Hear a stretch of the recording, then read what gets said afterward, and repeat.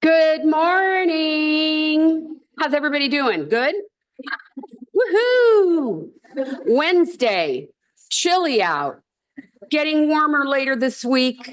I'm Cheryl Larson with Midwest Business Group on Health. This is our second full day program of the year.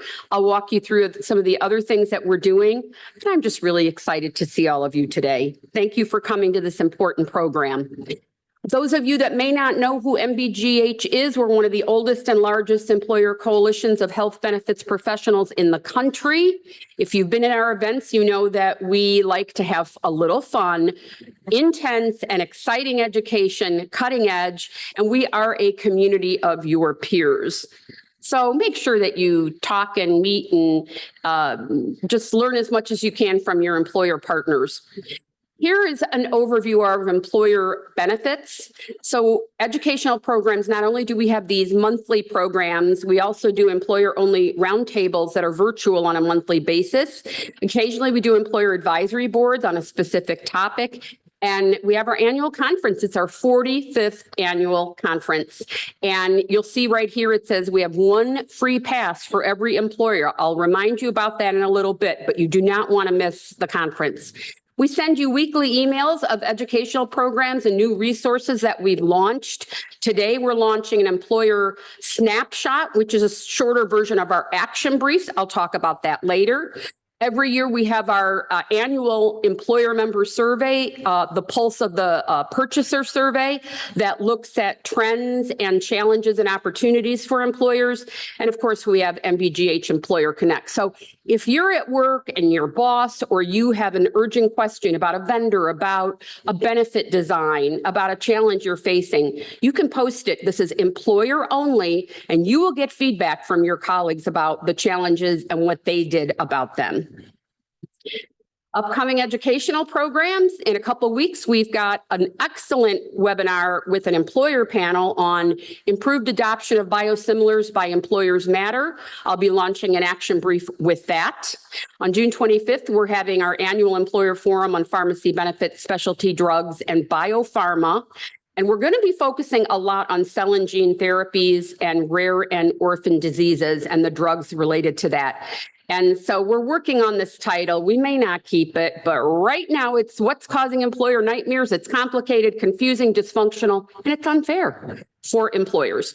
The 24th of September, tackling the chronic condition trifecta, cardiovascular disease, diabetes, and obesity. And we have also got coming up in May, after the annual conference, a program on employer coverage options for ultra high cost therapies, cell and gene therapies, the same ones I just talked about. And we're going to look at the good of those. And there's a lot of good, curing people. The bad, the costs are often bad, and we've got to make sure intermediaries don't add to that cost. And the ugly is just me. I don't know. It just sounded good. Mental health first aid training. Last year was the first year we did this training, and we got such a positive response. One of the trainings that we're doing again this year and last year is virtual. One is in person. You'll see on the far right, the virtual is May 29th. The in-person is the day before our employer forum on pharmacy benefits. This is conducted and hosted and developed by the National Council for Mental Wellbeing. It's a skills-based program. If you're an employer member, it doesn't cost you anything to participate. It's a 6-hour training. There is some pre-work and you will get a certificate. There are CEUs available, and you can bring up to 2 of you yourself and another colleague, or 2 of your colleagues. This is really helpful if you're in the benefit space and you're having to deal with people that have challenges with behavioral and mental health, and you want to do the right thing. You want to direct them to the right resources. So if you're interested in this, we have limitations on the numbers for each of these events. Register at the link below. And our big 45th annual conference, we have been talking all week because we've had several board members about how excited we are about this theme. Illusion versus reality, achieving truth, trust, and transparency in healthcare and benefits.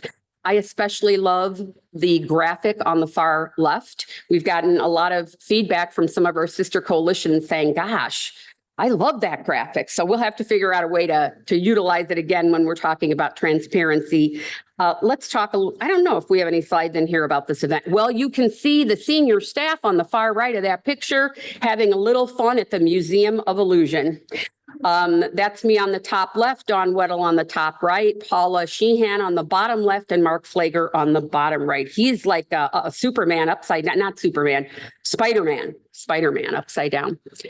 You'll see how we did that when we get there if you haven't figured it out. On May 5th, we're doing a pre-conference just for employers. We already have 80 people signed up, or almost 80.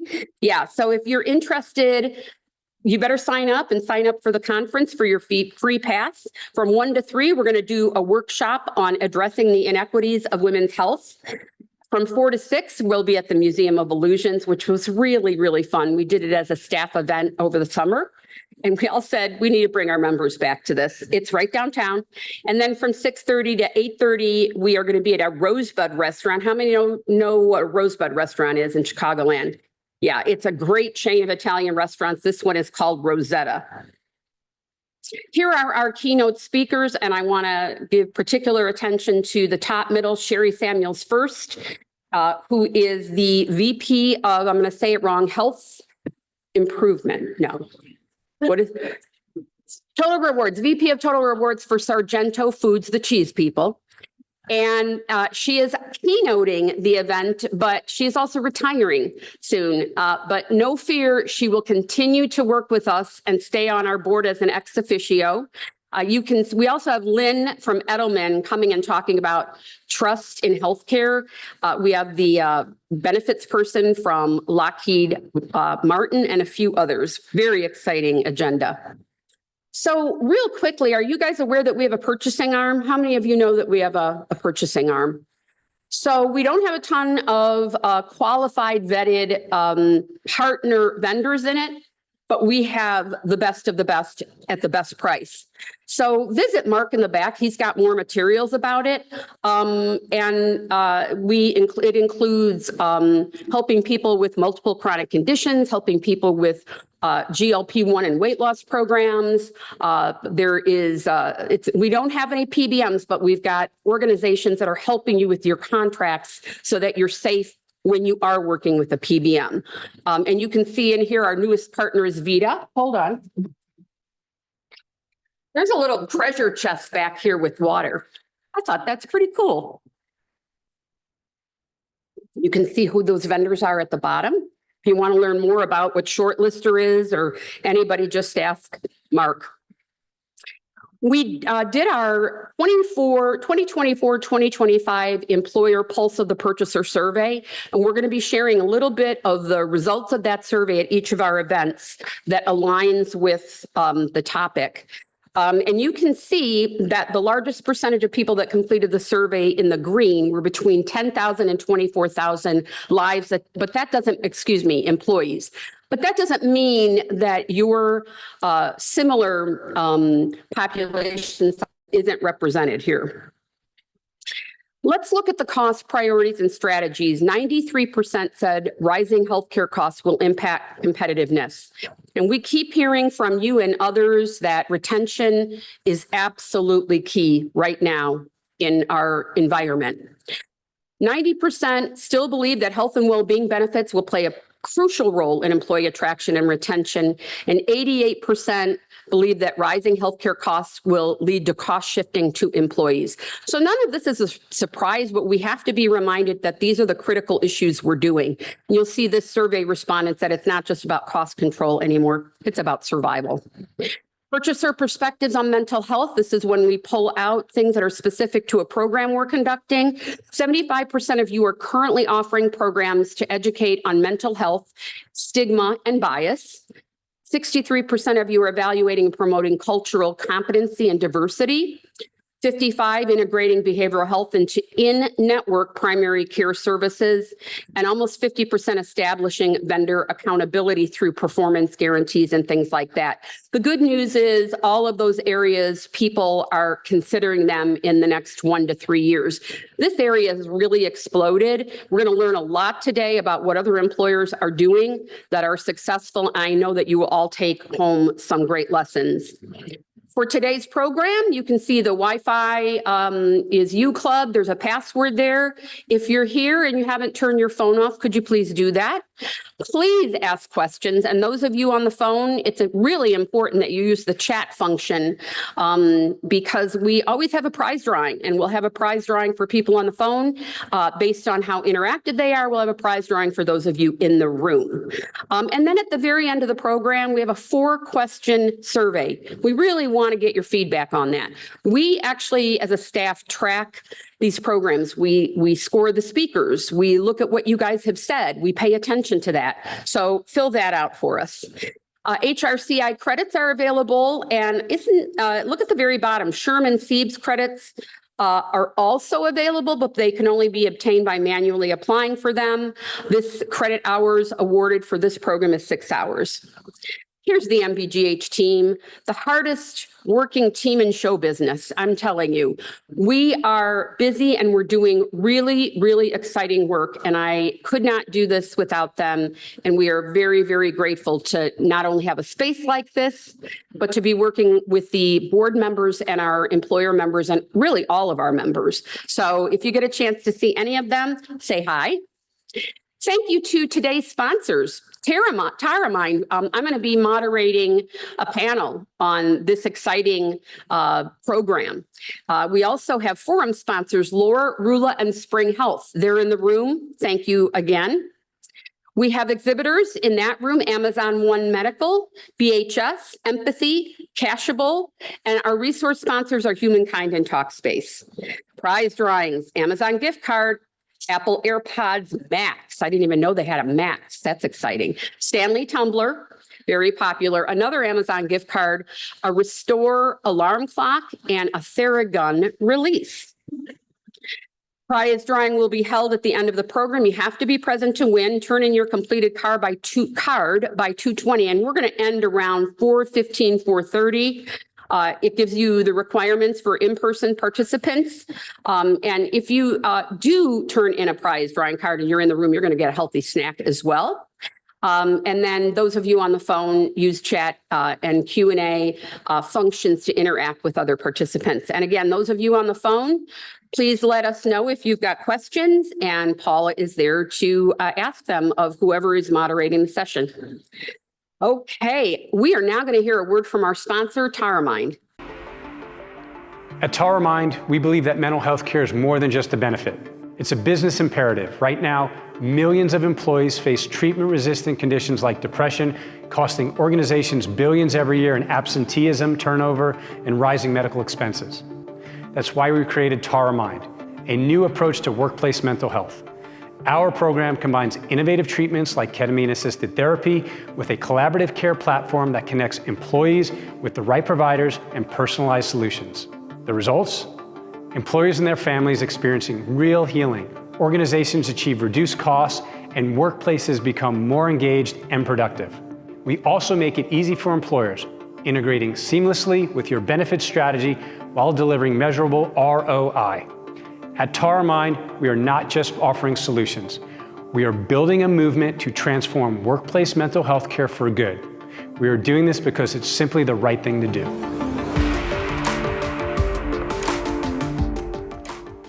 I'm working with Tyramine right now on an employer action brief, as I mentioned, a snapshot, and we'll be moderating a panel. But how exciting, Marcus, raise your hand, that you did that video. What a great job. Always a great job. Always great stories.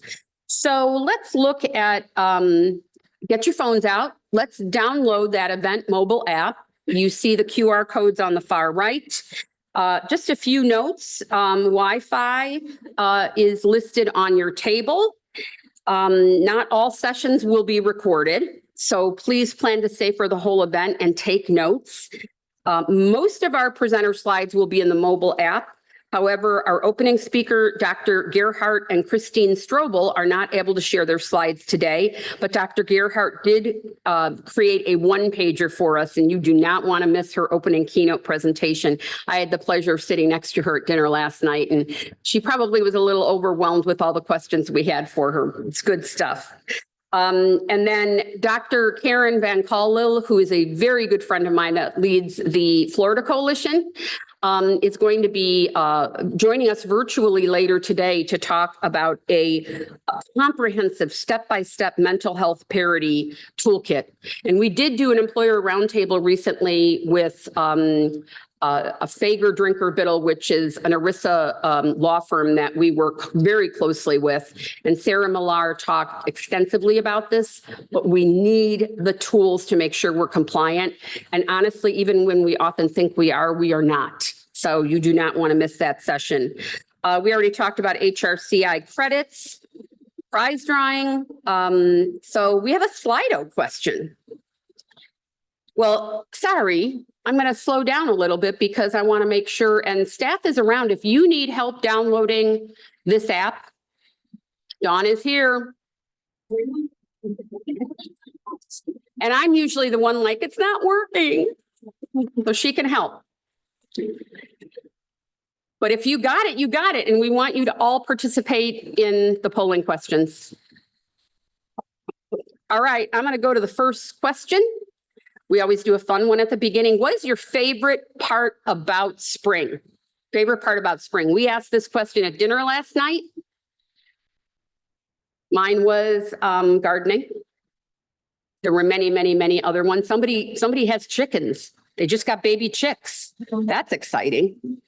Maybe you'll tell us about that, Megan. Yeah. All right. Oh, I'm supposed to move it forward. That's how that works. Oh, longer days. Should have thought of that. Warmer temperature, blooming flowers. Oh, the returns of birds. Seeing your neighbors, 0%. Seeing the neighbors, 0. Okay, that is so funny.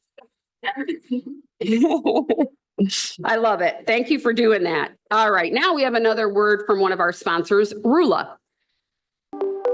You shouldn't have to pay expensive out-of-pocket costs for therapy. Through Rula, you can find a therapist who meets your needs and takes your insurance.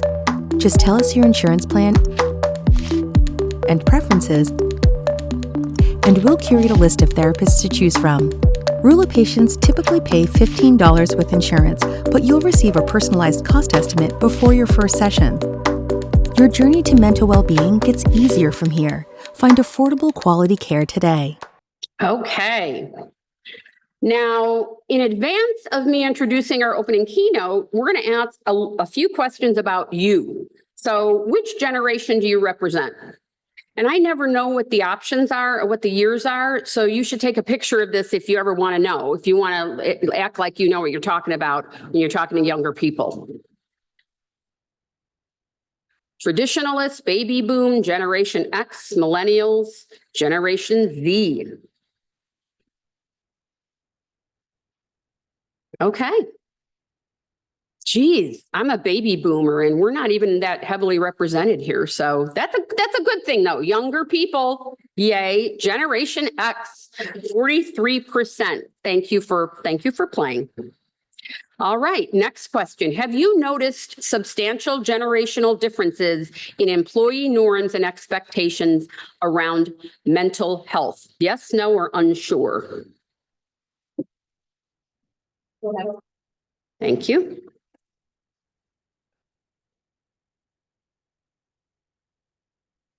Maybe we'll get a chance to hear some of that. Is that typical, Megan, of your audience? Okay, definitely see that.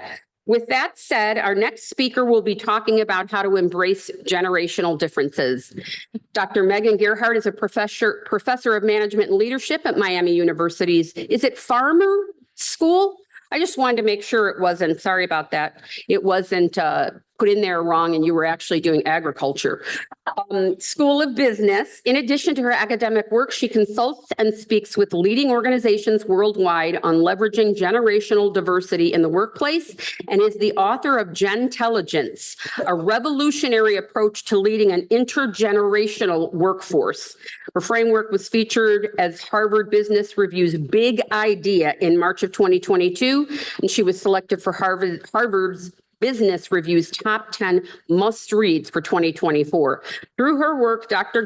Gerhardt focused on harnessing individual differences to drive impact and exceptional performance. And we are asking every speaker today to tell us what their bold self-care tactic is. I'll tell you mine later.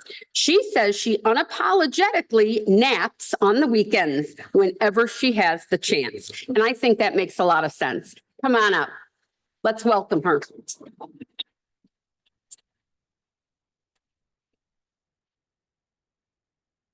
Good morning. Good morning. The chickens are mine. Just going to totally put that out there right now. So I'm excited to be here with you today, talk about something I'm very passionate about, specifically how the area of generational differences might be playing into the work that you all do. So I have about 45 minutes plus 5 for questions. I promised Paula I would behave and not go longer than that, but I can certainly talk about this all day. So just a little bit on how I came to do this work. So I am a professor at Miami University in Ohio.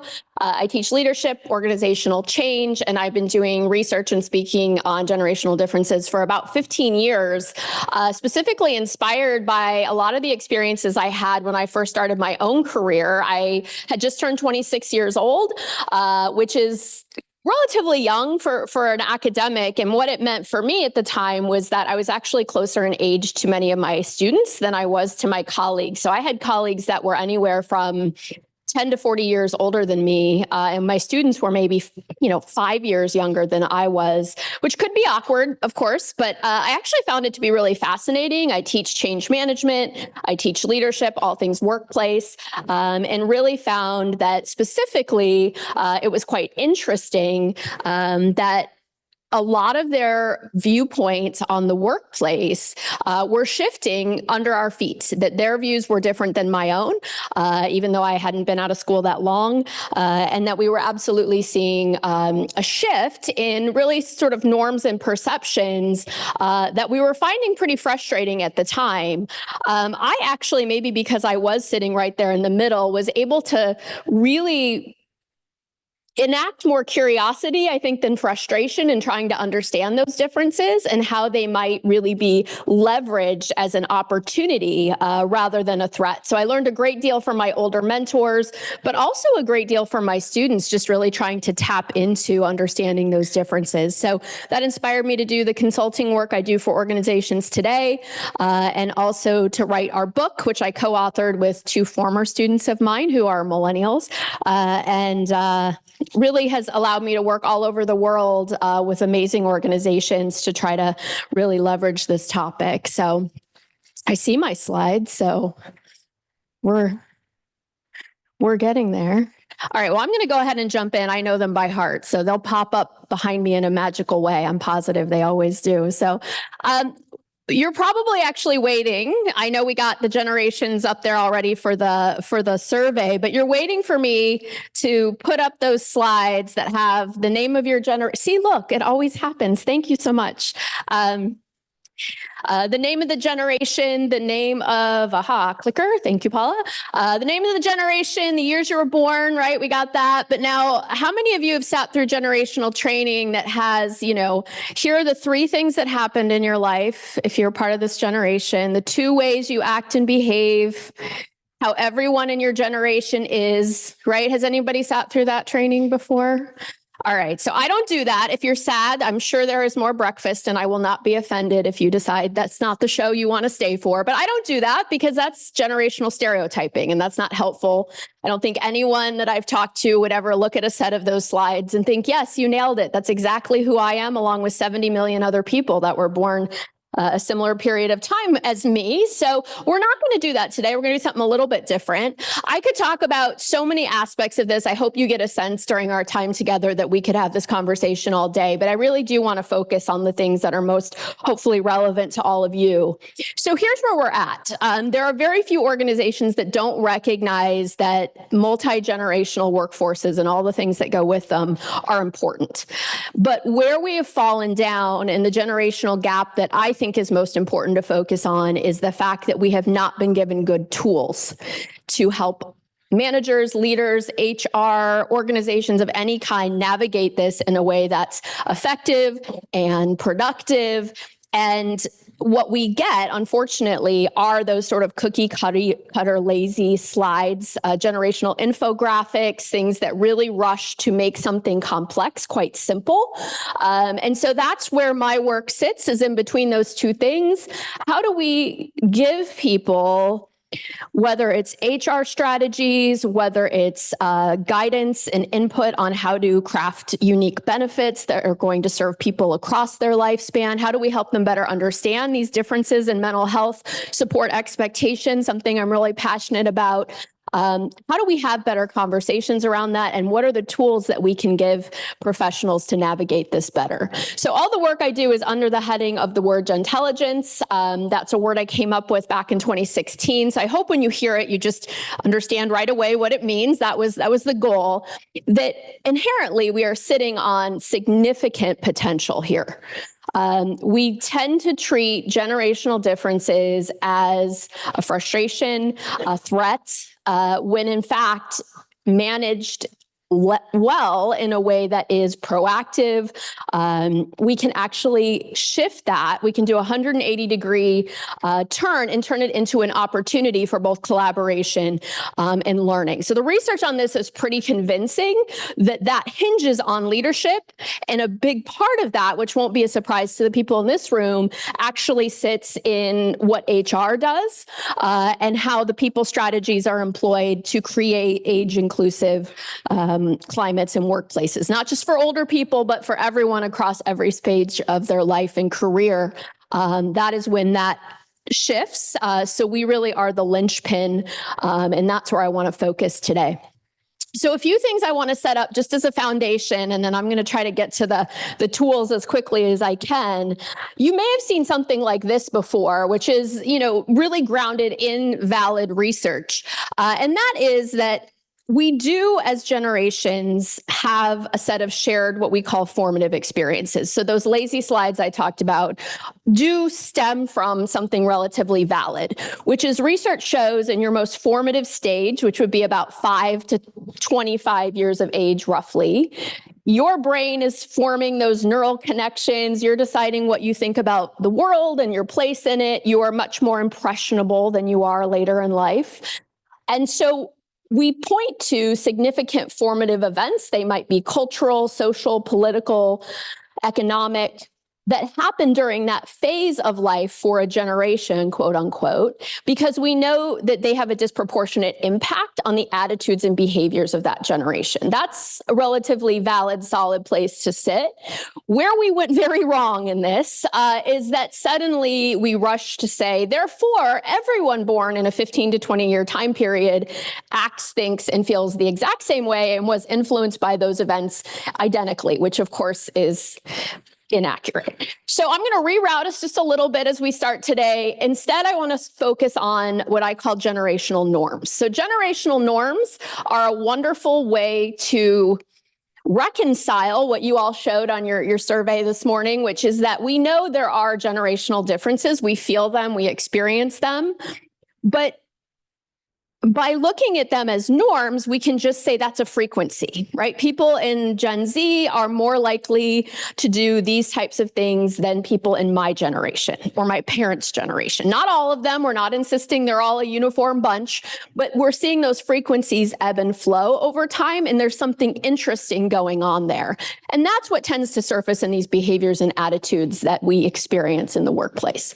One other thing that I found to be really, really helpful in this conversation is recognizing generation as just one layer of your identity. So we talked about this at dinner last night. Obviously, I think it's an important and fascinating layer. I wouldn't be here with you, but it interacts with many other parts of who you are. So how many people, my generational ages are a little bit different than what you saw on the screen. So I'll get to those in a second, but how many people have a sense that they are at the tail end of a generation, like an older or a younger? All right, so we call those cuspers. And that is a great example of how age and generation interact. They're obviously related, but those are different, right? There could be 15 years between you and somebody that's also in your generation. You can stack with that any part of your identity that is really relevant to your lived experience. So this could be race, ethnicity, where you grew up in the world, a socioeconomic status is a huge part of this. Gender identity, being the oldest of 7 kids, you name it. I've had somebody ask me about it. And that makes this conversation more interesting. And also when I share this, there's like sort of a collective exhale that people aren't being put in some box that doesn't quite fit them. So I like to say generation is the beginning of the conversation. It's not the end of the conversation. All right, now that I got that off my chest, we can move forward. All right, so the good news is research shows us that actually across all ages, we have some very similar intrinsic needs. And that's good news because that means we have a lot of common ground that we might be missing. Specifically, it's called different things depending on the research we look at, but research has found that we all, regardless of age, have needs in the workplace for respect, connection, to be seen as competent, and to have agency and autonomy over what we do.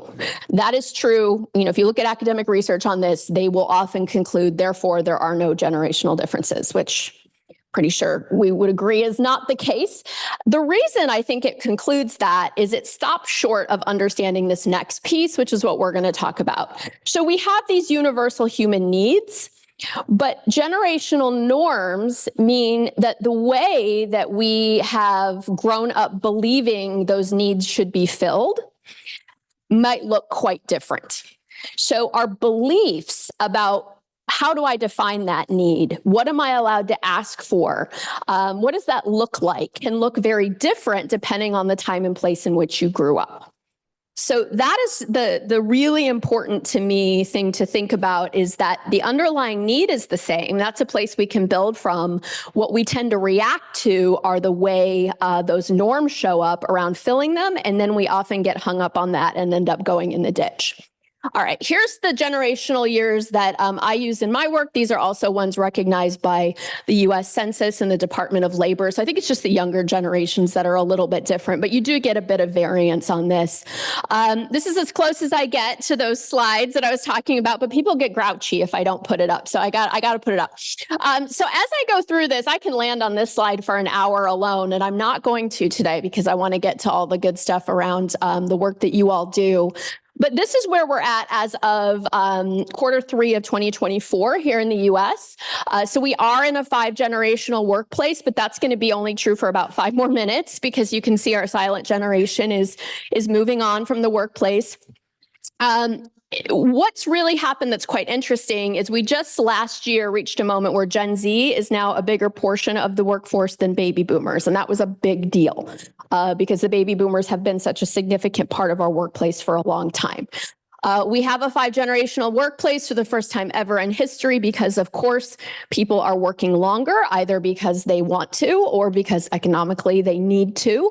That is potentially an opportunity, but it is also a challenge, particularly for people in the middle of that pipeline who maybe thought they would have the next job or the next level up, but in fact, they haven't yet gotten there because people are staying in those roles longer and later in life.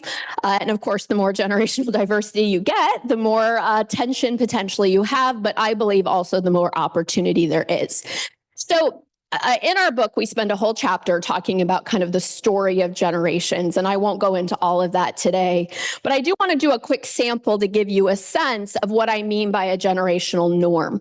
So while we're doing this, we did get the survey, which I appreciated, but just because, we can have some fun, as I talk about these generations, if you want to cheer for your generation, like a little woo or a clap, the Gen Zs like a snap, but I don't think we have any Gen Zs here today. So, you do you, or if you don't want to do that, that's fine because I do have a degree in HR. I never make people disclose their generation. So got that covered in case anybody was worried.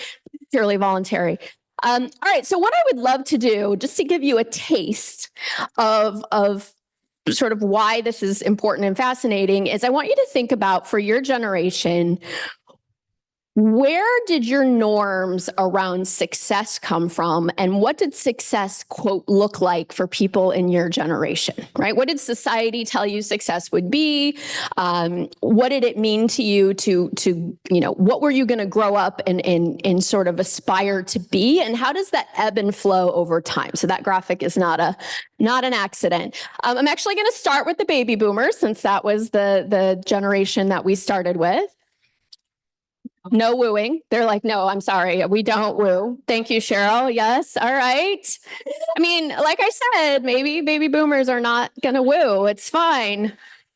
The moment's passed, really. I feel like there could have been a woo and there wasn't. I don't make the rules, but all right. So again, if we're talking not about stereotypes or norms, think about baby boomers being born after World War II, the only generation recognized by the U.S. Census formally because of the population growth after World War II in the U.S. And then when it fell again for the first time since the end of the war, we ended the baby boomer generation. So that's about as scientific as generational naming gets.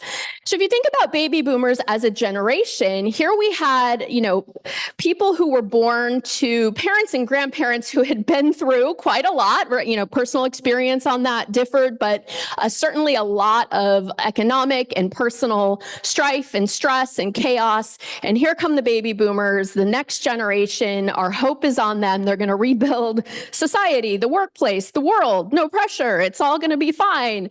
And so what did success look like or mean? This was a generation, I think, that was really infused with optimism. Like, you've got a chance we didn't have, like, go make us proud, but also a lot of pressure. So socially, we saw, of course, wonderful progress in things like women's rights and civil rights. But in the workplace, success was really put out as a norm of corner office, making partner, right? Something that was very tangible that would be assigned to your parents and grandparents, and they could call their friends, and my son made it, right? We're going to be okay. We made it through. Our sacrifice is worth it. But relevant to our conversation today, there is a price to that. And the baby boomers as a generation sort of absorbed the norm that whatever it was going to take to make that happen was a price they needed to pay. Again, not every person, but this is where we saw, for example, the 60 to 70 hour work weeks become normalized as sort of a badge of honor or a badge of importance. The word workaholic was popularized by the baby boomer generation. And so then when we go to my generation, Gen X,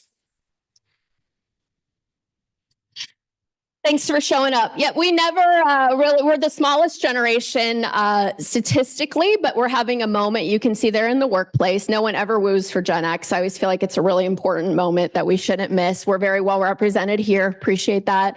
But just as a norm, thinking about, Gen X was born at this really interesting time in history. And statistically, this is why I like statistics and not stereotypes. We were born at a time when the number of single parent families and dual career families was highest it's ever been. So that meant we were the most unsupervised group of children growing up because there was no longer, quote, mom home, right? Because thanks to the baby boomers and the silent generation, women's rights, more women could support themselves outside the home. And what that meant, we didn't yet have widespread daycare, right? No employer provided daycare, on-site daycare. My students can't believe there was once a time where there wasn't daycare. It's a little mind-blowing to them. But we didn't need it, right? When mom was mostly home. And then when that wasn't true anymore, it was sort of like, well, you're old enough to go to school. Like, don't burn the house down and like stay alive for a couple hours till we get home and mind your business, right? Like, that was kind of the reality for a lot of people. Now, my mom was a stay-at-home mom, so I didn't fit that. But my best friend's mom worked and we hung out at her house after school. So why that's relevant is that you have a generation growing up with more independence than we had ever allowed children to have, for better or for worse. The latchkey kids, right? That's what would show up if I was doing those slides. How many people were latchkey kids? All right, were you fancy latchkey with like the key under the like the rock, the Haida key, or like the around your neck? Okay, unlocked door, right? Because, it was still relatively safe, but don't get in the van with the guy with the candy. There was a lot. Anyway, we'll talk about that maybe over lunch. But the reality is then go to the workplace. right? You have a generation of kids who got to have free time, decide what they wanted to do. Do I want to watch after school specials? Do I want to ride my bike? What do I need to do? A certain amount of independence and self-direction was allowed and required. So Gen X goes to the workplace, and the idea of now I'm going to work 60 to 70 hours for someone else doing what they want me to do was not tracking. And so Gen X started to push back and was the first generation to want work-life balance. And what was Gen X called by baby boomers and silent generation for asking for that? Does anybody? Slackers. Yes. This is a theme and a pattern I want you to keep in mind. Slackers means you want something that we have, but you're not willing to do what we did to get it, right? All right, now we're going to go to our millennial generation. Really? You're the largest generation in the workplace. That was, maybe Gen X was intimidating, and I apologize for that. But all right, so most talked about generation of all time are millennials, the largest generation in the workplace, similar in size to the baby boomers statistically. I'm not going to talk about all the things we've already talked about around millennials, the digital natives, all the things. But what I do want to talk about is something really substantial around that is relevant to what we're going to talk about next, which is that the biggest shift that happened in our society between Gen X and millennials is that we significantly changed our approach to parenting as a society. So whereas Gen X was kind of supporting actors, millennials became main characters in many families. And this is true the higher socioeconomic status the family was. And it was because many baby boomers who had been charged with creating generations of success for their families, the recipients of that were their children, which are roughly millennials. It's not perfect, but the children of most baby boomers are millennials. And so what we saw was the baby boomers who had kind of cracked the code on what it took to be successful in their head, invested that knowledge and those resources they had gained into the millennials from a very young age. This is when we started seeing investment in children's potential, talent, supporting their challenges. And that's important because we were trying to correct, things we had done wrong around impacting self-esteem or, things that we knew weren't good for child development. We wanted better for this generation than past generations had had, and that's a very positive thing. But what ended up happening as a result is that many children were moved to the center of the family in terms of resources and time and attention. So schedules were rotating around their interests, right? We were taxiing them to itty bitty soccer and mommy and me and play dates and French lessons and little swimmers and all of these things that we had never put so much attention on kids. So fast forward now to the millennials going to work.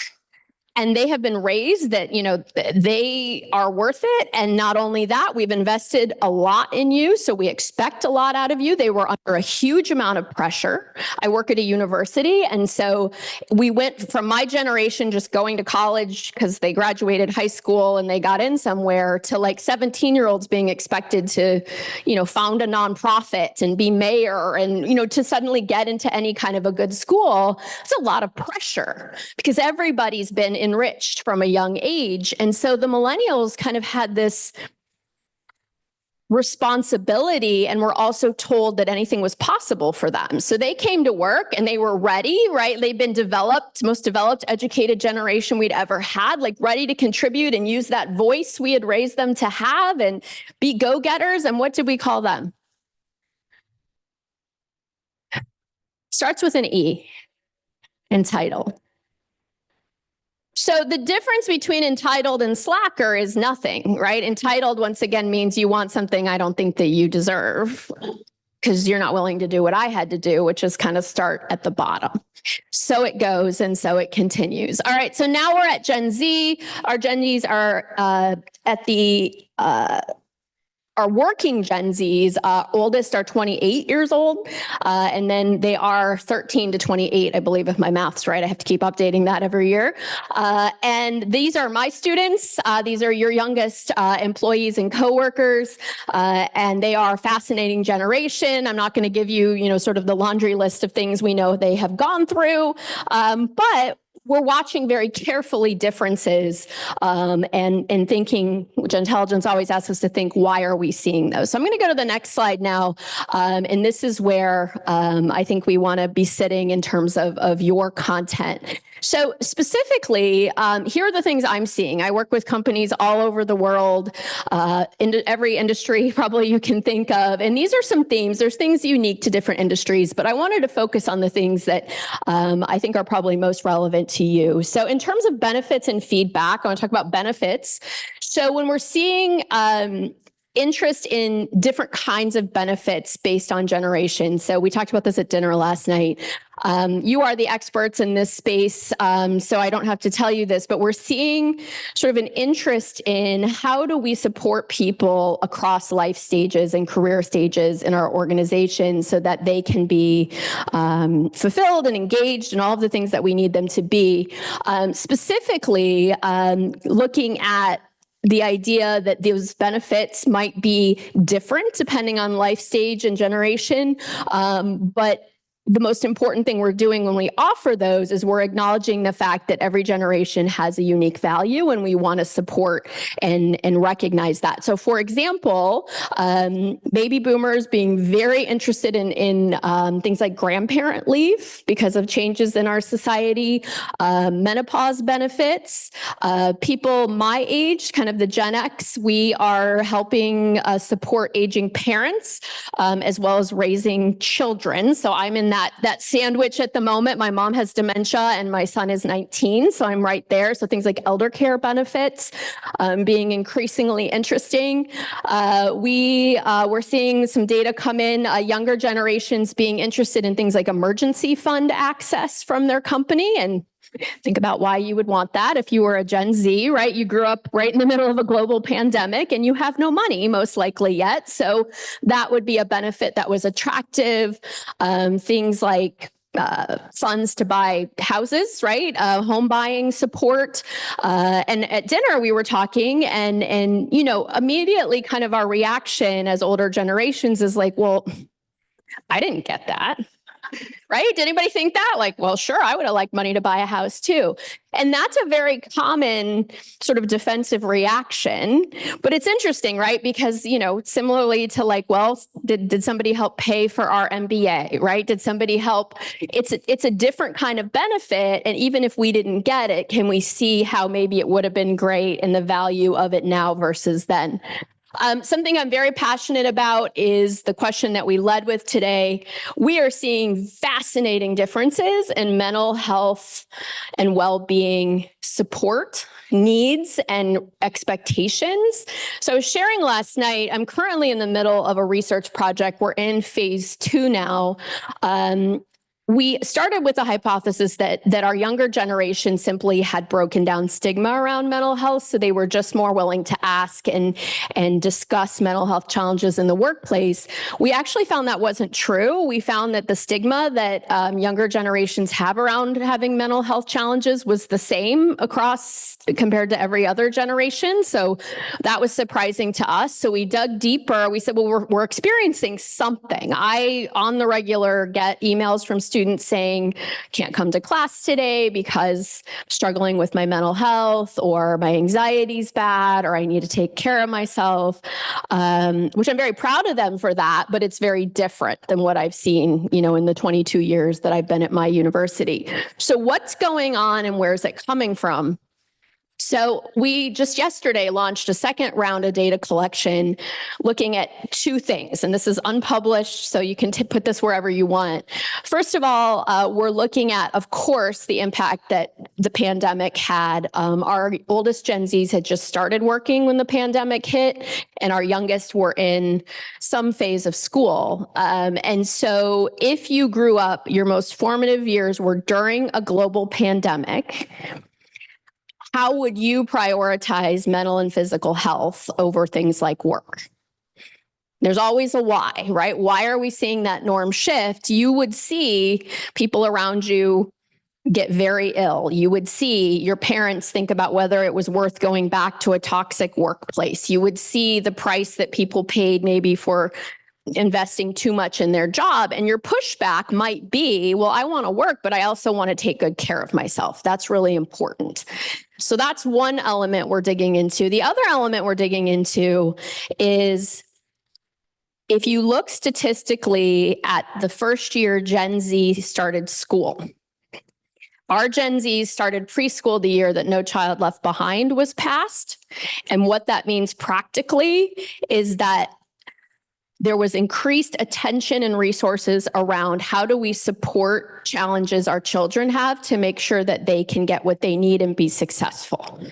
So if I had a librarian dig this up for me, and I love librarians, like I had the data in like 2 minutes. She's like, I will send that to you. It was like her moment. It was amazing. And if you look at it, between when the millennials started school and Gen Z started school, accommodations skyrocketed. So it was legally required when millennials were in school, but for Gen Z, we started to see much more specific diagnoses. The ADHD diagnoses increased because you could map that to support, right? You get this kind of accommodation for this kind of learning difference, more diagnoses of autism, more very specific diagnoses to help us figure out how to specifically support kids. The reason that matters is these kids, they're not kids anymore. These young people have gone through school with adults and organizations advocating for supporting their needs, and they have expected and received support for things that are hard for them. To then go into a workplace where some of them got immediately, organizations caring a lot about their mental health because there was a pandemic. And now maybe some organizations are not doing that so much anymore. That seems odd. Like, oh, you don't care about my mental health because now we don't have a pandemic. That seems a little strange.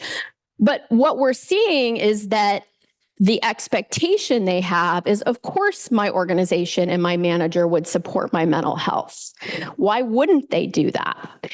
And the best explanation or illustration I have for this is a few weeks ago, I had a student email me and she said, I really am not feeling my best. I'm very burned out. My mental health isn't great. Out of respect for you and my classmates, I'm not going to come to class today. And I thought, well, this is fascinating. Out of respect for us, she's not coming. And my research team has a colleague of mine who's a baby boomer, a former student of mine who's a Gen Z. So I brought this to them, and my Gen Z colleague was nodding his head like that totally tracked for him. And my baby boomer colleague, his jaw was on the ground. He's like, can you repeat that sentence? He said, no, out of respect for people, you come to work. And I was like, maybe not so much anymore, right? And so what we're getting data on right now is the fact that the expectation, the psychological contract of what you as an organization will provide to me has shifted. Because it's always been that way. Why wouldn't this organization want to support me? And again, we're not talking necessarily about legal accommodations. Like, that is obviously an important required thing. This is more the area of I'm very burned out and I need to take some time for myself, right? That gray area where you're not sure if you need to support that. And what a lot of my clients are saying is, I do care about their wellness, but I also need them to show up and get their job done. So how do we navigate that? And that's something that we'll dig into. I'll go quickly on the rest of these. So as you might see, differing views on career, as well as things like communication, and the $1 million question I get a lot. What does it mean to be professional these days? So why do we care? Just in a quick nutshell, the research is showing us there's a pretty high cost to us not effectively understanding and dealing with this in a way that's constructive. We're losing people. A lot of my clients say it's not sustainable for us. Our Gen Zs are leaving so quickly and that's not a sustainable pipeline for us, but that's happening at all career stages. We're losing baby boomers earlier than they maybe necessarily need to leave because they're feeling overlooked or nudged out. And then, of course, people in the middle of their career pipeline who are feeling stuck or overlooked. So this comes down to the fact that the number one reason people leave jobs is they don't feel valued, right? They don't feel their unique value is being appreciated, whether they're not being recognized for the knowledge or the unique expertise they have. They're feeling conflict or threatened by the fact that other people's perspectives are being valued over their own. So there is a pretty strong business case for this. Just to give you a sense of how poorly we are doing on this, I thought you would enjoy my hobby. Besides the chickens, it's actually collecting really bad generational headlines. So these are all real headlines that show up. So this is how we tend to treat this topic. And I just want you to think for a second, if you switched out generation with any other kind of difference, right, we would be horrified. We would be making calls if this said like, women are killing marmalade or something. Like, we would be like, what is going on there? But we see this all the time. Generational shaming is very, very real. So much so that like your phones are listening to me and you will start seeing these as well. I'm sorry. It's not just millennials, but they often get the very worst of it. But this is kind of the summary of the leadership approach we seem to have taken on this particular kind of difference. Is like, we just hate everyone that's not in our generation. They're wrong and they need to change. And that's often what I'll get clients calling and saying, could you get these kids to stop blank? And it's like, no, actually, but maybe I can help you solve a different problem. We are really ganging up on Gen Z. So as we talk about how does each generation define success, we're seeing Gen Z prioritize health and wellness, at least equal to career, if not more. And what we're seeing, just like entitled and slacker, is now we're saying they have no work ethic, they're the worst, they're a massive headache. It's just the latest iteration of something that's been going on since the beginning of time, and we need to do better. So my work is all about this. I'm not going to tell you how to manage or what exact benefits to give people of different generations. I want to give you some tools to have smarter intergenerational conversations. And that is the goal of the rest of my time today. There's a lot more where this came from, so just consider this a quick taste. So as Cheryl said, we were thrilled that our Gentelligence model was featured in Harvard Business Review, and that, I think you can agree, is a much healthier headline, that we have a power here, we have a potential, and let's start digging into it in a way that's going to help us solve some of these really tricky issues that you're all here to navigate today. My very favorite metaphor that I've started using around this topic is the concept that your organization and the organizations that you help are like houses. And my husband's a contractor, so I think this is a good metaphor. Every organization has walls. And the youngest generation, whoever they will be at that given time, they're going to come in and they're going to shake those walls. That's what they do. That's what we did. That's what the next generation is going to do. Some of the walls they shake are going to be load-bearing walls. Those are important to your organization. They're your values, your mission, what differentiates you, who you are. And they're going to shake them, and we need to let them. And when that happens, we have to be willing to say, oh, do you know why we do it that way? I'd be happy to explain that to you. Let's sit down and talk about why we have that policy, or you have to wait 18 months to be promoted. Like, if it's really a load-bearing wall that still matters today, and we're not going to change it no matter what the youngest generation wants or thinks about it, we have to be willing to sit down and talk about and explain that wall, because the youngest generation has grown up with unlimited access to information and explanation. So while we might have come into an organization and been told, don't worry about it, that's above your pay grade, that explanation is not going to work for them. And we don't have to like it, but they've grown up Googling or asking Siri, like, why does this happen? And the explanation of like, well, that's not something you need to worry about doesn't make sense to them. That's where we hear younger generations say things like, I need more transparency. That means I would like an explanation. So we have to be willing to explain these load-bearing walls if we really believe they're important, even if no one explained them to us. But then, are you familiar with the 90s half wall? Right? Everyone's like, yes. Like, we built them in the 90s, decorative, not sure why they're there, room divider kind of situation. Everyone's still walking around them, but really not serving a purpose. Every organization has those. And the way we turn generational differences into an opportunity is when the youngest generation starts kicking the half walls and saying, why do we do it this way? We as leaders have to be willing to say, that is a really interesting question. I'm actually not sure. Or you're right, that might not be serving us so well anymore. Let's look into it. right? Let's dig into it. And both of those things have to happen. And I love that metaphor because I'm not saying we need to change everything we do because the next generation wants it differently. That's not the way. But we have to be willing to respect different kinds of perspectives to help us collaboratively solve some of these challenges. And we need a strategy. So I'm going to kind of the next few minutes that I have give you these tools and practices. So the question I got last night is, well, how do we do that? So that's the $1 million question. In our work, in our book, we have 4 practices, and I'm going to just really high level talk about what they are. And then what I'm going to do is I'm going to give you some what I call power questions. If I want you to have smarter intergenerational conversations, I've got to give you the questions to do it. So these are things hopefully you can go back tomorrow or next week and use in order to have more constructive conversations.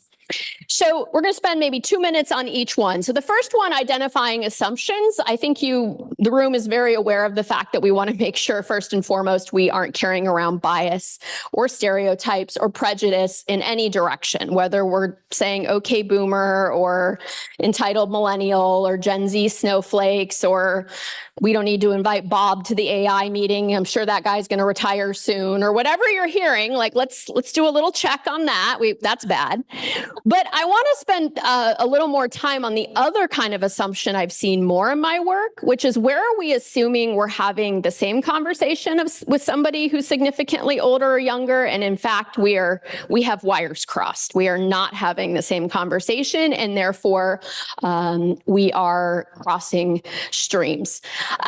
So here's the first 2 power questions. If you hear somebody perpetuating any kind of age bias, a very respectful way to push back on that is that necessarily true? Right? When you hear somebody say, these Gen Zs don't want to work, is that necessarily true? Our interns this summer were really fantastic, right? We're just going to keep kind of chipping away at that. And then my favorite question here is checking the assumption that I'm using a term in a way that you're using the term, right? You keep using that word. I don't think it means what you think it means, right? That Princess Bride quote, since I have a lot of Gen Xers in the room. So for example, when I say transparency, what does that mean to you? Or when I say development, what does that mean to you? If you have younger employees saying, I just don't think anyone here is investing in my development. When you say development, what does that mean to you? And I know that, I got to stay on time, but I couldn't not bring this example because it's the crowd favorite. So here's a great visible tip of the iceberg takeaway for you. Last spring, I had some students doing a research project on generational differences in communication at work. And they ended their project with, for example, Gen Z considers ending a text message with a period to be harsh and sour. Did you know that? I did not know that, and I do this for a living, and I have a 19-year-old. So this is my Instagram post. This is not academic research. This is an Instagram post where I just asked my Gen Z current and former students if this was true. I said, I will let my tribe of elders know I am here to serve. Here are the responses I got instantaneously. OMG, I agree with this. When my manager uses a lot of periods, I get scared she's mad at me. Ha, ha, ha, ha. Yes, periods at the end of sentences seem very direct. Sour is a good way to put it. Smiley face emoji. What's actually happening here, side note, is the softening of the end. Do you see that? Ha, ha, ha emoji. So I'm always like, why are we LOLing? That wasn't funny. And they're like, no, it's just, so I'm not being too serious. And I was like, okay. This is for my 16-year-old niece. So I took a deep dive on this with her because I just really could not understand.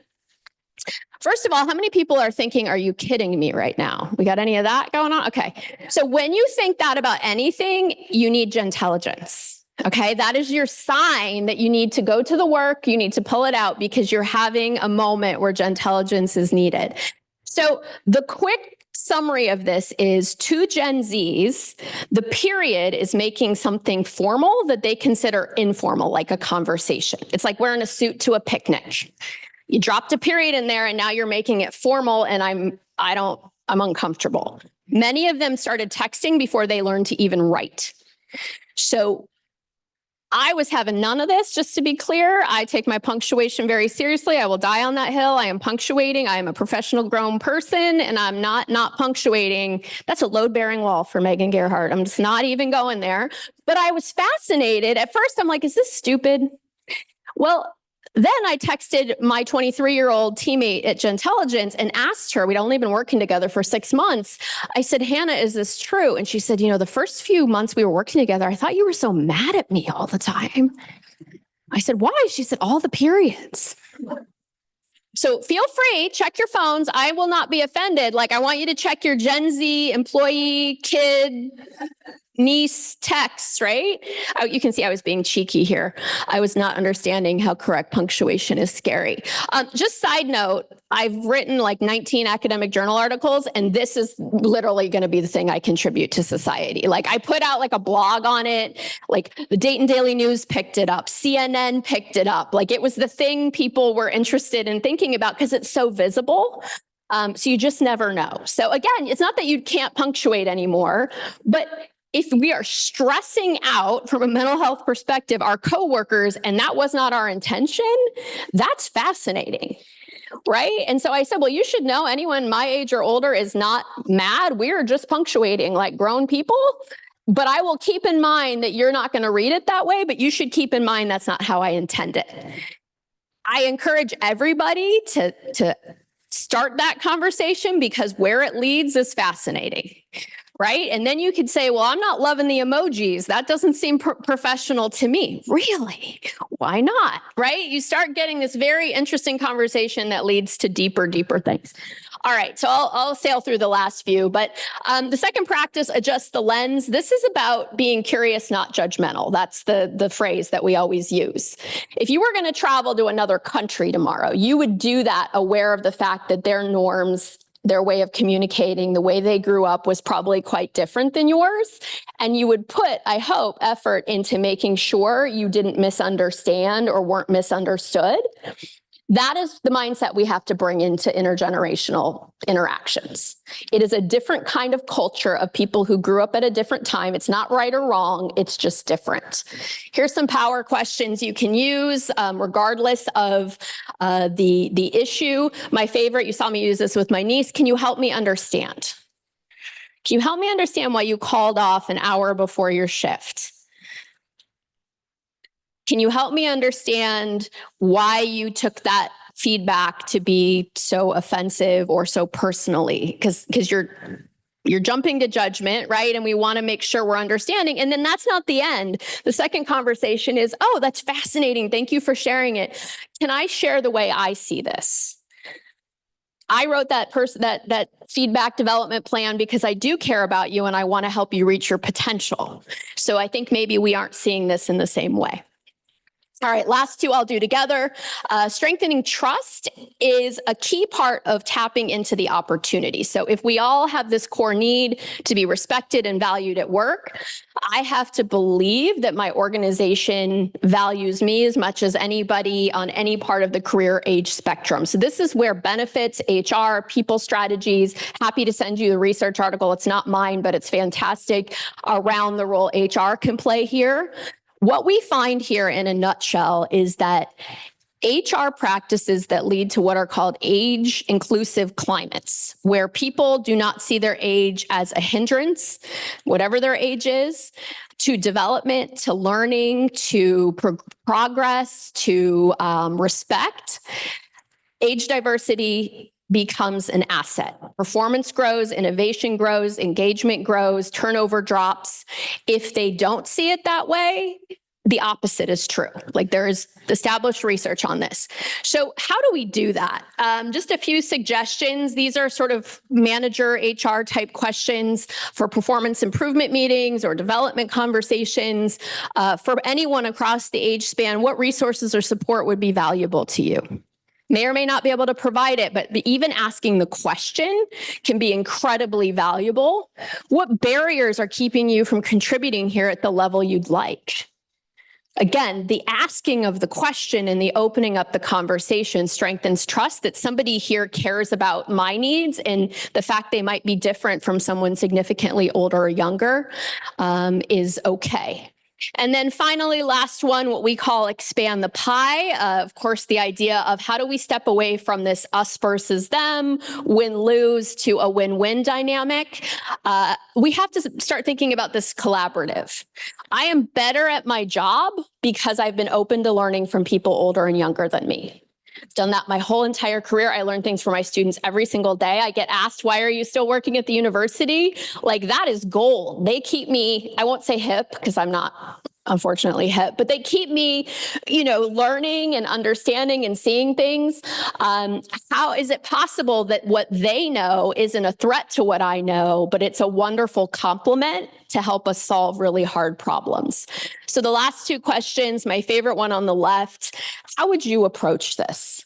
I start every semester now telling my students that the biggest challenge we have is how we integrate AI into higher education and what policies we should set and how we can use it and should we use it and how should I allow them to use it? And I don't know the answer to that, and neither do they, but I ask that question. How would you approach this? And I'm not going to let them do it the way they want, but I learn a ton about how it's helping them or what they don't like about it or what they've seen work and not work. And then just the act of asking them, there's this respect that this person, a lot older than me, thinks I have a valuable point of view. And then the magical thing that happens is then I can mentor and teach based on my expertise and my experience and say, that's really great. I love that. I have a couple of things to add from where I'm standing. Have we thought about this? Are we worried about that? And then I'm not lecturing, right? We're having a conversation where their expertise and their experience and their perspective is additive to mine. It's not competing with mine. We want everyone to feel like they're on the same side of that tug of war rope. And combine things to solve those tricky future of work problems. So this is the mantra of Gentelligence. We want to create these cultures where it's very normal, whether it's through mutual mentoring, whether it's through employee resource groups that are intergenerational. We do a lot of work on both of those, where we normalize this. I'm positive I'm short on time or I'm over, so I will wrap by saying, I hope you have more questions now than you did when we started. That's always my goal, but maybe different questions. If you want all the power questions, we have over 20, as well as other learning resources. We have like drip content that we send out to continue the learning. We have the one pager, as Cheryl said, to continue these conversations in your workplace. Feel free to either use our QR code or text, and happy to keep sending you resources. So I hope that was interesting. I hope it was valuable, and I will now turn it back over to you. That was outstanding. Let's thank her. Wow. I was told a couple of years ago, and my daughter reminds me regularly that when I text her, I'm writing like it's a business letter, and I with too much punctuation. So I actually knew about it, and I'm also not hip. But I couldn't understand why that was. And I still don't fully understand why that is, but I'm not stopping. So there you go. We probably have time for one or two questions. This was really, really helpful. And thank you for offering to share your resources with us. The one pager that she put together for us is on the app. So please access it there. Do we have any questions? I'm going to ask one question. So we have a lot of benefits people in here that fall under HR that are working, obviously, and they're here because they're working on behavioral and mental health programs. What's your number one recommendation to them when working with all the different generations? I think as we navigate this idea of how do we have those mental health conversations, I think a lot of it is bringing that, just like the text message, which seems silly, opening up that conversation about differences in mental health expectations in the workplace. Just as an example, I asked my students a few weeks ago, I said, how many of you think your parents or grandparents would have called into work for a self-care day or to recharge or for burnout? And they guessed a relatively high percentage, right? They were thinking 70, 75%. So probably the best thing I can leave you with is Your younger employees may not know that this is a new behavior. Fish doesn't know it's wet, right? It makes sense to them. There's always a why. But if they don't realize that's not something their manager would have done at their age or even now, they may not realize that that request might not land the way they expect, and then it all unravels from there. So I think even a small version of this conversation saying, well, why would we be seeing more requests or more expectation? Where's the line around understanding what's legally required versus what we want to provide to create this climate? And the other side of it is having conversations even with those who are young and saying, well, I care about you. I want you to be well supported. I care about your mental health. But I'd like to share from my point of view, what happens when someone calls in at the last minute, and I've had this conversation in emergency medicine and fast food, so it's everywhere, is now I have to stay and cover your work or handle your client or your shift. And that's not good for my mental health. Or your team member had to come in when they were supposed to have the weekend off. And when you're young, you don't know the things you know. When you're older, you know different things. You don't have that wide perspective. And inviting them into the conversation and going to that last question, how should we solve this in a way where we all feel like we're being supported and you know, our wellness is very important, but we also recognize that we're a team and we all need to get our work done. Where's the middle ground? Where's the solution? I think that's really the key. Is it doesn't have to be my way or your way, but we have real business realities that still need to be accomplished while we're taking care of our people. Wait for the microphone. Thanks, Wendy. Maybe more of a statement. This has been very enlightening for me because I'm of the baby boomers generation, and I hired a new administrative assistant who is of that generation, and every single day it blows my mind how she responds to things opposed to how I respond to things. And just yesterday, I couldn't believe my ears. I don't know why, but we had someone come in. I'm the executive director of HR for the city of Gary. And we had someone, a gentleman come in, younger like her, and he was being hired. And the first thing I hear out of her mouth is, I love your eyes. They're blue like that sweater you have on. And I was like, what is she saying? But to her, it means nothing. It's not like I'm trying to flirt or this is just a part of how we talk. And basically, many of the memos I give her, when they come back, they're totally different from what I asked for. And so this has really helped me to have a greater understanding, and these questions, they're going to really help me when I go back to work. I'm so glad to hear that. And I think just, you know, I would say definitely like the great conversation to have is like, Yeah. I have these phrases, which I'm happy to send out, but it's like little shifts, right? Like instead of saying, are you kidding me right now? Or what are you thinking? I found it fascinating that you opened the conversation with this. In my day, that would have been considered hitting on someone. That's not how you see it? Is that true? And then you're opening up. And what's really important is, yes, you're learning. Congratulations. That's wonderful. I'm glad you see it that way.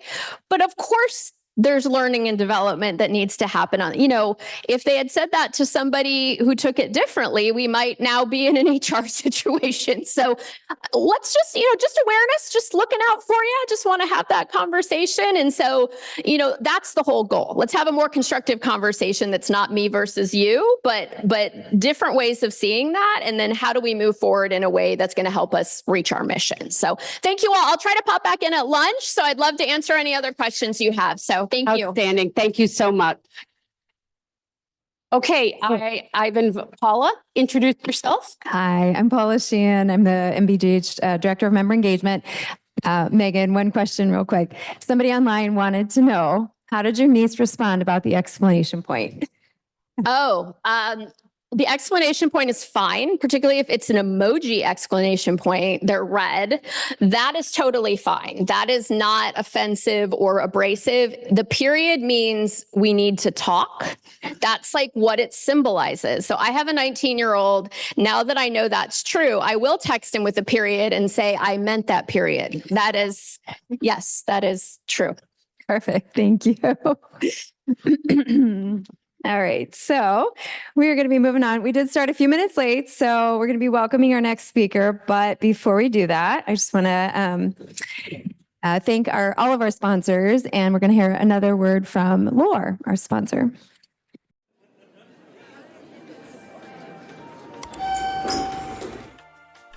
Floor 9, please. Going up. Just like work stress, right? Used to be that way for sure. Huh? You should try Lore. It helps people build up their resilience and improve their day-to-day.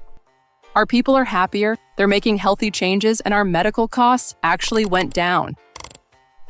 Oops. Sounds great. But what is it?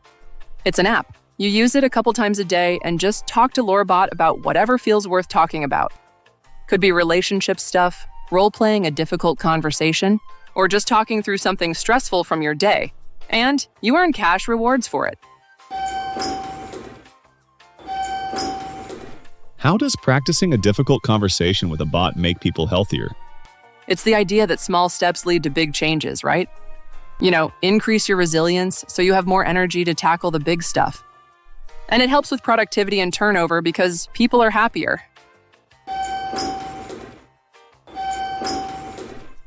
Here's a healthy change. Want to take the stairs? Here again, Laura. So I am going to introduce our next speaker. Crystal Sexton is joining us via Zoom, and she is the Global Health Analytics Manager at Shell. Over the past 2 decades, Crystal has held positions in academia, industry, with her work spanning across health disparities and workplace well-being. Crystal was faculty at Baylor College of Medicine with a research focus on breast cancer disparities in diagnosis and survival of in minority women. At Shell, she helped develop the holistic approach to health that covers physical, mental, and social health. She now leads a global team with a primary focus on holistic health and its association with business and health outcomes. So I met Crystal at the Hero Conference last fall, and not only was I impressed about the great work that she's doing at Shell, but she was also wearing these really bright colored heels. She's a tall woman with bright colored heels, and I was like, that is a confident woman that I want to meet. And so one thing led to another, and now we have her speaking here. So glad to have her. Her bold self-care is that she has 2 critical routines. She loves to cook as a way of distressing, and she works out every morning before work to clear her mind before the day ahead.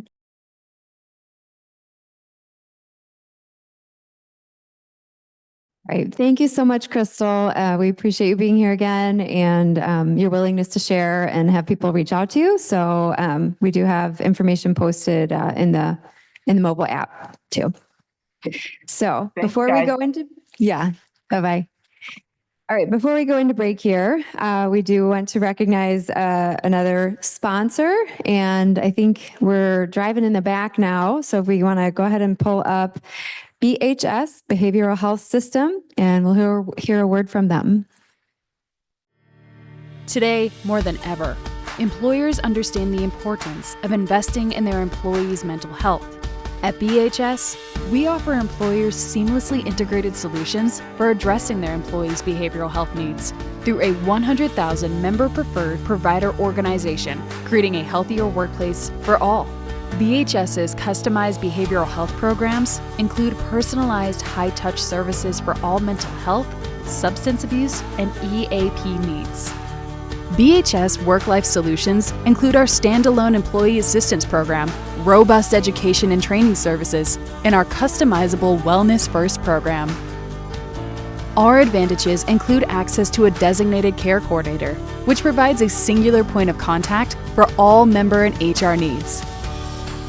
At BHS, we are a proud partner committed to developing critical mental health services for employees and real value for employers. Behavioral health, it's all we do.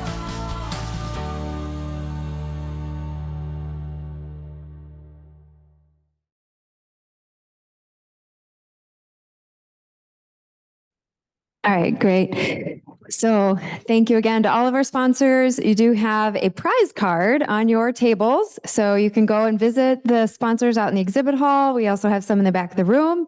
We're going to reconvene at 11, so freshen up your coffee. If you're new to the club, the restrooms are located on the first floor. You can walk all the way across the exhibit hall out here and go down the stairs, or you can go down these stairs and find it in the corner. So turn these in by 2:20 this afternoon to be in the drawing, and we'll see you back here soon. Thank you. All right, thank you. It looks like I have your attention. My name is Dawn Weddle. I am the Vice President of the Midwest Business Group on Health, and it is my pleasure to introduce this next panel of presenters.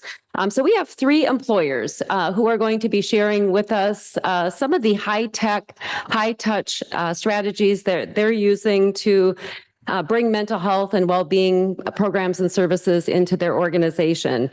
They're going to share how they've leaned into some of their different vendor partners to make mental health easier to access, to make it simple, to engage employees in their programs, and also how to be more proactive versus reactive. But before I introduce our presenters, just in keeping with the theme of today's events, I'm going to share with you my self-care strategy, or at least one of them. And mine is pretty simple. I just like to be outside. That's what fills me up. That's what gives me energy. And during the weekends, it's pretty easy to be outside, but during the week, it gets a little more challenging. So I try to take my workout in the morning outside whenever I can. I'm not afraid of a little rain or a little snow.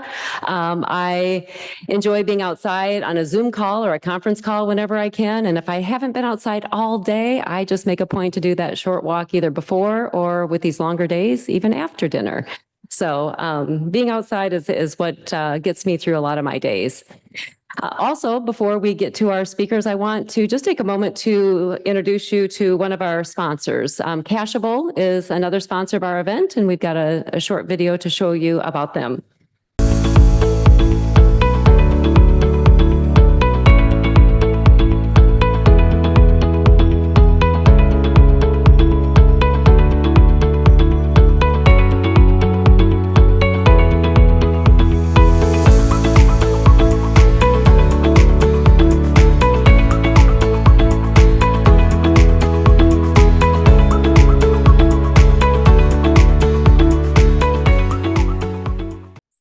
Short and sweet. Thank you, Cashable. I know I saw many of you visiting our sponsors during the break. We're going to give you a couple of more opportunities today to visit our sponsors. But please know, we could not do this type of event without them. So we really appreciate your support of them and having a chat with them at their booth. So due to some family obligations as well as some work obligations, a couple of our presenters, actually 2 out of our 3, aren't able to be here in person with us. But we are so thankful that they were willing to carve out this time, and they're going to be joining us on the big screen. But our first panelist is here in person, and I can't say how happy I am that you're in person, because it'd be kind of lonely up here with these empty chairs without you. So thank you.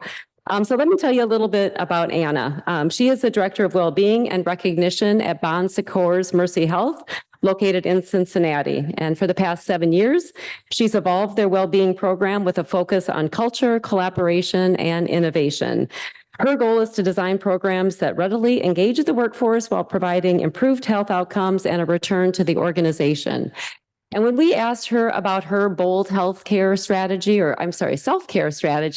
she said it's not that bold, or I don't think it's that bold, but she makes a point to get a facial every 6 months. And you know what? I think that's darn bold, to take time for yourself, to prioritize yourself. And if you've been up close with Anna, she's got beautiful skin. So I think something's working. So welcome, Anna. Thank you.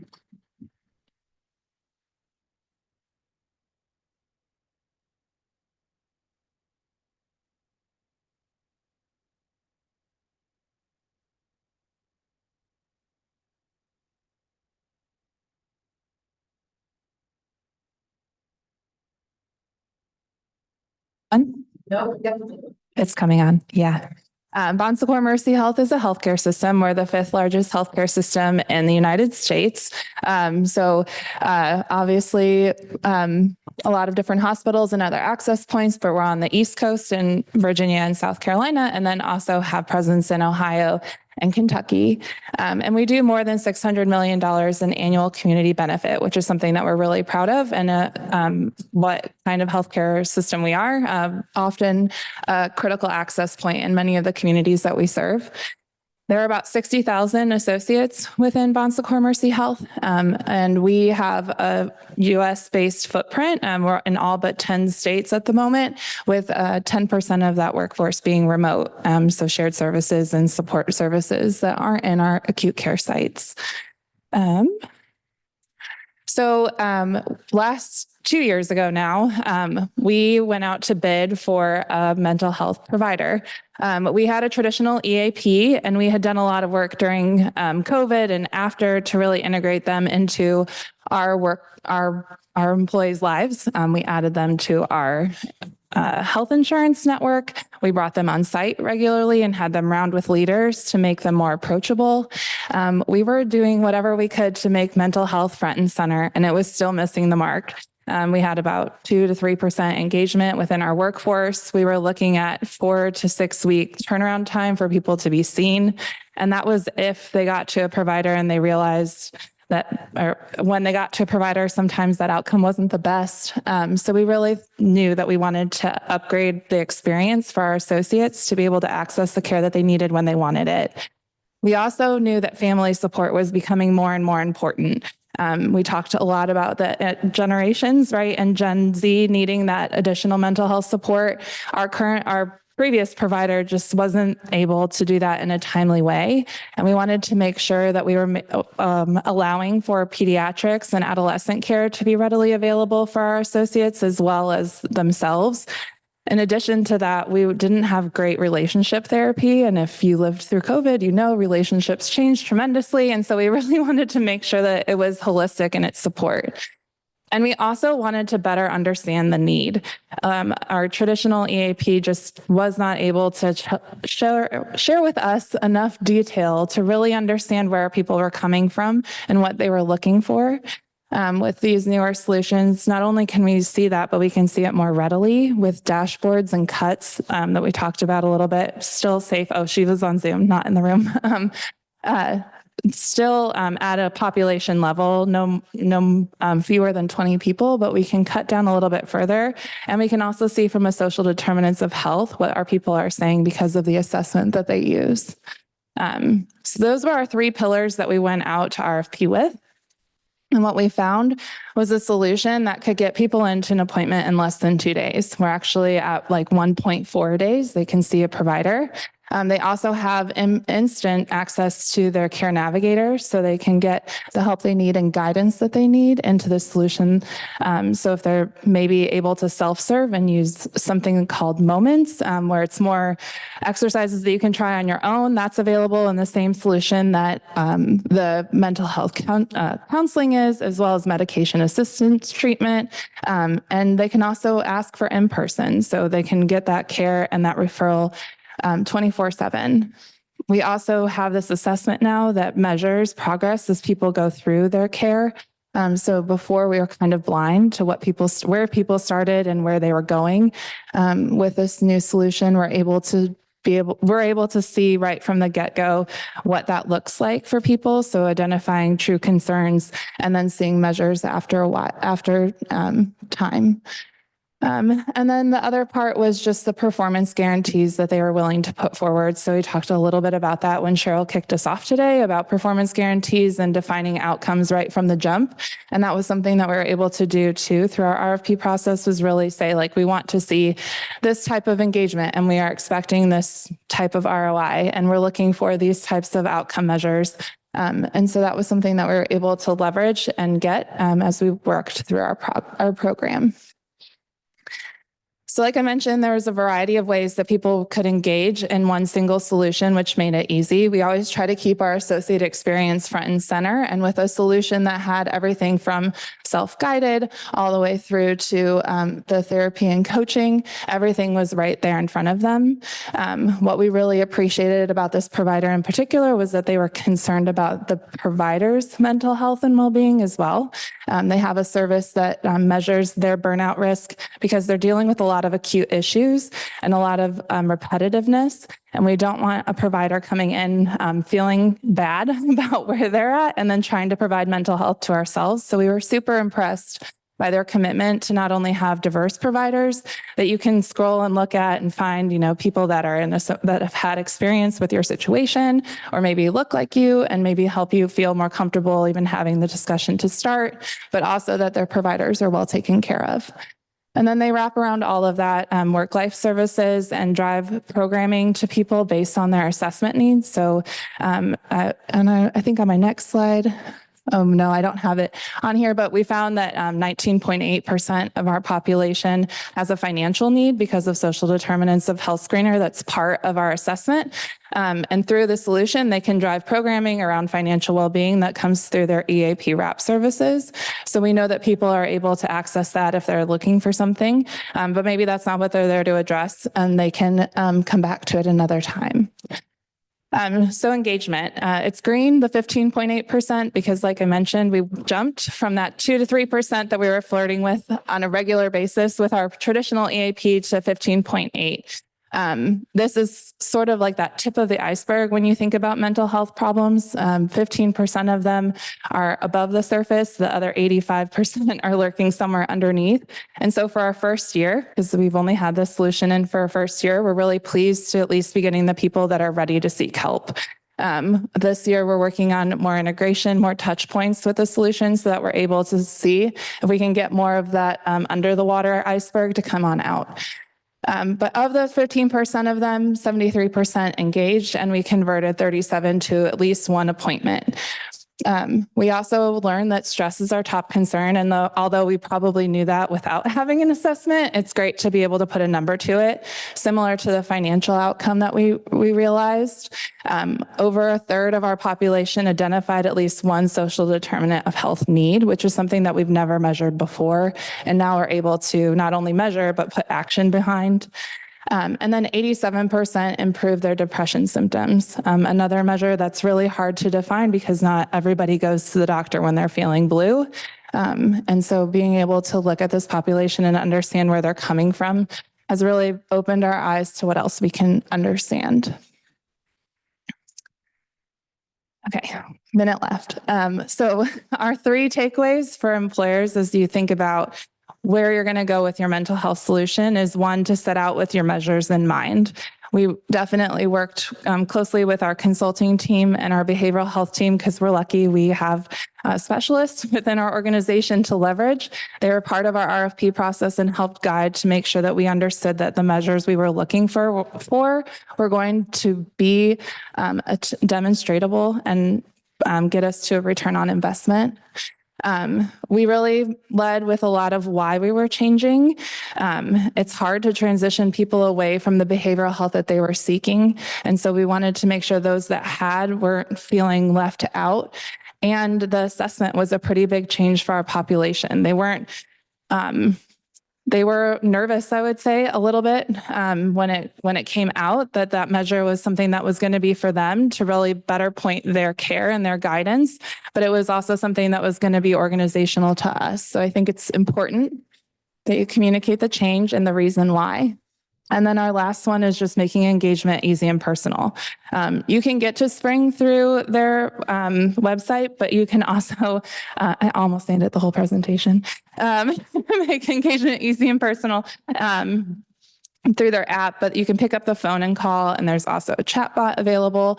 They're starting to introduce more artificial intelligence to make appointments easier and more in the moment. So when you walk into your appointment, you're not downloading your story. You've done that beforehand with the use of their technology. So with that, finished. And I don't know. Should I say that we use Spring now? Oh, please do. Yes, Spring the Health. big reveal. Yeah, Spring Health is our partner. And like I mentioned, we've been really pleased. Looking forward to year 2. And I would encourage you all to consider them if that's something that you're looking for.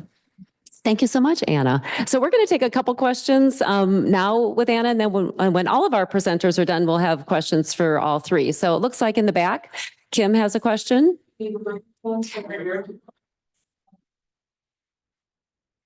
Thank you, Anna. Just a couple of questions. What measure is used to establish the mental health score to figure out what the baseline looks like and how do they improve? Yes. Is it a proprietary or is it something that we would be familiar with? Yeah, so within the assessment, there's the perceived stress index, the PHQ-2, and then the GAD-7. So it's all measures that you probably have heard of as you're thinking about it. Yep. And then does Spring help you with reporting on your mental health parity compliance? Yes, they do. So they are more than willing of partner to consult with us on that. And luckily enough, they're doing the work to make sure that we have mental health parity within our plan. Yep. And then finally, my third one is I'm so excited to see that they're integrating social determinants of health.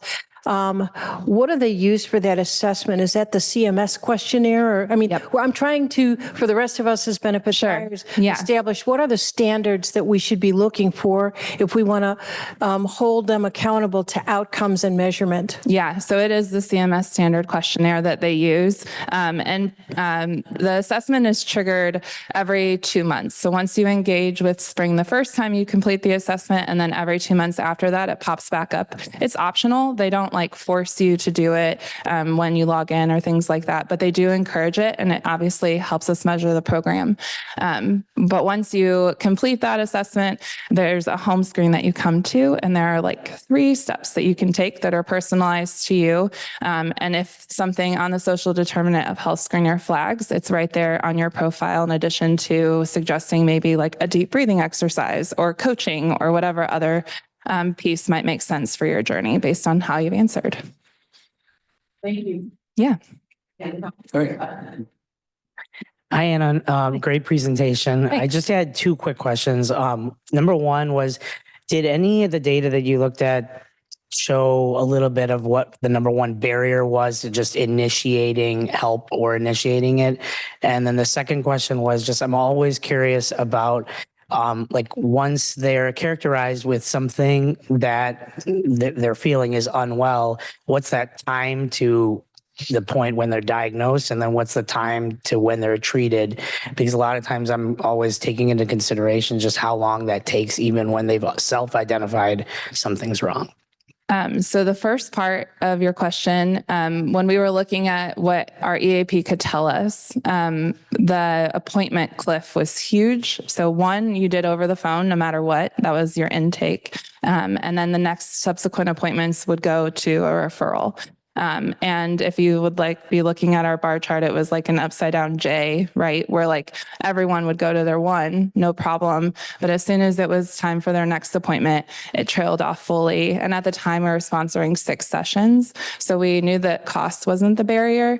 And the feedback that we were getting when things didn't go quite as planned was that they just couldn't get to a provider, or they would call an office and no one would call them back.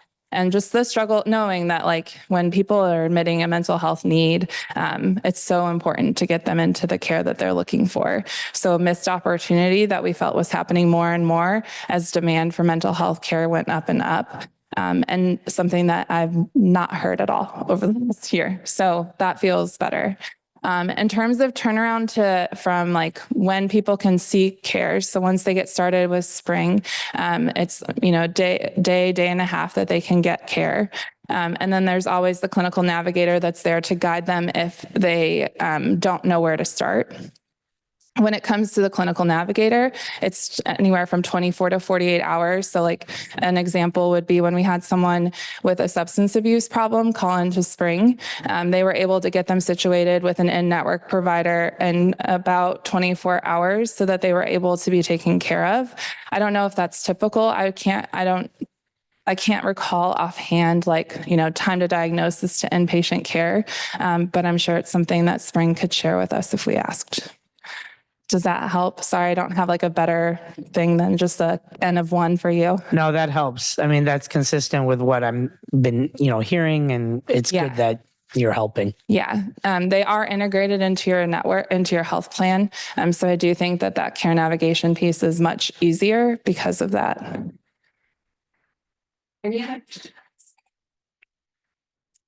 I'm curious with the statement around ROI, measuring or establishing measures of potential either clinical outcomes or just journeys. Is that information then being used internally, externally, or with other third parties where then you can build those correlations alongside other things like productivity and just kind of looking at things in a much larger holistic sort of approach? Yeah, so Springs in particular has just recently been validated now. When we started the RFP process, it hadn't gone through their Validation Institute study, but it's now inclusive of not only the health outcomes and plan, but productivity measures as well. So just in this first year, the people that engaged, we saw a 4-hour gain in productivity.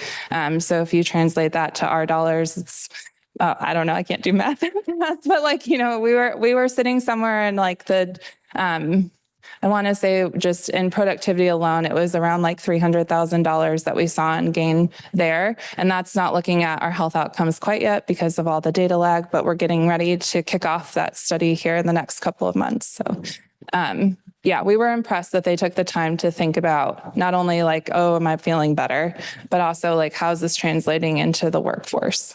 Yeah. Retention is also something that will be part of it as well. All right, awesome questions. Any others? If not, thank you, Anna. And we're going to bring up our next presenter who will be presenting virtually up on the big screen. So as we kind of work through that technology, you can stay. Let me introduce Kristen Strobel. She is the Senior Director of Global Benefits at BD. She has over 24 years of experience designing and delivering employee-focused benefit programs and is committed to providing innovative strategic benefit offerings, aligning plan designs and vendor selection with best practices, as well as inclusion, diversity, and equity initiatives. She shared with us her self-care strategy, and that is to set firm boundaries to protect her personal time. And she told us it's taken a while to get used to saying no, but she's really committed to saying no to things that don't align with her priorities or her personal well-being. So more power to you, Kristen. And we're getting there. We see you. All right, and let's see. Can you hear me? We can hear you, but it's a little light. I think that's more on our end, just. Okay. Good, all right. Take it away, Kristen. Okay, hopefully you have my, my slides. Yes, we're pulling those up. Okay, great. So while we're waiting, speaking about saying no, right? Unfortunately, I'm not able to be there with you today. And I did have to say no to travel because family is my #1 priority, and I needed to be home. So I'm so grateful to be with you all today. And I'm so sorry that I was not able to be there in person. While the slides are coming up, let me just go ahead and get started. BD is one of the world's largest med tech companies. And for over 125 years, BD has been advancing the world of health through innovation of medical products to really provide high quality solutions to healthcare providers to drive better patient outcomes. We have 3 business segments: life sciences, interventional, and medical, with over 70,000 global associates across North America, Europe, Asia, and Latin America. We produce more than 34 billion devices annually, and it's very, very safe assumption to make that the vast majority of you in the audience have used a BD product at some point in your life. We do consider ourselves an organization that's in the business of saving lives, and we truly know that that starts at home, which is really why we make health and well-being of our associates a priority, and it really is core to our DNA. You can go to the next slide. Similar to, I think a lot of the challenges that Anna just shared, our challenges came after years of evolving workplace needs, right? We had the global pandemic, then we're kind of shifting employees' expectations, this whole return to work, return to office. I think we saw that engagement was really at a tipping point. And so we took a very thoughtful approach to the need and to really be empowered, right, to turn this around. Mental health support at BD has traditionally been reactive, temporary, crisis driven, right? No different probably than the majority of you in the room. And what we were really needing was something that was more proactive, right? EAPs definitely have served a purpose for us, but we're very limited and just weren't meeting the needs any longer for us. Our associates were basically on their own if they wanted something more than crisis support. And we knew then that the BD programs and resources that we had weren't really, fully supporting them in navigating both everyday stressors as well as crisis situations. And so our journey began really kind of changing the cultural mindset, right, of the types of mental health solutions that we were offering is, it changed from it's simply the right thing to do to really like, we need to inform ourselves on the actual employee needs. And so, we had to challenge the status quo. We were providing these fragmented solutions. We had very low engagement. We weren't making an impact. And there was this void, right? So we really needed to truly understand the need and learn where we can make a difference. So we looked at our data, our population, our demographics. We pulled in social determinants of health. We identified several unique challenges. The first is that we have a large portion of our employees in the US that work in rural areas. They are earning less than $55,000 a year, and they have very limited access to care. Our employees were, still facing stigma around mental health. And even though we did so much through the pandemic and with our global mental health task force, it wasn't enough. And then our existing structure really lacked personalization. I think EAP and behavioral health solutions that we had in place were being used just for a small number of members. And we saw a growing need kind of amongst adolescent care, family support, et cetera. Just a couple more comments on this slide is, our manufacturing population, the rural areas and access to care being a significant challenge. Where we really saw this hit home was that if somebody did need support, they were calling EAP, and EAP was just giving them a list of all these providers, and they're saying, okay, here you go. Good luck getting an appointment, right? And it could take weeks at a time for people to get an appointment. And because of where they were located, may or may not had to have driven, 40, 50 plus miles, right? This population is also one that tends to have higher substance misuse, chronic conditions, and the cost of all of these can be very daunting to lower income people. The other big issue, adolescent care, Crystal in the presentation prior to ours, she mentioned know your why, right? So here's my why. My why is why I'm home today. I have a teenage daughter who struggled quite a bit with her mental health. She is a teen of COVID, right? She was just entering her preteen years. COVID hit. That's a time of life when it is most formative, right, to your social connection to the world. So you take that away, and then isolation basically began chipping away at her. And she took to negative behaviors a lot more quickly than I think your average teen would. Self-harm, suicidal ideation, just really struggling with severe mental anguish and anxiety. And it felt impossible to know where to go get her help. And I sit in a unique position, right? I sit in this job. This is what I do. Yet I had no idea where to even start. I couldn't find a therapist for her. I couldn't get a psychiatrist for her for, less than 6 months out. I didn't know if I needed to put her inpatient, if, what IOP was, what PHP was. I had no idea how to even get through it.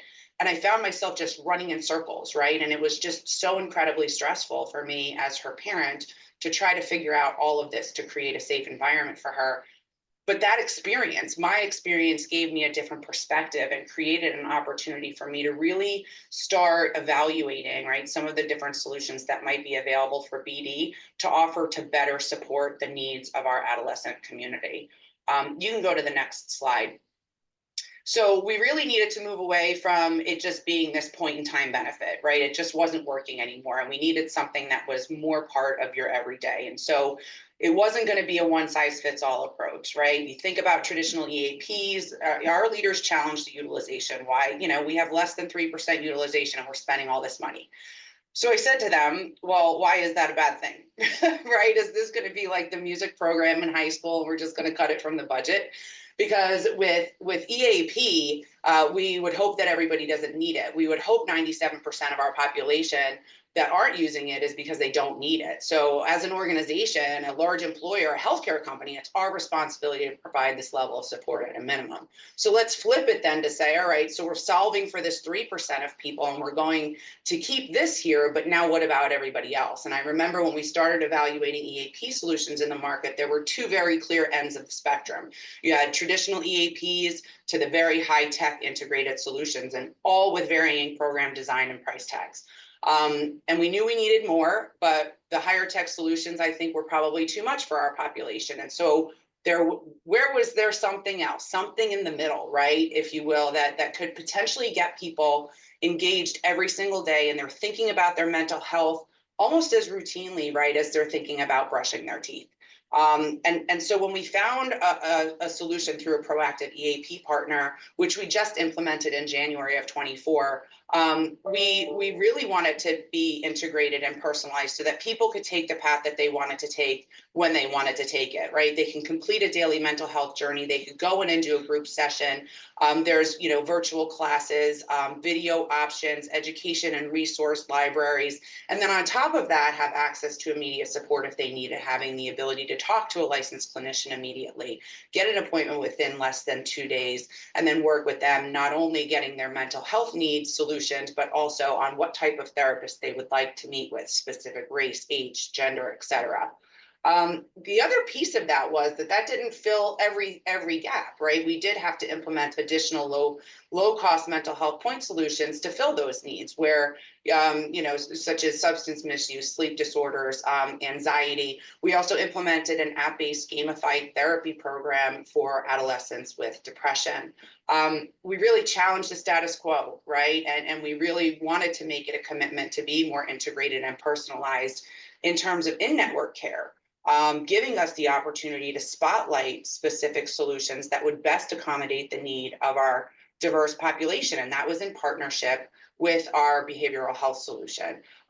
So we have reduced the access issue. We're providing the right mix of virtual and in-person care, but also to leverage more focused network solutions. They work almost like a COE, if you will, right? Access to highest quality providers for virtual and affordable, right, care, which are available for members to schedule appointments directly without the need to go through EAP. You can go to the next slide. I'm trying to be mindful of time, so please let me know since I can't see the clock and I forgot to start mine before we got started. So just a few things that I want to highlight around our strategy in embedding mental health into our culture. Employee listening is something that's really critical to us. I think it's hard to do, especially the bigger the organization you are. But one of the things we really rely on is our relationships with our HR business partners, our well-being ambassadors, our associate resource groups, our vendor partners, quite honestly, right? So what are they hearing? What are some of the areas that we're being challenged with? We just spoke about our solutions. Just let me hit quickly on leadership buy-in. I think it's critical for creating a supportive environment. Supporting mental health needs, it's fundamental business necessity. And it really directly impacts the productivity, engagement, kind of overall business performance. We are very blessed to have incredible leaders who have embraced this need. They have shared their own experiences with mental health, whether it's personal or through supporting others, which has really helped to destigmatize mental health issues and show that leadership is genuinely committed at BD. You can go to the next slide. The approach that we took to redesigning our mental health strategy was really through providing comprehensive support. You have to look at the whole spectrum, right? It's not just about EAP. It's not just about behavioral health. It's everything else in between, but then challenging those partners that we do have, like I just talked about our behavioral health partner, is saying, what networks are we really aligning with? Which ones do we really want to make sure we're educating our associates on, because they fill a particular void that maybe, when you go out to the behavioral health network on the website, that may not pop up right immediately and may not be meeting their specific needs. So challenge the status quo there with your behavioral health providers, because there are a bunch of different solutions out there around networking that can really impact how people perceive your benefits. Take a holistic approach, really recognize that, mental health is the foundation of overall well-being. We made it personalized. We made it simple, right? I think the more virtual on-demand solutions that you have available that meet employees where they are, alongside offering access to both virtual and in-person high-quality providers, is something that is very much needed, particularly for our population. And then creating, sustained engagement and accessibility. Education is key. It's one thing to have resources that are available, but making sure that they're widely known and actively utilized. Again, this is something that we really partner with our vendors on, is having them help us develop a communication and education plan to bring awareness to the plans. I'm going to stop to just have a time check here, because I don't know where we're at. You're doing awesome, Kristen. You got a couple more minutes and then we'll have questions. Great. Sorry, I'm pulling out my New Jersey and talking as quickly as I possibly can. So, okay, so the next slide should be on measuring success. I think success means something different to all of us, right? And I am of the mindset that if we can positively impact one person, that's success. We have built out robust programs now in our ecosystem to really support mental and emotional health, and we really are making an impact. Our substance use program had nearly 250 engaged members in the first year. That supports alcohol, tobacco, and treatment for opioids. Our proactive EAP has supported over 103 hours of critical incidents response. We've completed 18 seminars on various health and well-being topics. 84% of our associates are engaged with services, whether it be daily emails, live group coaching, daily check-ins, monthly assessments, audio or video content, as well as in-person and virtual sessions. Our point solutions are seeing an average annual enrollment of over 400 members. And in 2025, we just launched support for neurodivergent dependents, and we've already seen close to 100 registrations through the middle of February. So, through the end of February. So those are compelling numbers, right? Those are numbers that show that we needed to fill a void, and now we are, and people are engaging. I think the other thing to that is sitting back and reflecting. After last year, we said, okay, what are things that still need further improvement? And again, going out to evaluate the variety of different behavioral health network solutions that are out there is something that has been really powerful for us as we're moving throughout 2025 to educate our associates on. So I'll leave you just with a couple of takeaways on the next slide. Mental health, it really should be embedded, right, as part of your culture, really supporting workplace well-being. Listening will absolutely lead to better solutions. You can build more relevant and impactful programs just by listening. Be nimble, be flexible, right? Mental health support, it really should be self-paced. It should be personalized. It should be, available when employees need it, right? So I always say, know your audience, right? And as we as benefit professionals, I think, have such a unique opportunity to take what we hear and transform our benefit ecosystem into something that is smart and effective and meaningful, right? And that can then drive change. Access to care, if you build it, they will come, right? I mean, employees can't effectively manage workplace demands or moments of crisis in their life if they don't have a consistent and reliable support no matter where they live. And then finally, get your leaders on board, right? Mental health shouldn't be that music program, right? That's cut from the high school budget. It really should be the first item on the agenda, right? On the priority investment list. So get a seat at the table, tell the story, frame the business case around how mental health support can have a downstream impact on sustainability. and productivity and retention. Don't be afraid to think outside of the box just because, we implemented all of these things. This is just the beginning of our journey, and we're continuing to push the limits beyond what that need was, right? To what might be the need in the future, and achieve, significant impact in people's lives. So I'm gonna stop there. I think that's the end of my slides. Wow, that's awesome, Kristen. We'll open it up to questions, but I have the first one.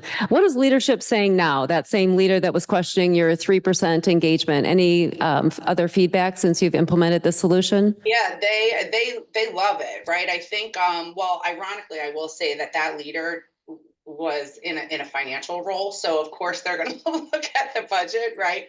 But I think sometimes you have to take time to sit with them, to talk through it with them, to really get them to understand the why, right? Is that we're not talking about spending money, right? We are making an investment because A, it's the right thing to do, B, because we have compassion, C, because our employees are the core, right? They are the core to everything that we do. And being able to listen and create a safe space and leading with compassion are very important characteristics to have within, your role as a leader, not just, what is the bottom line, right? So kind of remove that bottom line and say, instead of saying we're not getting the engagement, but what kind of impact can we have? If I can take that same dollar amount and convert it into something that is more holistic, can we do that? And so that was the challenge that I was given. And I will say that leader actually has spoken on our behalf in several videos that have been streamed out to our associates about the importance of well-being. And it, quite frankly, is on the agenda in every global town hall. There's always the section where our leaders speak to the importance of well-being. So it's gone really, really well, but it takes time. That's awesome. And we've got your partner up on the screen.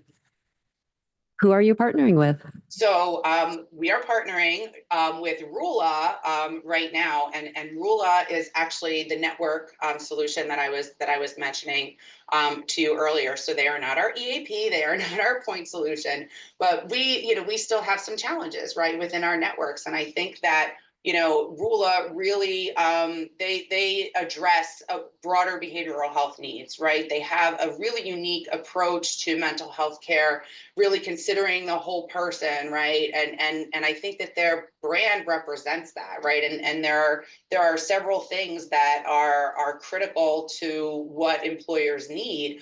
And one of them is accessibility, and they need to do it within an affordable range, right? We're seeing providers leave networks because it's too laborious, right, for them administratively, right, to go through the whole network negotiation and contracting.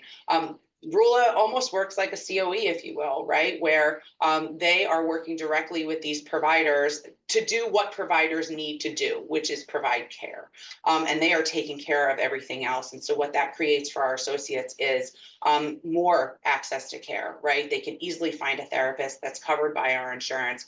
We do have the ability to have Rula partner directly with our behavioral health to highlight them and spotlight them as a premier provider network for us. So yeah, we're new with Rula this year in really promoting the network, but they have been fantastic in communicating, building out education campaigns to really bring it to the forefront for our associates. So kind of more to come there.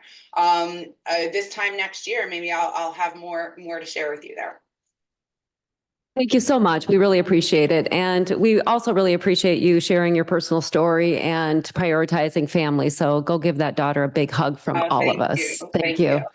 And if you don't mind staying on, we may have time for questions at the very end after our last presenter. So if you could stay on video, that'd be awesome. Now we are going to go to our final panelist, and that is Jason Grover. He is the Chief People Officer at Swire Coca-Cola. In this role, he oversees all aspects of human resources, talent management, and organizational development. He is a seasoned HR executive with a passion for cultivating positive workforce cultures, driving organizational success, and keeping his eye on who really matters, and that's the people at his organization. He told us he gets his self-care through yoga, breathing exercises, and meditation. So we're going to bring Jason up. I see Jason. Hi, Jason. Good morning. How's the sound check? Can you hear me okay? Perfect. Excellent. Hey, really excited to be with everyone today, talking about such an important topic and sharing just a little bit about our journey as we think about employee well-being. If I could have you hit the slides for me, that'd be great. So just a little bit about our organization, because I think it's an important part of our story. Swire Coca-Cola is a large manufacturer and distributor of Coca-Cola and other beverage products. We have about 8,000 employees, and you see the shot up here of our geography. I joined Swire Coca-Cola about 4 years ago, and I want to just tell a little bit about what the landscape was like then. It was just coming out of COVID. There were a lot of challenges. If you think about our workforce, about 6,000 of those employees are hourly associates. Very entry-level jobs, so a lot of turnover, a lot of turmoil. We were experiencing between 80 and 100% turnover in many of our locations when I initially arrived. So one of the big things on my mind, I knew we had challenge as we think about what is our value proposition to employees and what was going to be at the heart of that. If you go ahead and hit the next slide, please. One of the things, there were many fundamental things that were broken in the organization, even just fundamental things like pay. But beyond that, it was really clear that in a very intense industry that has a very high need to service customers almost 24/7, that we wanted to make employee well-being a big part of our culture, of our vision, our journey, a cornerstone of who we would become and what we would embody. And we began to start to say, that we're focused on your well-being. And this was both financial, this was mental, this was emotional, and as well as financial. So it was a big part of the language early on, and we started to look for ways that we could improve that experience for our employees. We did this not only because it was the right thing to do, but I think, I truly believe that human capital is the place that you can get the most differential leverage. In order to do that and improve our workforce and their productivity, we had to provide a differentiated value proposition. And again, at the very heart of that, once we started working through in the first couple of years, this process, we realized, we put better benefits in place, the standard things, we put better programs around how we incent people, gave them more control, more flexibility in their works, but there was still a gap. And if you'd hit the next slide, please. I think that gap is just something we're all seeing because of the new workforce reality. And this is a topic that I like to think about a lot. And in particular, post-COVID, there's so many trends that have just been amplified even in the last, we'll say, months. If you think about what people are looking at from a financial insecurity, about the volatility of economics, inflation, war, everything that's going on with the political polarization, all of these things bring to the forefront trust issues, stress in the workplace, and that was something we felt like needed to be addressed. You see it in the data. I'm not going to drain all of these for time's sake, but as we looked at it, there's just so many indicators, the amount of money that's being spent on stress-related healthcare issues, how workers are experiencing burnout. And this next one is one that really struck me. 20% of our workforce, or the world's workers, are experiencing loneliness on a daily basis. So all of these factors go into how are people thriving in their overall lives, and what is it that's allowing them to have a holistically healthy and a well-being oriented life. Some of the things that we look at and some of the data we rely on indicates to us that we have to look at it holistically. We have to take into account every facet of our employee's life, that we have to think about flexibility differently in a radical way, that personal development is a way to build and sustain people, shared purpose and deeper connections. So this was all just some context of where our organization was at. And as we've moved through that, one of the things that really struck me and my team is we look for creative solution. There's ways that we can save money. We can provide better pharma for people. We can improve our benefits. We've done a lot of things I've heard talked about today around accessibility to mental health. That was a huge issue. But one thing that was really a problem for us is there weren't solution-based alternatives out there. We weren't actually getting our people better. We weren't addressing the root cause. So if you could hit the next slide, please. So as we went through that journey, we really tried to find partners and find organizations that could help us find a solution that would really truly improve that long-term situation of our employees, really truly work to a situation that would address that root cause in a holistic way. And as we've done that, our partner, I was almost going to say the name there, they've helped us think about this in a different way, thinking about really all those things that I just shared with you, both in the workplace and very factually outside of the workplace, all those daily stressors that we face. How do we build an employee population that has a high level of resilience? And why was that so important? Because of this high need for us to have employees that are in emotional balance, that can recover from change. If we think about change in the workplace, change on a macro scale, change at home, how can they recover much faster, be more balanced, and stay in control over their health in a very holistic way? The alternative, if we wouldn't really dive into this and really focus on resilience, is this continued situation of chronic stress, pressure on relationships, which plays out very much in the workplace as you think about the ability to collaborate and innovate and drive growth. And then just really what we all see is this significant increase in the physical health breakdown of our society. So as we thought about this, we wanted a partner that brought this concept to us that could help us think about a holistic solution that really did address the root cause about building resilience in our employee base and their families. Next slide, please.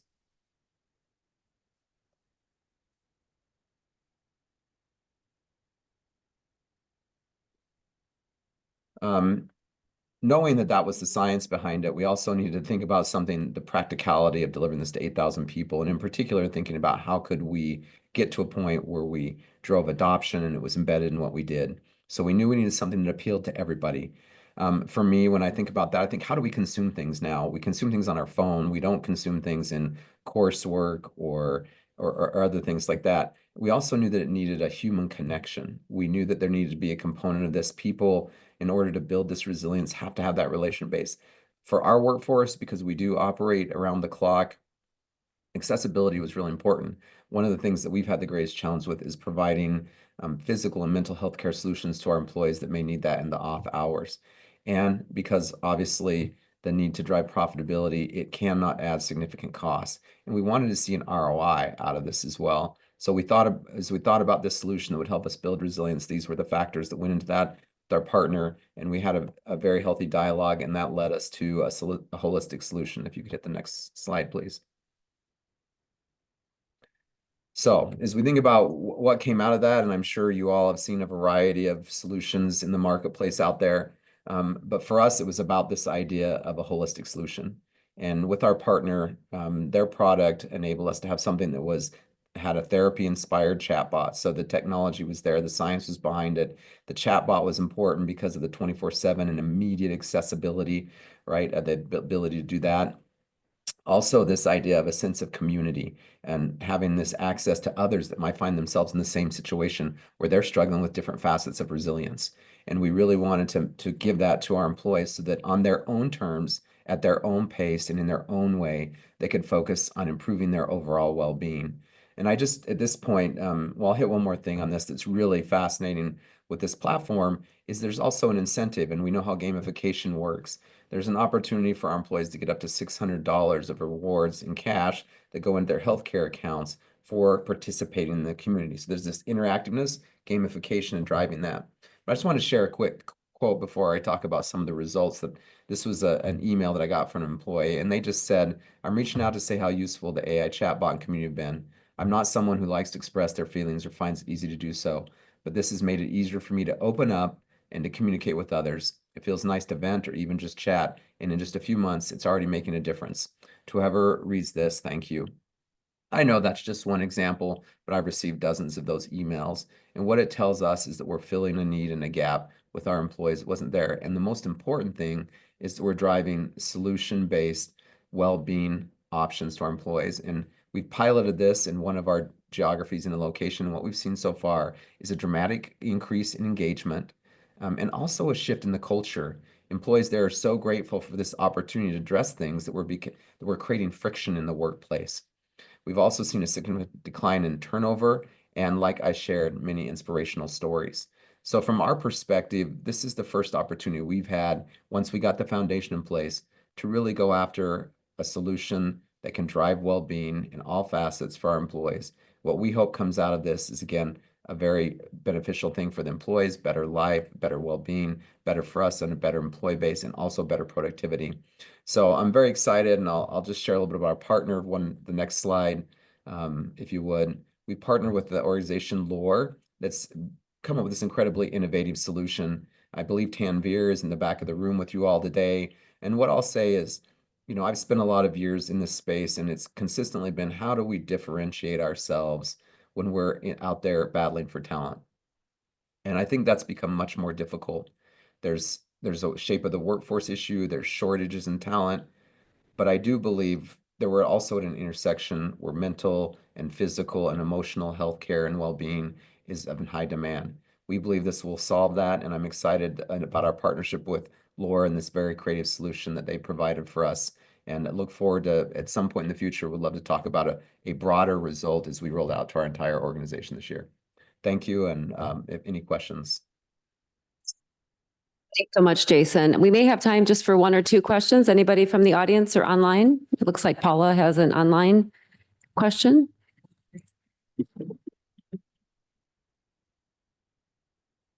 All right, so one of the hello. Okay, online question to all the speakers, really. Have you thought about rebranding Employee Assistance Program, EAPs, to reduce some of that stigma or get away from that stigma? And before you answer, I'm just going to ask the ladies in the back to bring up Kristen as well. Jason, any thoughts on that in terms of rebranding your behavioral health program, EAP? Yeah, well, what I would say, maybe this isn't the right answer. I think what we're looking at is just a different solution. The EAP will become a more mechanical administrative tool that we use in the background. And we see a product like Lore is the platform where we want to interface with employees. And I think EAP certainly will have, I would say, targeted needs, maybe more surgical use in the future. I don't think that I see a real rebranding on that in particular. We just want to speak a language of well-being in our culture, and we want employees to know that their well-being is part of the way we operate, and it's part of the journey that we're on together. Thank you for that. Kristen, any additional thoughts? I mean, I would completely agree with what Jason just said, and I think that EAP is always going to be critical, right? But is it rebranding or renaming EAP, or is it really branding the entire package, right? Your entire mental health offering? Is it really about a brand? Is it as part of your culture, right? I mean, I think there's different approaches that you can take to how you think about it philosophically as an organization. I think for us, we have a very strong commitment to well-being. We have a framework around it. We have a commitment that's aligned with our ESG strategy. Like I said, it's really core to our DNA, and it's really integrated into everything that we do. So I think the naming convention versus embedding into the culture, for me, I think cultural is way more effective. Great, thank you. And you know what, Anna, if you can hold on that question, because I just have a real quick rapid fire question to end us with. And each of you talked about your engagement, and it seems like engagement has improved. But what about those underground folks, those folks that you aren't touching? Are there any strategies in place or things that you're considering to reach those that you haven't quite got their attention? And Anna, I'm going to start with you. And if we can just keep our responses to maybe 30 seconds. Well, we think the manager relationship is super important. So working with Spring right now to use some of their solution to educate managers more on well-being, identifying how to have the conversation, that kind of thing. Great, thank you. Kristen?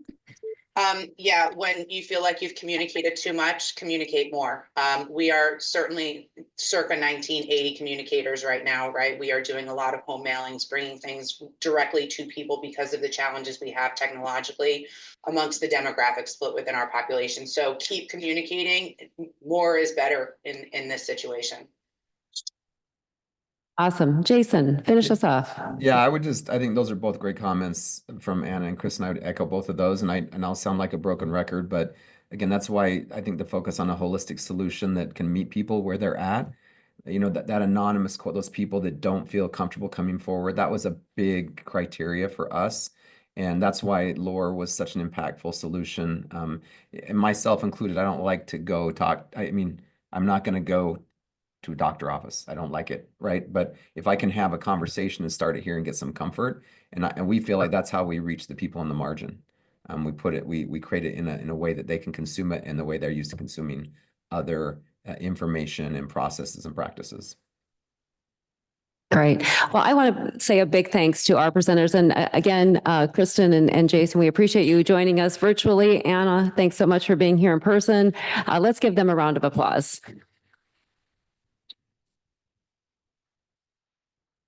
All right, ladies in the back, I think we have a word from one of our sponsors. So if we can go ahead and cue that up.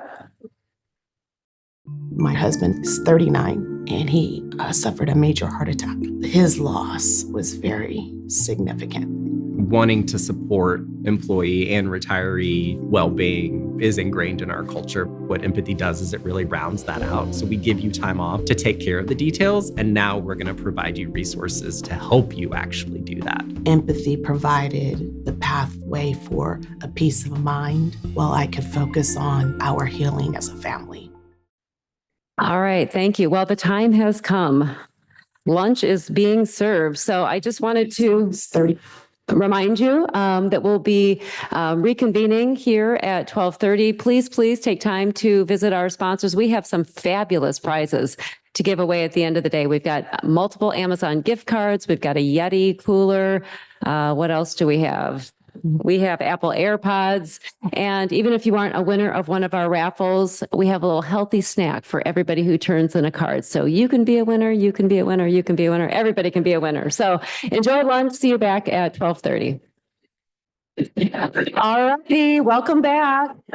Please feel free to keep eating your lunch as we get going with the second half of our program. We are bound and determined to stay on time and make sure you guys are able to leave on time. So thanks for your attention. I did want to just share a little bit about one of our sponsors. Anna did such a great job earlier on the panel talking about her partnership with Spring Health. They don't have a video, but they did give me just a short description about their organization to read. So here it goes. Spring Health is the leading global behavioral health solution proven to change people's lives and deliver net positive financial return for organizations. Through precision mental health care, individuals and families can access personalized interventions and culturally responsible mental health care. Certified by the Validation Institute for Net Savings, they equip business leaders with intelligent technology, real-time insights, and clinical expertise. Trusted by top employers, health plans, and partners, Spring Health supports over 20 million people worldwide, driving meaningful cultural impact at scale. So thank you, Spring Health. They're in the back of the room, and if you haven't had a chance to visit them, I hope you will do so. So it is my pleasure to introduce our next presenter. Ian Shih is the founder and CEO of I Am Human, which is an organizational well-being strategic advisory firm partnering with organizations to build world-class well-being strategic initiatives. He's the author of Wellbeing Chronicles, which is a wellness newsletter, and is the host of the podcast How We Deal. And so we were first introduced to Ian through the sister coalitions that we work with in the National Alliance. We've heard him present. He is a dynamic speaker, and he also just provides really smart strategic solutions and recommendations for employers to put into place practices to improve culture. So we're really excited to have him here with us. We did ask him about his self-care, and he shared that his technique is to meditate and pray every day, pray every morning, followed by 5 minutes of journaling of things that he is grateful for. So great habit to get into. Thank you, Ian, and let's welcome Ian Shih. Thank you. Perfect. There we go. Cool. Good afternoon, everybody. My name is Ian Shih, and I'm the founder and CEO of I Am Human. We work with organizations to help them think about and understand the impact their culture has on their people, and more importantly, their financials.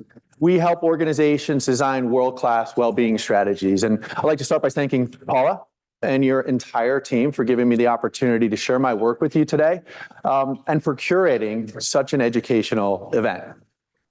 Today, I'm going to talk about engaging your C-suite to build a healthy culture of emotional well-being and walking the edges of excellence and catastrophe. And the reason I think that's important for us as people leaders is that many of our people are walking the edges of excellence and catastrophe. And in doing so, maybe showing up to work with feelings of unworthiness, feelings of imposter syndrome, feelings of being alone, or as if they do not belong, or as if something's wrong.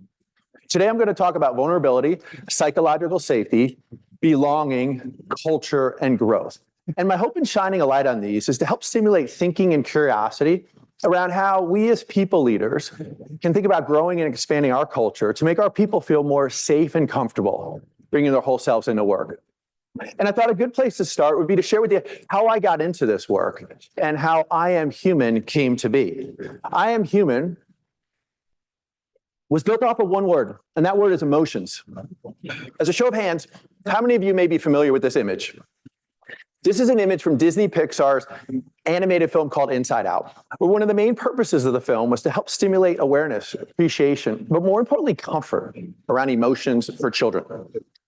And when this movie came out, it provided a much needed source of encouragement for my work, because the dialogue around emotions back then was not as big a part of society as it is today, especially over the last several years.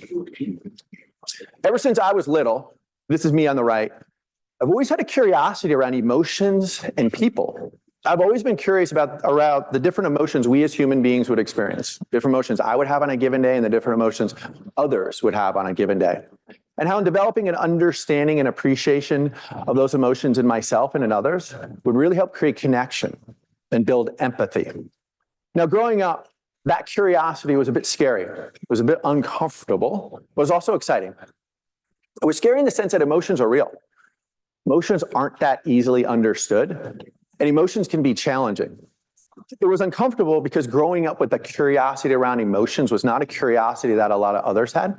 So I didn't have a lot of role models or reference points. Yet it was exciting in that connecting to and relating to emotions is a fundamental part of being human. And when I did, I felt alive. As I got older, I began to make a connection between the curiosity I had around emotions and self-care. And what I began to notice was that the more I set aside time for understanding and appreciating and taking care of my emotions, the better overall I was. I would find myself with less fear, less worry, less self-doubt, less imposter syndrome. I found myself with more energy and space and capacity for friends, for family, for relationships.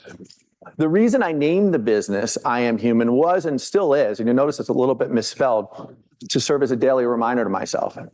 I try and take care of myself physically as best I can. I try and take care of myself nutritionally as best I can. But mentally, emotionally, and spiritually, I've not always been in a place where I acknowledged, let alone set aside time for caring for those aspects of my life. And I began to get curious as to why that was. And what that process allowed me to do is to more fundamentally understand what it means to be a human being. As a human being, I have physical needs. As a human being, I have nutritional needs. And as a human being, I have mental, emotional, and spiritual well-being needs. And they're all of equal importance, and they all need equal care. I am human. What that process also allowed me to do was work through a lot of my deep insecurities and, quite frankly, fears around emotions and emotional well-being, and own at a deep level that emotional well-being is something that's very important to me. Emotional well-being is something that I understand and can relate to. And emotional well-being is something that is a big part of my life. And emotional well-being is something that we all need, especially organizations, especially now. So my passion in building I Am Human lies in partnering with organizations as they go along their journey, much like I went along mine, of growing and expanding and appreciating the impact their culture has on their people, and growing their culture to better support and make people feel more safe and comfortable bringing their whole selves into work. And when we think about people, one of the common denominators that we've learned in our work, whether it's in working with teachers, law enforcement, nurses and doctors, or lawyers, is that the very elements that make cultures attractive to people, make people want to perform at high levels, attractive to high performers, things like the rigors of the work, the complexities, the challenges, the sense of purpose, what I'll call the excellence, are also elements that it can elicit behaviors that can chip away or cause harm to our well-being. Behaviors such as wearing an impenetrable mask, keeping things bottled up and inside, avoiding self-care, or not taking time off, what I'll call the catastrophe. Another element that we've learned in our work is that across most industries, people tend to take on an identity.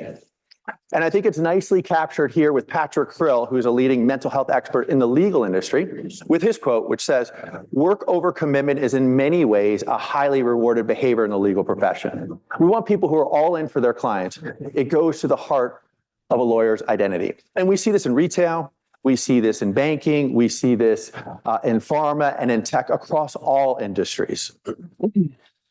If we then take a look at how people are showing up to our workplaces, how people are arriving at work, there are people giving false reasons for mental health related time off. There's a majority of people who feel safer to remain silent about workplace stress. And there's a great majority of people with mental health conditions who are choosing not to confide in workplace management. So we just spend a moment and think about why that is, or what might be at play here. Well, for myself, what might get in the way of me feeling safe or comfortable to share, to open up, or to confide in the workplace is vulnerability. Anytime that I share something that's seemingly not right with myself, or at least what my mind says is not right, I feel I've done something wrong, or it feels awkward, or it feels off. And yet when I am vulnerable, I usually find it feels good, it feels cathartic, it's well received, and it's even reciprocated. Brene Brown, who's a leading organizational psychology expert who focuses on vulnerability, especially in the workplace, I think captures it nicely here with her quote, which says, "Vulnerability is the first thing I look for in you, and yet it's the last thing that I'm willing to show you." And yet in a recent podcast that she did with two of her colleagues, Adam Grant and Simon Sinek, one of the things they focused on and talked about was the opportunity that lies in being vulnerable, especially for leaders. Because as studies show, vulnerable bosses make better leaders. Talking about vulnerability increases closeness and builds trust. Vulnerability makes people feel comfortable. And vulnerability displays that you are human. Another element in addition to vulnerability that might get in the way of our people feeling safe or comfortable to share, to open up, or to confide in the workplace is a narrative or a story. We all have stories that are playing in our head. A story such as, I have to keep everything inside. I'm supposed to be tough, especially in the workplace. I don't need rest. It's shameful. It's kind of overrated. I fall into that bucket. There's no time for self-care. My team needs me. I'm falling short. I'm an imposter. Another bucket I fall into. Something is wrong with me. Everyone else is okay. Or it's all on me. And the reason in part that these narratives get in the way is because of how I think I may be seen by others, especially in the workplace. I hold everything inside so I don't appear to be weak, appear to be competent. I don't take time off because that might get in the way of my career trajectory. I'm about to finish one task and I better replace it with another because if I don't, people might view me as being unproductive. That's something known as heroic individualism. Idle time really scares me. And I've grown to learn that these are all natural traits of being human because of a phenomenon known as the beautiful mess, which is we tend to view our displays of vulnerability far more worse than others do. But when we are vulnerable, what it does is it gives permission for others to be vulnerable too. So think about a party that you may be at and who you might be more drawn to. Would you be more drawn to the person who's posturing and pontificating, or perhaps the person who accidentally spilled something on their shirt and got embarrassed? Well, according to Dr. Emma Seppala of Yale University, it's the latter because they're being natural. And when someone is being natural, it gives us permission to be natural too. But when that permission is not there, what happens is a lot of those narratives we talked about are left unaddressed. And we have people showing up to work with feelings of being alone. feelings of being unworthy, feelings of being less than, or like they do not belong, or that they're not good enough, or even that there's something wrong with them. And the reason this is important is because these are all states of being that take up a tremendous amount of energy away from things like being creative, being collaborative, having an ability to give the benefit of the doubt. We're seeing more and more of this in our work. A willingness to give a little extra. That's known as discretionary performance. You're starting to hear more and more about that. Being more productive, or even a willingness to stay. So we've just talked about vulnerability and personal narratives and how we arrive as humans at work matters. And what I'd like us to do now is I'm going to walk us through a mini exercise of what we do with organizations to provide you all with ideas on initiatives that you may want to pursue with your leadership. So we've talked about a lot of the benefit side and all the value and benefits. There's also that human side, and some of the speakers talked about it earlier in terms of creating space for people to share, to be heard, and to get their input. And in our work, we found the greatest need for support around mental, emotional, and spiritual well-being is around something we call a life moment. Think of a life moment as caring for an elderly parent. A life moment could be a recent diagnosis in your life causing you or your family stress. A life moment could be a move across country that's unsettling your entire family. Or a life moment could be choosing whether or not to start a family. So what I'd like us to do now is think about a life moment that you may be in the midst of, what you may be experiencing right now. Now, what does it mean for you to be human? What are some of the emotions that might have surfaced? Specifically, what challenges are real? And what I'm going to ask us to do is just to take a moment, if you would, and input a life moment that you may be in the midst of on Slido. And for those who don't know how to use it, I'm not the most technical. Take a picture, and the question will pop up. Actually, done an MBGH now.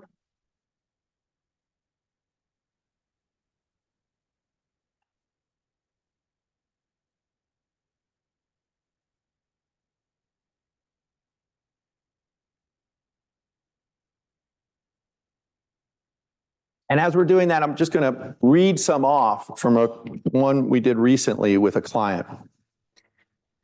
My son is diagnosed with ADHD and autism. Currently homeschooled, needs a lot of attention to support him. It's very stressful on my family life.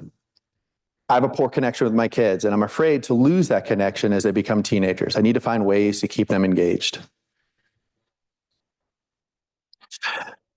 I recently recovered from blood clots in my leg, feeling fearful to go out and travel again, getting adjusted to a new lifestyle, which requires focus on exercise and self-care and staying healthy. Emotions are fear, uncertainty, worry, but also excitement for what's to come. So now in our audience, we have overload at work. Husband has health issues. A recent mental health diagnosis that is rare. Death of a parent. Caring for elderly parents who are living independently in their home. Overdose in the family. Beginning a new career. The main reason we do this is we start to build emotional maps for organizations, because a lot of times people are going through a life moment and you feel like you're the only one, or you feel like there's something wrong with you, or there's something off. But to the extent you can see yourself in others, particularly your colleagues, helps you remove some of that isolation or that self-judgment and feel like there's more of a belonging. And where we've really found this valuable for leaders is there's a lot of leaders that may have gone through that. And if they feel comfortable, they can share their story. So it starts to humanize leadership.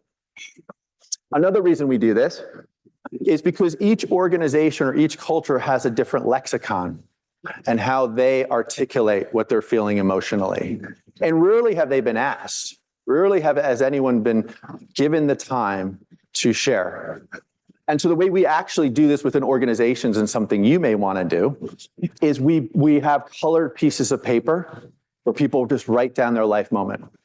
We then shuffle the deck and redistribute it within a room and have people read out from their colleagues. So you have the anonymity piece, so no one feels as if they have to share, but you know it was said in this particular room. And it can become incredibly cathartic. I always give this opportunity. Would anyone in the room like to share theirs? They don't have to, but a lot of times we give that opportunity, and some people do.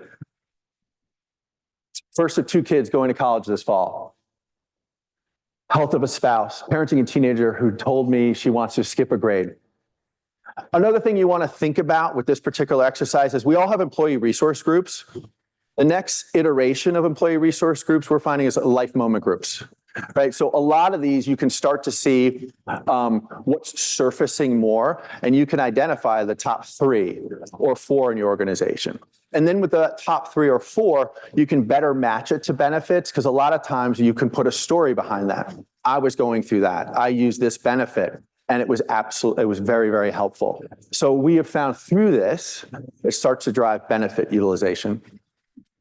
The next question, thank you all. The next question I'd like to ask, and this is number 2 of 3, is how are you addressing your own well-being and your self-care? And what does self-care or well-being mean to you? And how does it factor into your life? Are there any solutions or techniques? We've just talked a lot about the life moments. Are there any solutions or techniques that you find helpful or in addressing these challenges? And we'll do the same thing on Slido. And the reason we do this, because it was shared earlier, is that a lot of times people haven't been asked, what does well-being mean to them? And we're designing all these benefits and all these programs without actually asking what people want. And when you've already asked them what they're going through, they're already primed and feel more comfortable and safe to actually share what they really want. And what you'll find, and what we found, is a lot of times what is shared is some of its benefits can solve, but some of it could just be more cultural, or there could just be more day-to-day type things that we could adjust. For example, with a client, they said we want to make us feel more safe having walking and talking meetings. Right? They wanted to get outside. That was something that they appreciated. Another client had a whole volunteer initiative. Could we be given time to volunteer with our departments? Daily reminder myself that taking the time for self-care is important. So that daily reminder piece, whoever put that in there, there's organizations that are now putting it in the calendar, right? Like a well-being block, physical exercise, meditation, nutrition, walks. And we do this because I've done thousands of these, and there's not a session that goes on where I don't learn something. So we really want to get an understanding of how people are thinking about well-being, which better maps to the overall strategy. And the last piece is culture growth. And this goes to the heart of what all the speakers said this morning. We've now talked about what are some of our emotional pressures, our life moments, how we're thinking about well-being. And then we like to get people to share, if you could look out a year and your future self looked back, what is an initiative, a cultural initiative that you came up with to be more supportive of our mental, emotional, and spiritual well-being? And in here are the real nuggets, of how our organization or your people are thinking strategically or not strategically about their well-being plan. So I'd like us to think about what could be a cultural initiative that you could author, price independent, as to how you could grow and expand your culture to be more supportive of the mental, emotional, and spiritual well-being of your people. And as you're doing that, one of our clients had an issue with PTO. They offered unlimited PTO, and nobody was using it. And they had no idea why. So they did all the surveys, they asked all the questions, and nothing surfaced. As we went through this, what we realized was there's a lot of anxiety around PTO, so people weren't taking it, because when they came back, they'd be slammed with so much work. So in this surface, could we have a PTO buddy system? What's that? So a PTO buddy system where Ian goes away on vacation. He knows Paula has got him covered Monday, Tuesday, and Wednesday. So it's a little bit of a softer on-ramping. PTO utilization went through the roof, right? So that was an example that came right from people in the audience. Have coverage plans prepared before they are needed. That's more proactive. Be empathetic and listening. What about having listening as like a muscle, or actually being within your annual reviews? As a virtual company, I missed that. Constant praise, giving credit in public. What can I do to help you? I love that piece. And imagine if you're at your town hall and your leader were to weave in 2 or 3 of these. What does that do? That starts to show follow-up, meaning we've heard you, we're listening, and it closes the feedback loop. And then if someone in the audience hears, oh, wow, that was my idea, or that was my friend's idea, or that was my colleague's idea, it all of a sudden brings more energy, right, to the overall process. Feedback loop, someone just wrote that one. Continue communications about well-being resources. That can help shift the culture, showing the company cares. Communication is a big one. That's one that I think always usually falls by the wayside. It's just communicating and making that communication be more personable. Would anyone want to share one in the audience? And no pressure. Yes. I'm Marcus Capone. I put the one, what can I do to help you? Because I always feel like we try to hire, Brian and I, the best talent that's there, and they should be better than us. And so I want to get out of their way. And so I'm always asking them, what can we do to help you? Do you have the resources? Do you have everything you need? It shows them that we care. We're thinking about them. They're not just another employee or a check in the box. There's a little humbleness in that, right? There's a little humbleness. And I think that starts to humanize leadership. Anybody else? Establish personal time on business calendar for self-care. That comes up consistently, and making that okay. I do love that constant praise. We read that before. Make sure employees are aware of all the resources and programs that are available.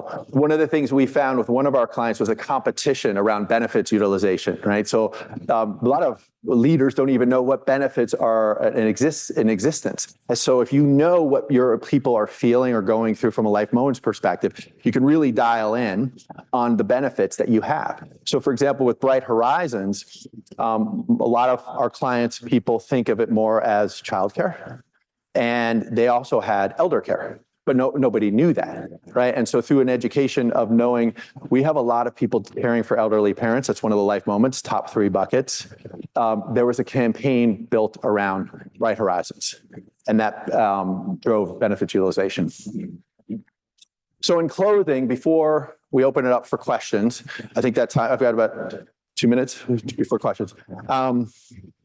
I'd like to distill what we've talked about here. So what we're really touching on is culture. And what we started to think about when I asked you to think about your own life moments was building an emotional map for the room. So imagine with one of our clients, we have screens throughout the entire organization of the different life moments people are going through. So immediately when they see it, they feel more like they belong.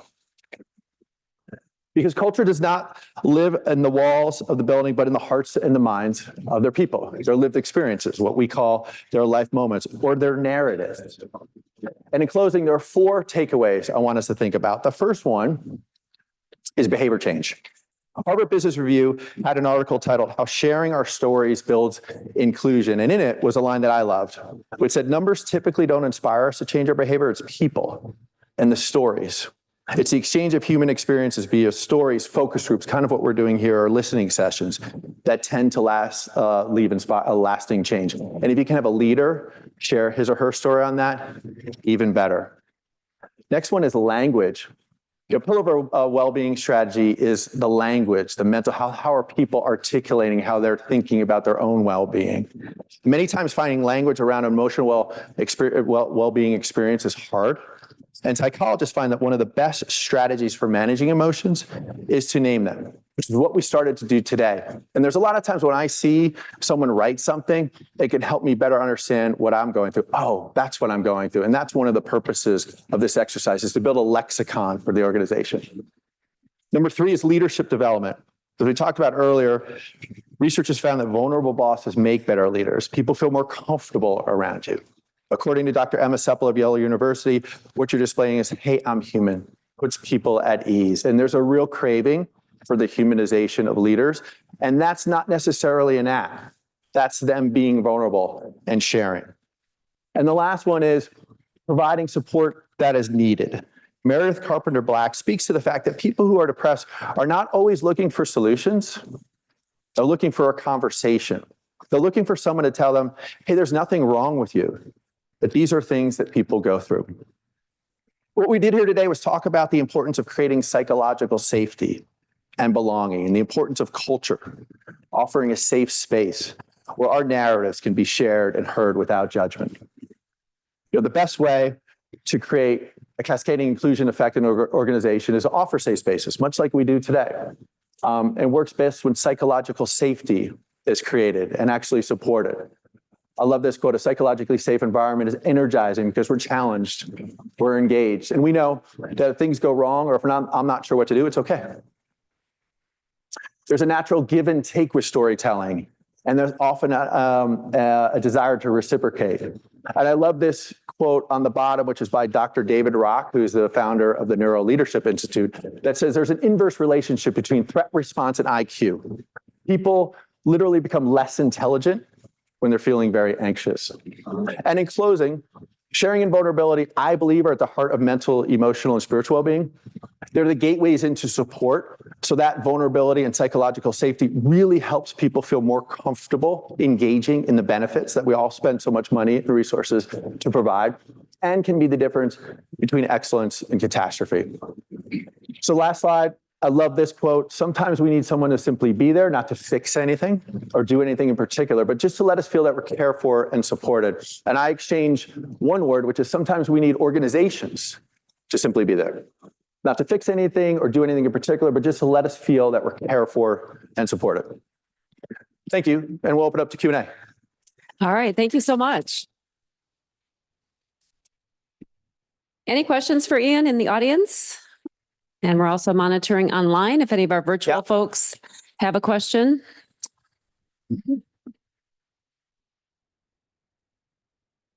First of all, thank you.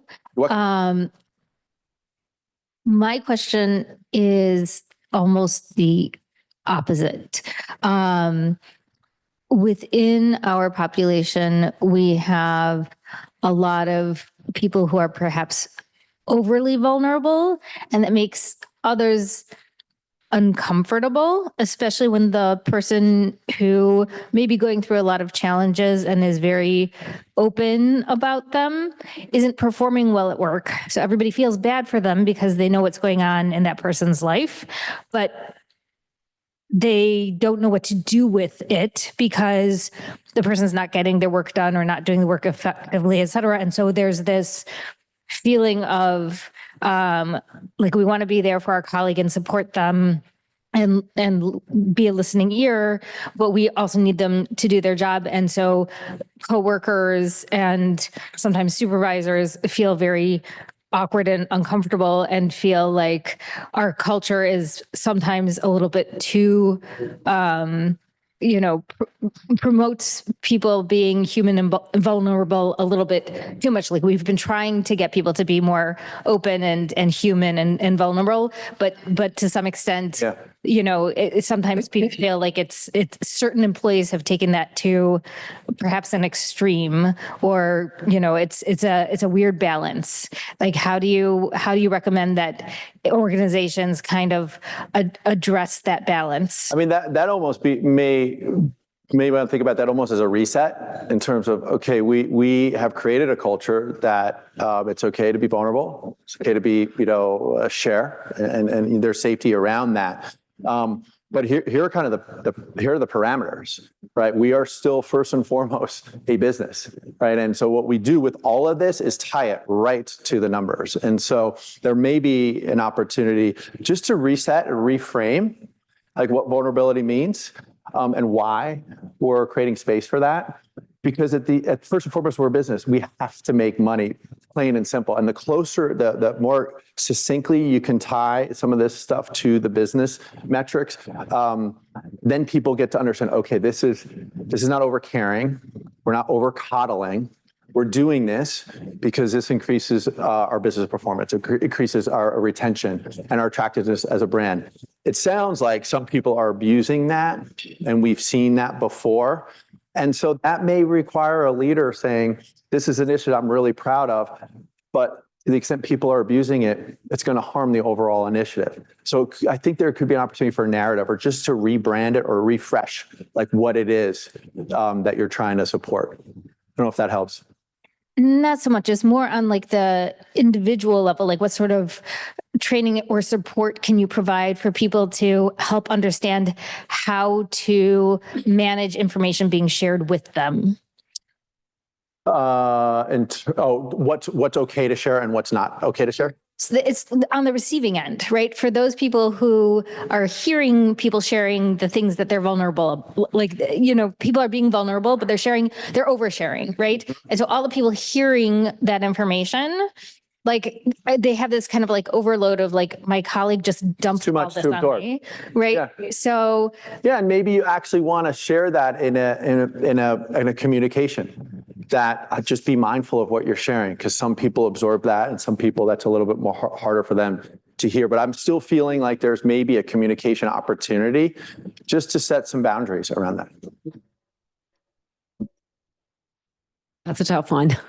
Any other questions? Got one in the back, just a moment. Thank you, Ian. I think that there was a quick comment in there about the differences between remote context or in-person context, and how has that shifted over the course of the pandemic and our new ways of working? And is the concept of employee expectations shifting, or employer obligations different in those contexts with regard to well-being? I think that with the remote workers, there's definitely a lot more loneliness and disconnection.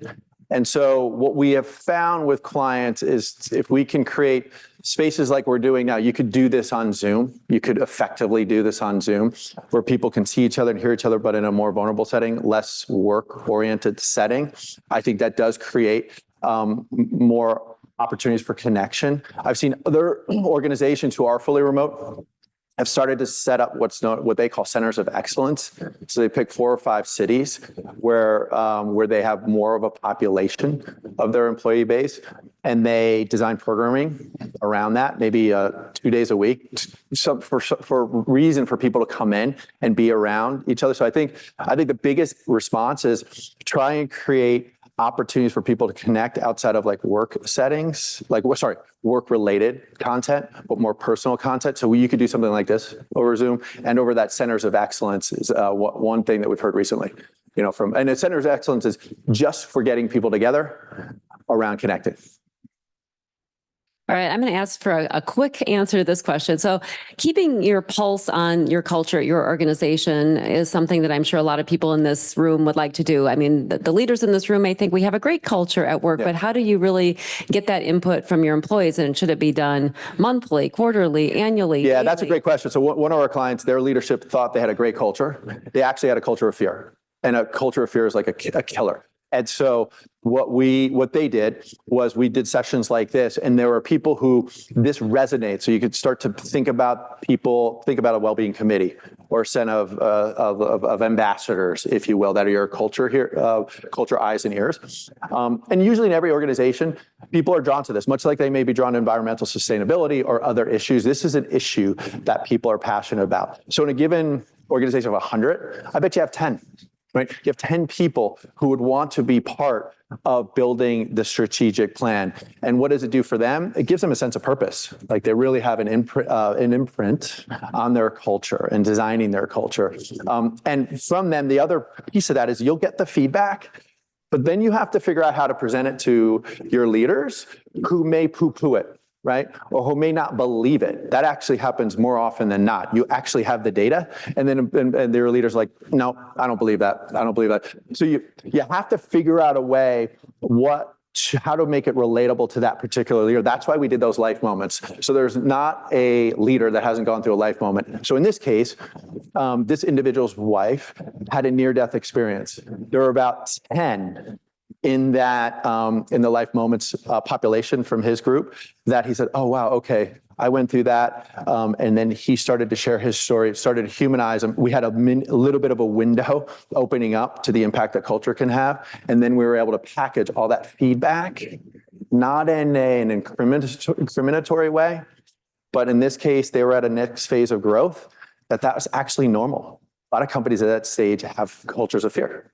So we shaped it in a way that he didn't feel like he was deficient in any way, that there was the opportunity. And I think it was Megan who talked about that opportunity that lies in the multi-generational strategies. There's an opportunity that lies in that culture growth. And when you frame it that way, there's also a legacy. We're seeing more and more of the impact of legacy. A lot of leaders want to leave a legacy, want to leave an imprint, and that's a draw for them. wow, I can leave a mark. A lot of leaders have children who are graduating college. Oh, wow, I want my daughter or my son to think that this is a cool initiative. Like I have cultural excellence. Right? That's kind of like a hip term as a leader, and it makes them more relatable. So you figure out ways that there is some intrinsic drive for them. Awesome. Lots of good stuff. Let's give Ian a round of applause. Thank you.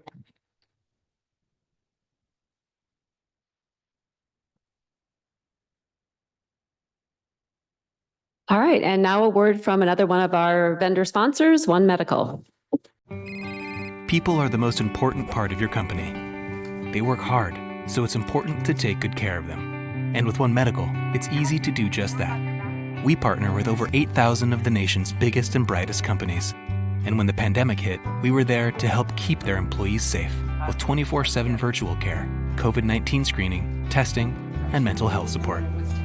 And we'll be there to help your company through whatever comes next.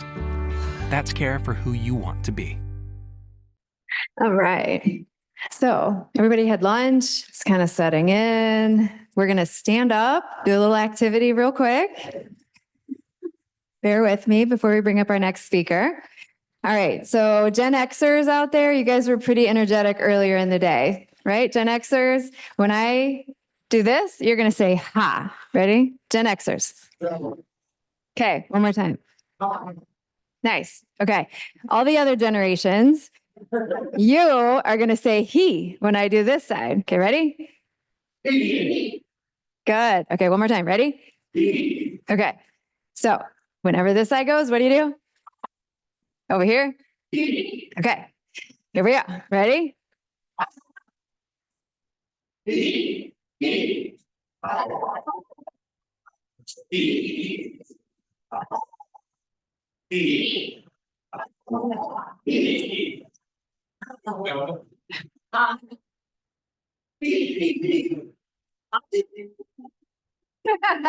All right, thank you guys. Take a seat. Just get your blood going a little bit. All right, and we are going to bring up our next speaker. It's my honor to introduce Erin Penland. Erin is joining us from Designer Brands, otherwise known as DSW, or formerly known as DSW. And right before I came up here, I got a pop-up on my watch that I got my DSW coupon. How fortuitous is that? All right, so Erin has been with Designer Brands for 14 years and currently works as a benefit manager. She leads a team that strives to provide inclusive benefits package and supportive experience for all U.S.-based associates. In addition to employee health and welfare benefits, she has also experience with leave of absence administration, budgeting, and retirement plans. Erin serves as a board member for the Columbus Speech and Hearing, a nonprofit in Columbus as well. So it was such a pleasure getting to know Erin. About a year ago, she came to MBGH and we got to know her. She's a new member and just really, has a very touching personal story as well as what she's doing in her environment to make sure her employees are supported. But her bold self-care basically is she blocks an evening or a day where she can do nothing. Wouldn't that be nice? And just see where the day takes her, whether it's something creative, organizing a room, or going on an adventure with her family. Not having set plans and being flexible with what she needs that day allows her to relax and recharge. So please join me in welcoming Erin.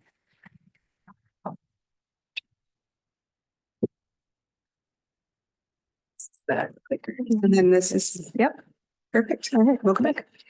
All right. Well, thank you, everybody. It's great to be here today. And I think, Ian, that was an awesome presentation for me to follow because I am here to actually kind of talk to you today to start off with my story, or really, I think it was kind of like my life moment. So for me, 2020 is where I'm going to take you back to start. And 2020 really started off on a huge high note for me. I was expecting my first kid. He was due at the end of March. And I started off that year like most women do. I decided to get a haircut. And during that haircut, the stylist nicked something. I thought it was just a cut. I didn't think anything of it. There we go. I didn't think anything of it, but about a week or so later, it was still bugging me. So I asked my husband to, check and see if he could find if it was a bug bite or something up there. And he actually found it was about a mole, about half an inch wide. I mean, it was huge. It was a perfect dark brown circle, almost looked like the bottom of a Hershey Kiss had been stuck on the top of my head. But other than it being huge, it didn't look like anything that was kind of funky. But I immediately panicked because, pregnancy hormones were running high and I knew myself and it didn't look like any of the moles that I had ever seen on my body before. So of course, I call my dermatologist immediately that next morning. Now, mind you, this is mid-January. And they tell me, that's great. We'll see you in late May to check that out. And I'm just like, no. I can't wait for 4 months with this thing on my head, about to have a newborn. We got to have something earlier.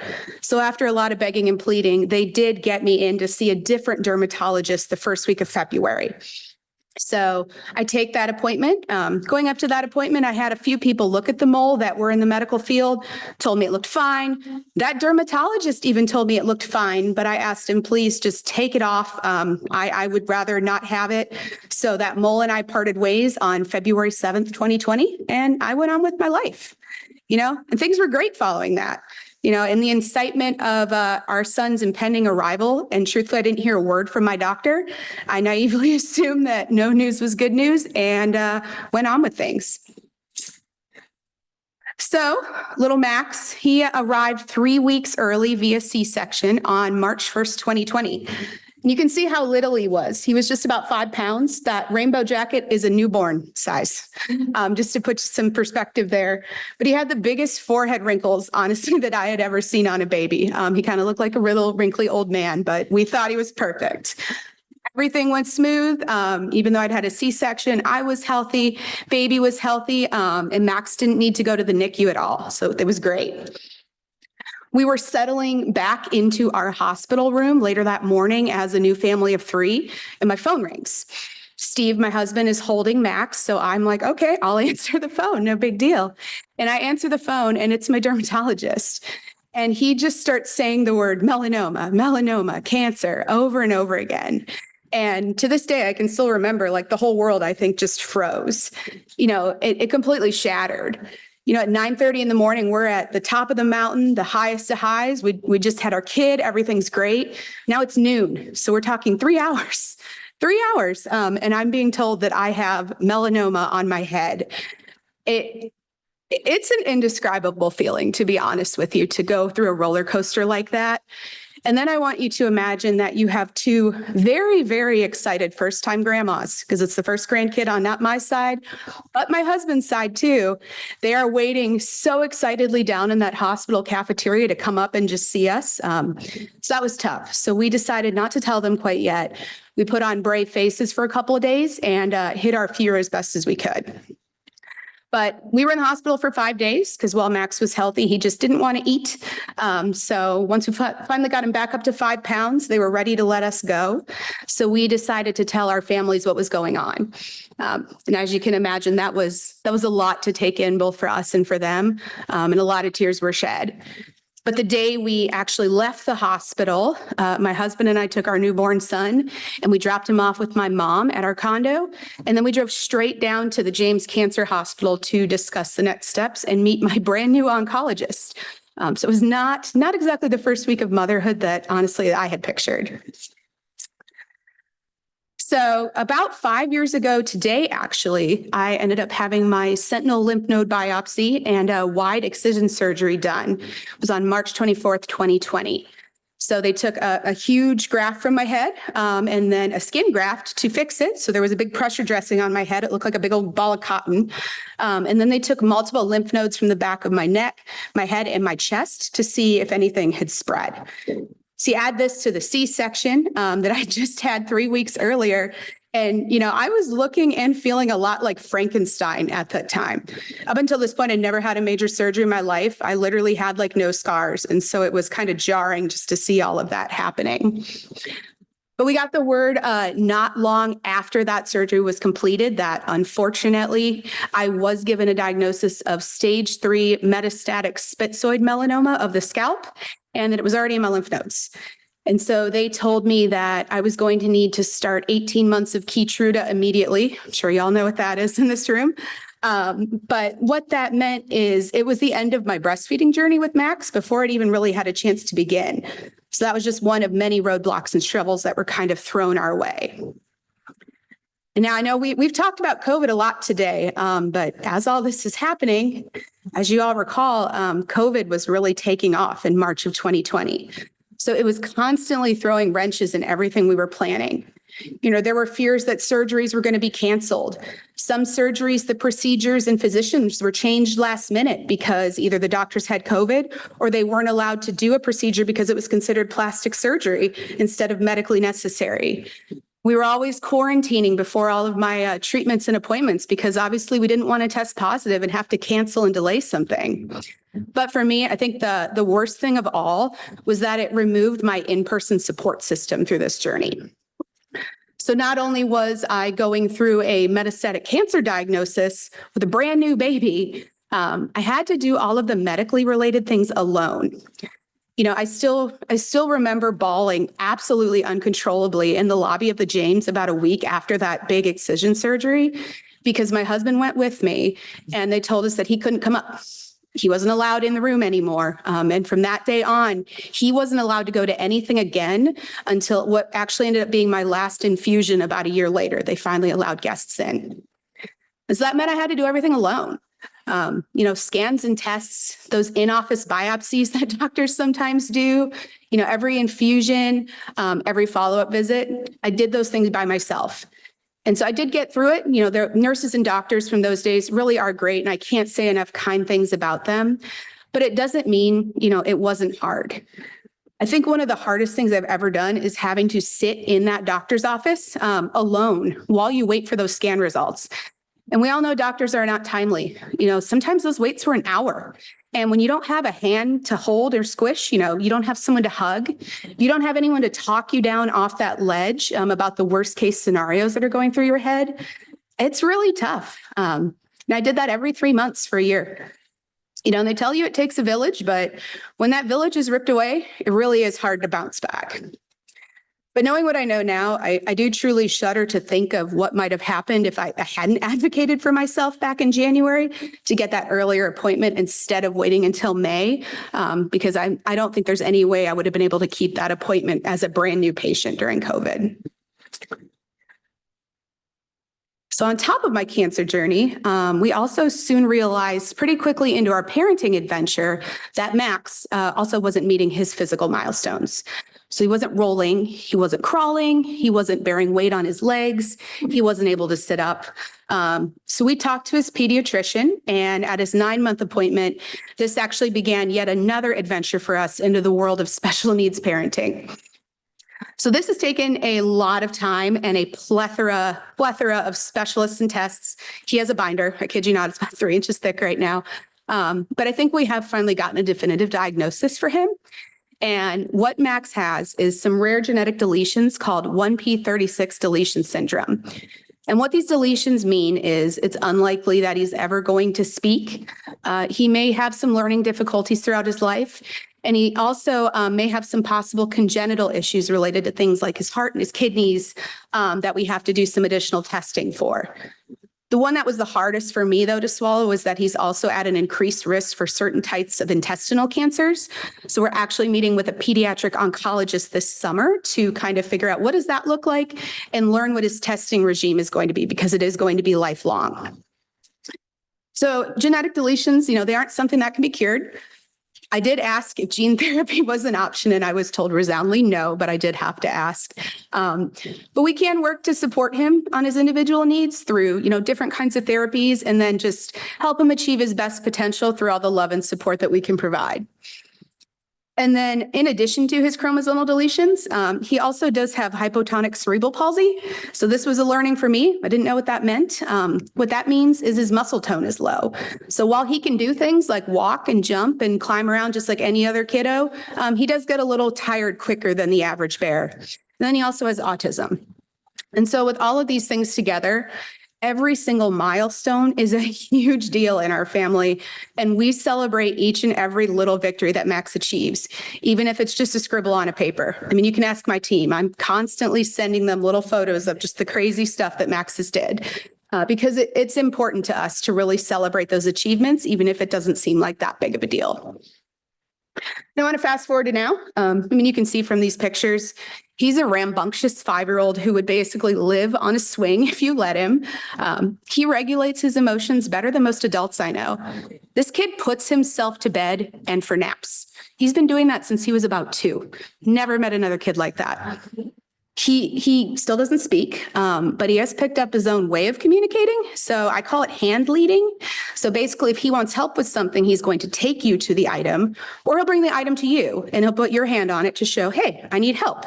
And he's strong. So if he wants you to go somewhere, you're going somewhere. So he's very, very forceful and able to make his needs known, which I think is great. And he really is just the sweetest, most loving little kid I know. I know I'm biased as his mom, but he does inspire me every day with just how he rises to all the challenges that have been thrown onto his plate with such positivity.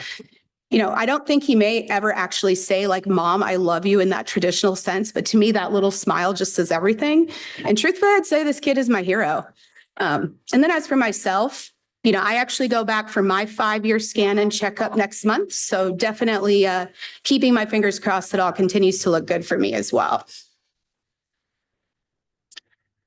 So resilience to me, these past 5 years, you know, it's really been about finding my inner strength.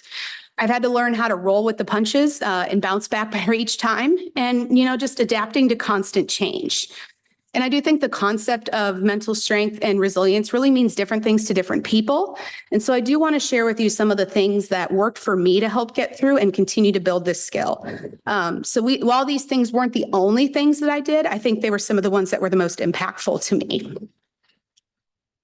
So this first one here is just strengthen your connections. You know, your friends and family are huge resilience builders if you let them.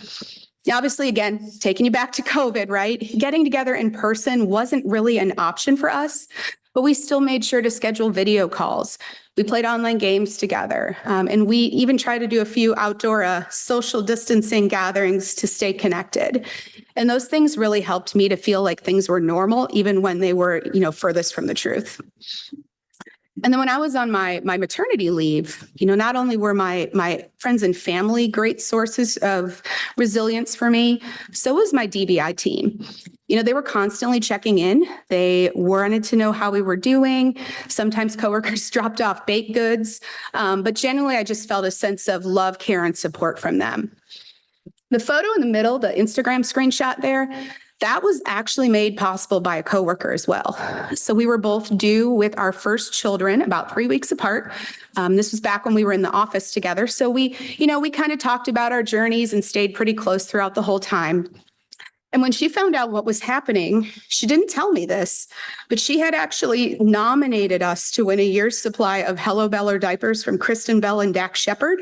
And we won, which made me realize how crazy things were back then. But I still remember looking down at my phone one day, just a completely random day, and it said, Kristen Annie Bell has tagged you in a Facebook post or an Instagram post. And I was shocked.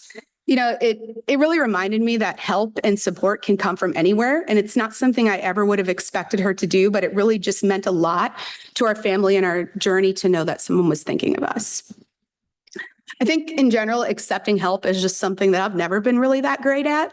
And this experience in general has taught me a lot personally about being more open to admitting when I can't do something or I need support to get it done. You know, people want to help you in times of need. I think the most constant question you get is like, what can I do to help? But they don't often know what to do. So if someone offers, don't feel bad accepting it and telling them what you need in the moment. You know, let them watch your kids if that's what can help you, or bring you a home cooked meal, or even just go on a coffee date together with an ear to listen. You know, I think having that close network of people to lean on in times of need really is key. This topic has been big today, self-care. Self-care was and still continues to be a huge part of my resiliency journey. We were navigating a lot of stressors back then and still are today. And making that time for self-care is just so important. Play with your kids, take that walk, take that facial, whatever you need to do. But whatever it is, I want to make sure that don't be afraid to make yourself number one when you need to. You can't be your best self for others if you're not your best self for you. So we did have to get creative, obviously, in 2020, but what I can tell you is these moments of self-care are honestly some of my favorite memories from the early months of being a mom and also my cancer journey.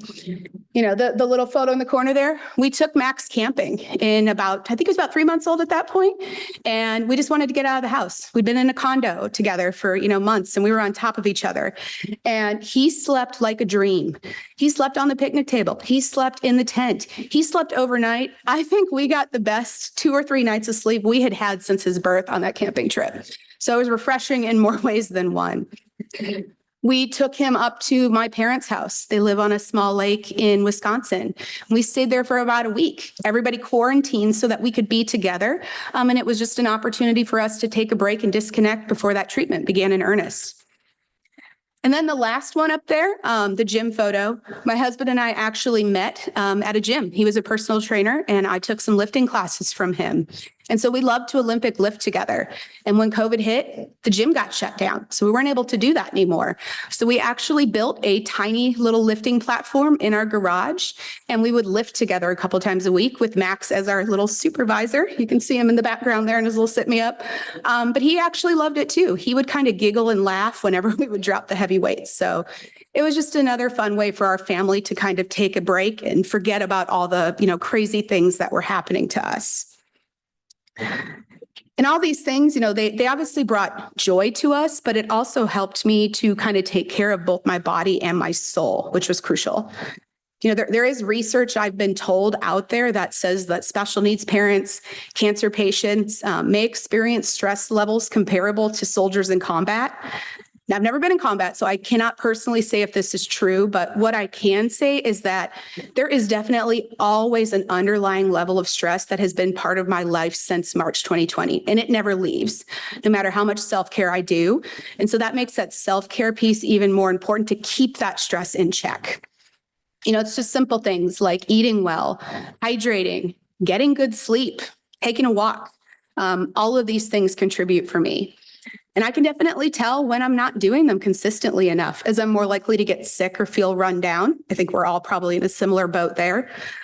This actually just happened a few weeks ago. I was supposed to have that 5-year cancer scan I just mentioned on St. Patty's Day, but I stressed out about it so much. For some reason, that 5-year just seems like a big number. It got in my head, and I ended up getting sick, and I had to reschedule it. So moments like that just remind me how important it is to really take the time to refocus on that self-care a bit more to get myself back on track. And I've shown you quite a few photos from my journey at this point. But these photos, I do want to point out, they really do all have one thing in common. If you looked at them, I'm smiling in every single one of these photos. I think the most important thing for me on this journey has to stay positive, even in the dark times. It's so easy to spiral downhill if you don't. Now, that doesn't mean I've never spent an evening curled up in a ball crying on the couch or worrying incessantly about the future, or worst of all, Googling stats related to myself or Max's diagnosis and outcomes, and then being convinced that, what Dr. Google says is clearly the end all be all. I do these things. I'm sure we all do these things. These are very normal activities. But I think the difference is I don't let myself stay there. So I allow myself to feel these things and acknowledge what I'm feeling for just a short period of time. But then I pick myself up and I move forward. There's so many things you can't control with a cancer diagnosis or as a special needs parent. My head is always spinning with questions like, did they get every cell? Is it going to come back? Is Max going to go to the right school? These questions and answers and worries about the future are things that there really isn't a definitive answer most of the time. And that can be tough to accept when you're someone who wants to control everything. So instead, I really did have to focus on the things that I can control, or find joy and happiness in just small things. So one, honestly, probably pretty dumb thing that I did, but it really did help me is I have a chemo port. I named her Portia.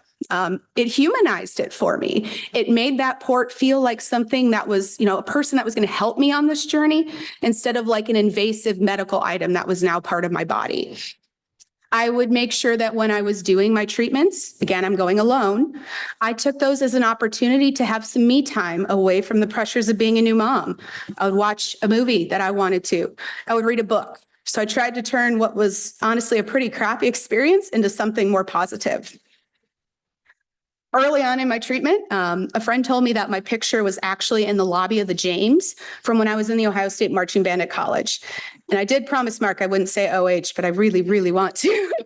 But you can see two of the pictures there. So that was just something that, for me, it became kind of a fun, lighthearted tradition. I would go get my scan, then I would take my selfie, and it was just something to do to distract myself while I waited for those results a couple hours later. I think I have about 10 of them now at home. And then giving back has just also been something immensely fulfilling for me. So, being in benefits, I've been able to take these experiences and use them in my job and be a resource for people who may come to our team with questions similar to these. I was able to donate 14 inches of hair to Wigs for Kids to help children who may be suffering from hair loss. But I think the most rewarding thing I've been able to do as a result of this is I was able to get involved with the clinic that my son goes to for speech therapy as a member of their board of directors to really help advocate and educate for folks like Max who may need others to help be their voice. I think it went back. So 16 weeks after Max's birth, I did have to go back to work. Juggling that complex medical diagnosis, special needs child, my family, and then a full-time job is a real tough ask. But I am fortunate enough to have a team and an employer who are incredibly supportive of me. So when COVID hit, we lost our daycare slot before we even got to have day one because they reduced all the class sizes. And there were no options anywhere for us to send Max. So since my return from leave, I've been working from home and Max has been there with me. And this has given me the flexibility to make sure that I'm meeting both the needs of my position at work as well as my family. Where possible as an employer, we do provide for flexibility in roles to work remotely across the business. Being in retail, there are pockets where this obviously isn't possible. So like our retail stores or our logistics centers, but many corporate roles can be done virtually. And individual teams are empowered to determine what is best for them to get their jobs done, whether that's remote, hybrid, or in person. So I do want to share a couple of the other kind of grassroots things that we do at Designer Brands to just help embed resiliency and mental health support into our culture. And I do think a lot of these items fit seamlessly into one of our 4 values as a company, which is why I show them to you on the screen. These aren't words for us. They really are part of the DNA of Designer Brands. So the first one here is we love what we do. So sorry. This one really does connect to me. We try to put our people at the heart of everything that we do as a benefits team because our associates really are at the core of our business at Designer Brands. A key pillar of our benefits strategy is to ensure that we're crafting a benefits package that really supports them and their families and keeps them in mind. So it doesn't mean that other factors like cost or administrative bandwidth or things like that aren't included in our decisions, but considering that associate experience, the disruption they may feel, the value they may receive, those are all items that weigh heavily into any decision that we make. I'm pretty sure all of our vendor partners have heard me ask about what is the disruption going to be for our associates if we're going to make a change. It's one of my favorite questions. And as a team, we do provide a pretty white glove, best in class service experience to our associates. So if you're tackling a difficult life event, think like a divorce, an illness, a death, it is known throughout DBI that we are here to support you with a kind word, an empathetic listening ear, and then just easy to navigate resources to help you get things taken care of and get that burden off your plates. Obviously, my team is not going to do it all for you. We can't, but we are passionate about picking you up and making you feel supported and heard so that you are ready to tackle that situation yourself with as little roadblocks left as possible. I know everybody in this room, we all know that navigating benefits is extremely overwhelming and stressful in tough times. And just simply by being approachable and talking to our associates like a friend, you can really remove so much of that stress they're feeling right off the bat. We expect the same from our vendor partners in benefits. They're a direct extension of our internal benefits team, and the interactions that someone might have with them or an external partner can either reduce that stress or make it completely worse. So something that we do as a company to help provide that more consistent level of service across the board from our team to an external partner is that we conduct culture trainings. So whenever we have new vendor team members that might be interacting with associates directly, we'll conduct that culture training with them. And these sessions are typically about 30 minutes to an hour in length, and they introduce folks to who we are at DBI, what we do, our culture, our internal speak and customer service expectations, and then how can we best partner together between our teams to provide that exceptional service. Two areas that this has really paid off in for us are doing these with our leave of absence claims administrators. We do outsource that. And so those folks are taking some real tough calls sometimes. And then also the care coordinators who help kind of be the front line for our medical plans and those questions. We've been doing these for almost a decade now.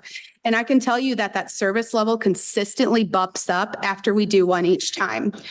Something as simple as putting a face to the name you're emailing every day, and then making sure everyone on a team is aligned to that same experience and vision. It really does create a positive experience. And another great thing about these sessions is they eliminate that us versus them mentality that I do think sometimes can exist between a vendor partner and an internal team. As we celebrate our successes together, and there's been a lot of them, but we also know that there are issues. And when there are issues, we work together as a team to solve it without finger pointing or playing that blame game. It's all about acknowledging that issue, learning from it, and then determining how we can improve for next time. So it makes the partnerships between our team and our external vendor partners truly collaborative. The next value is we do what's right. So while we don't have a formal mental health partner, like some of the other employers in the room do today, we do offer a pretty comprehensive suite of benefits that can help support our associates' mental health and resiliency. Some of them are pretty traditional offerings, like an EAP. I know there was a question earlier about, do you rebrand your EAP? We actually do. We just call it counseling and support, and that seems to have helped a little bit with the stigma. But I do want to touch on some things other than our EAP in a bit more detail. So one easy to navigate feature of our medical plans is that we offer no cost virtual care for mental health, dermatology, general med, physical therapy, and then primary care. So if you need it, it's available at the touch of a button at no cost on either of our medical plans.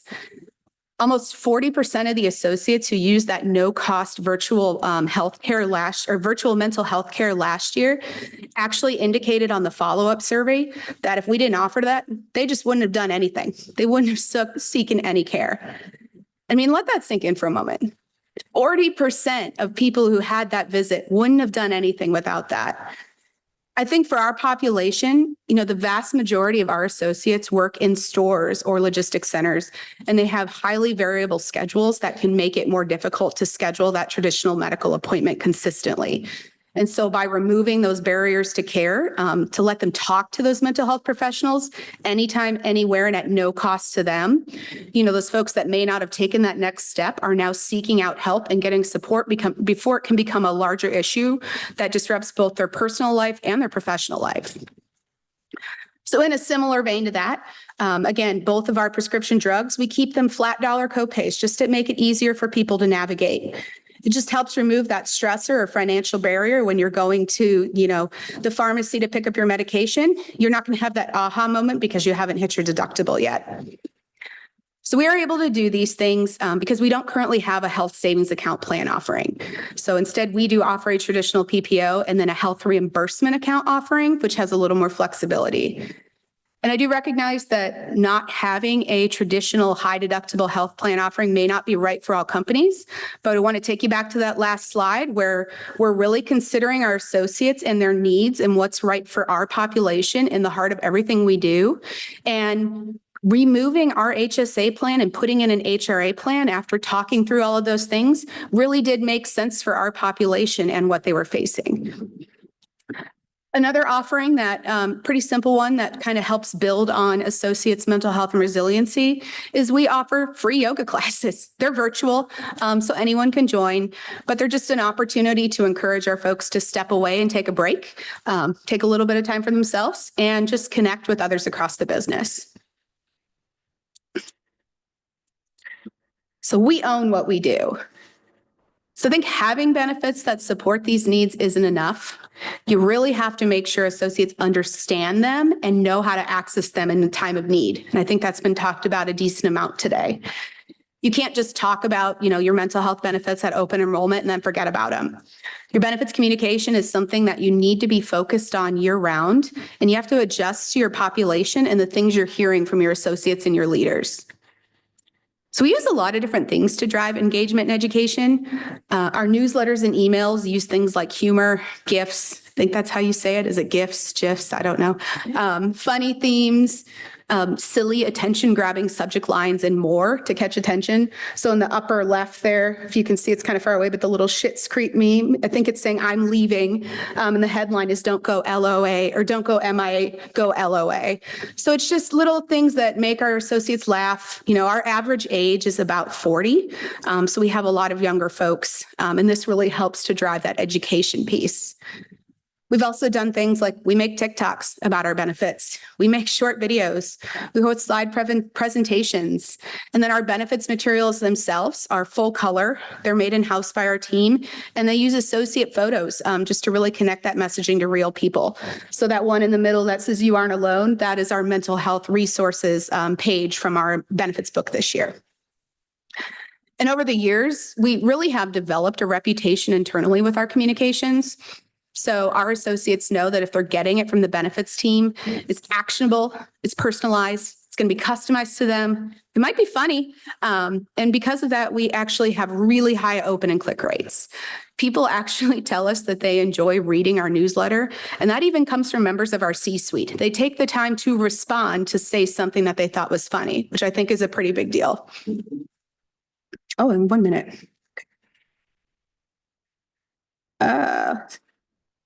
Let me skip to the last one then if we only have 1 minute left. All right, so we're going to skip the rest of that for right now because this is the one I really want to focus on. We belong is really where all these things come together. So as a culture, I think Designer Brands is a place where you can really feel your authentic self, feel a sense of belonging.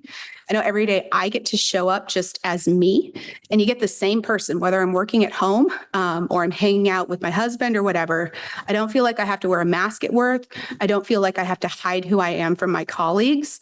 And I think that's extremely important, because we do spend the vast majority of our waking time at work as adults. That open conversation and candor, it's really just embedded so naturally in so many of the things we do. And this goes all the way up to the top. So our CEO, Doug, actually hosts something called Dialogue with Doug Monthly. And these are just virtual sessions where any associate can sign up to join a call. You can ask him anything you want. It can be personal, can be related to the business, but it's just an open door connection with him to see how he's feeling. In our new virtual environment, we all used to be in office, but we are now remote. I think calls like this that Doug hosts, as well as other leaders across the business, they really do provide that opportunity for those real, honest, candid interactions that were so common when we were in person together, and help us maintain that open door environment, even in a virtual world. And then lastly, we also do have a very robust suite of business resource groups. Had these about 10 years now, and these are just also great places for us to work with them to promote our mental health initiatives. Just this past month, we actually partnered with our My Abilities BRG to do a mental health in the workplace coffee chat, where we talked about the benefits we have at Designer Brands related to mental health, and then it just became an open, safe space for people to really say what they were feeling. So I do want to leave you with just a couple quick takeaways. Our CHRO often uses the phrase, it's about a working life, not work-life balance. So you have 24 hours in a day. How are you going to use them?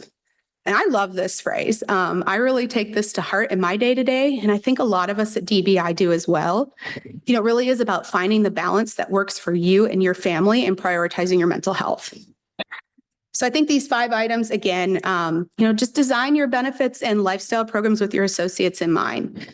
Are there things you need to do differently that aren't being met?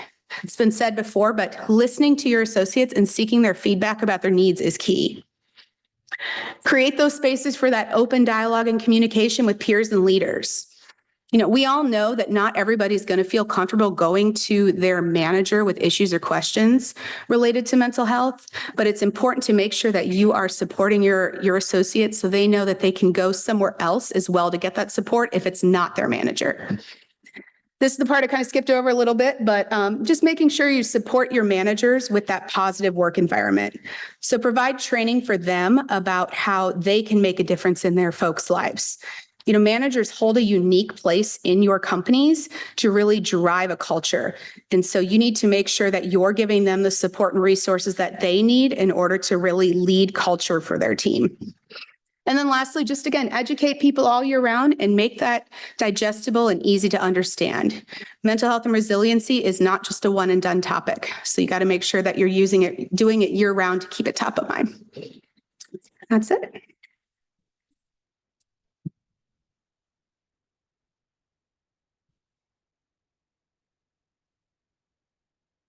Thank you, Erin. So do we have any questions, comments from the audience?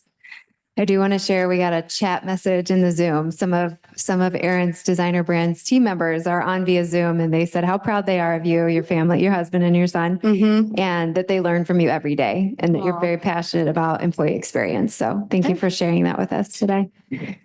Comment in the back? Thank you. Just one comment. I think you did an amazing job and going through the things that you went through and to stand up there and to be able to share them with such confidence. I applaud you. Thank you. And I will say I didn't get to cover it, but I do have a lot of the communications we use internally related to mental health and how we educate our managers that I'm happy to share if anyone is interested. So thank you. Thank you.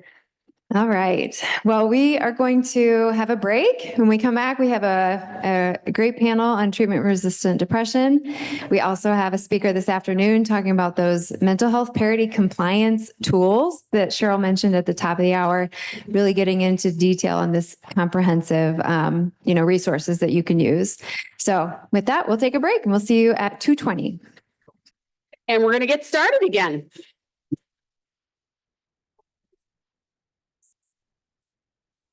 And I actually have some panelists I'd love to have come up here. Mark, why don't you go in the middle and stay from here. And then Marcus will go on the end.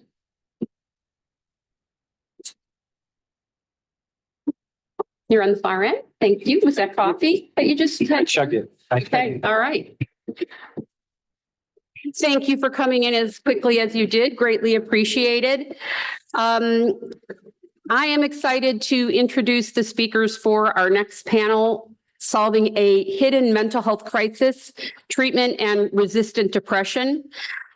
This panel is going to focus on the challenges surrounding treatment-resistant depression, or TRD, and what employers need to know. And working with TaraMind on a project really opened our eyes and many of our employer members' eyes on this whole area. We hear about mental depressive disorder, TRD, or treatment-resistant depression is a part of that. And it means that at least 2 different types of antidepressants have failed to provide sufficient symptom relief for a patient, and they're not managing their depressive episodes. And in fact, it can take 6 to 8 weeks before a provider can diagnose TRD. And 30 to 50% of individuals who are struggling with depression are treatment resistant to existing therapies. And we've heard about therapies not working, but this is very common in this environment. So we're going to learn more about that. And while the patient is trying to find the right treatment, they can experience anything from adverse side effects, poor outcomes, poor functioning, declining health, and even a higher risk of suicide. So this is kind of serious. I guess I should have turned the slide. That would have helped. Our next slide talks about a workforce perspective. And that TRD prevalence is in approximately about 100 individuals in a population of about 100 employees. And it's a major driver of a number of things. In fact, 35% of total medical spend is driven by individuals struggling with TRD. The average cost per individual is $50,000.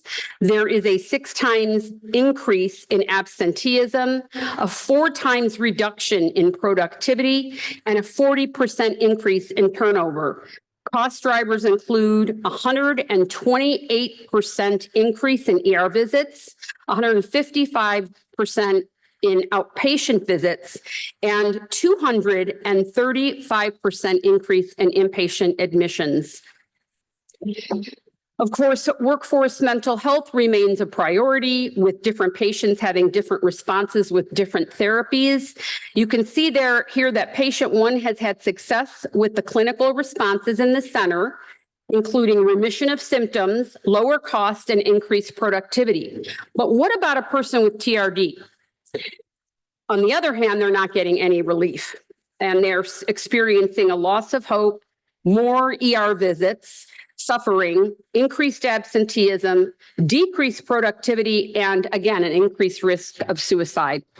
So today we have a panel of 3 experts that we've invited to this. One is joining us virtually. Lori, are you helping him get on board?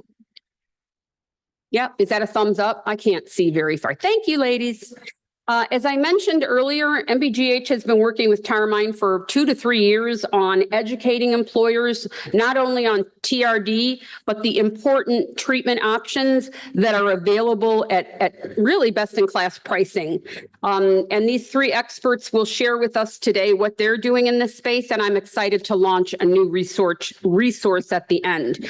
Our first speaker is Dr. Gerald Rosenbaum, who is the director of the Center for Neuroscience of Psychedelics at the Massachusetts General Hospital Research Institute, where he employs his knowledge of how psychedelics promote neuroplasticity to, I'm so excited I said that right, Marcus, just so you know, neuroplasticity. I said it correctly, right? Yes, good. To advance the treatment of psychiatric and other brain disorders. He is renowned for his work with mood and anxiety disorders and the pharmacotherapy of these conditions. He also serves as the Stanley Cobb Professor of Psychiatry at Harvard Medical School and the director of the Center for Anxiety and Traumatic Stress Disorders at Mass General. I will have to share, what is his bold self-care tip? He decided to stop aging when he turned 60, and it seems to be working. That's awesome. Michael Sheed in the middle is the Chief Human Resources Officer at Red Cell Partners. He leads the human resources function for the firm and its incubated businesses, supporting them through their seed rounds and beyond. Michael has been in global HR leadership roles as well as strategy and operation roles in both privately held and publicly traded international organizations. His bold self-care tip is he meditates and does running or rowing to stay active. And then finally, on my far right, your far left, Marcus Capone is the co-founder and CEO of TaraMind, a public benefits corporation, which means you're nonprofit, right? No, but you're different than a private organization, right? No, we're just exactly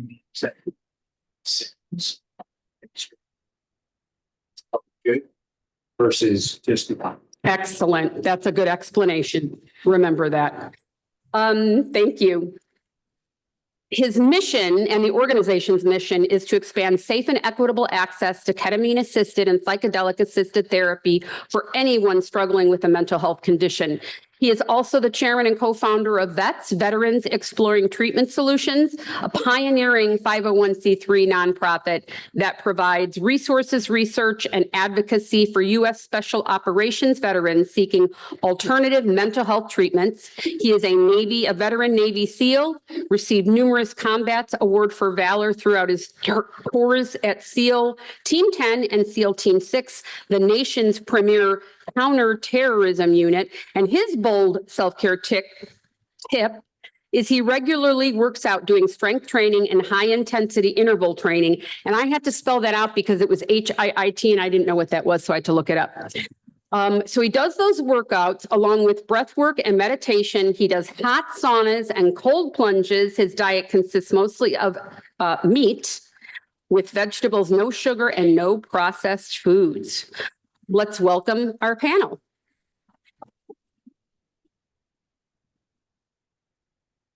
I am going to ask Dr. Jerry Rosenbaum to share some thoughts. Then I'm going to go to Michael, then I'm going to go to Marcus. We will open it to the audience, and then I may have some questions for them. Ask the tough questions. That's why we're doing this panel today. And there he is. Welcome. Great. Thank you for the introduction, and thank you all for giving me this chance to say a few words about this important topic. Let me start with a brief level set about depression, or what we call major depressive disorder, or MDD.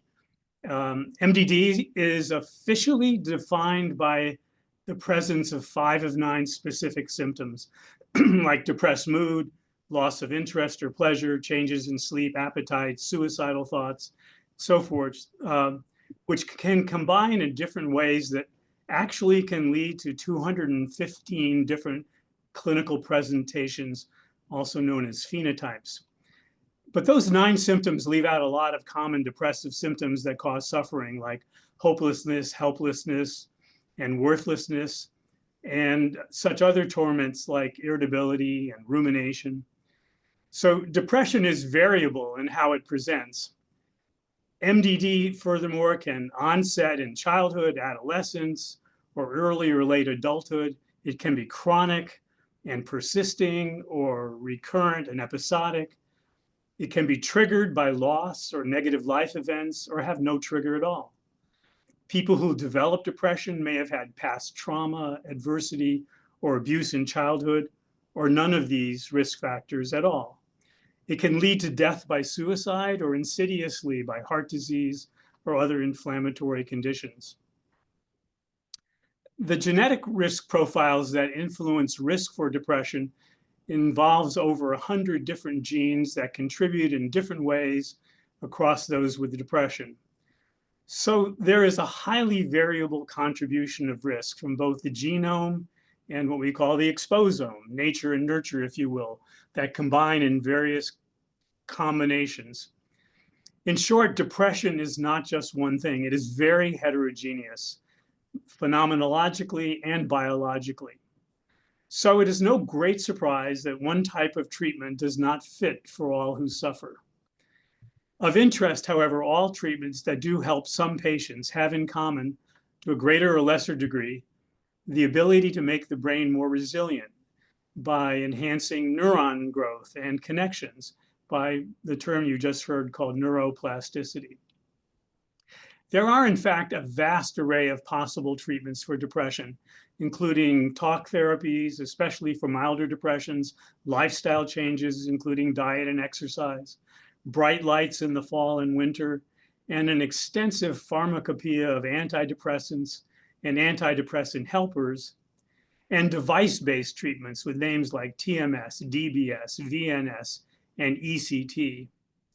And more recently, a new generation of treatments that we sometimes call rapids, that can be administered intermittently and have shown the potential for a rapid change in state from depressed to non-depressed, and offering durability of response that can allow periodic rather than daily dosing, such as ketamine, and looking ahead to the similar possibility of therapeutic use of psychedelics. And more about this in a moment. You would think with so many options, we'd be in a pretty good place. But for moderate and more severe depression, our best older treatments initially work well only a third of the time, and even then don't necessarily keep working.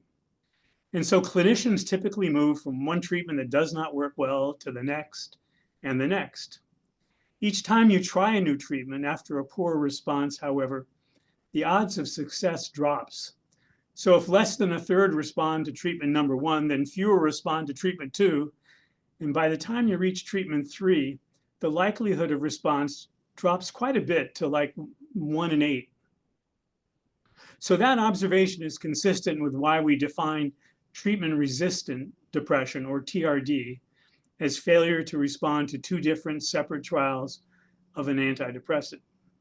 So much of new drug discovery and development is focused on this group of patients we call TRD, or treatment-resistant.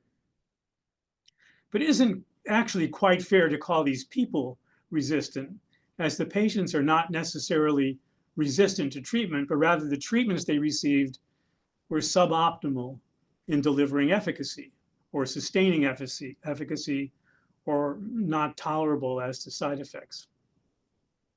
For this group of patients, historically, the most reliably efficacious treatment has been ECT, or electroconvulsive therapy.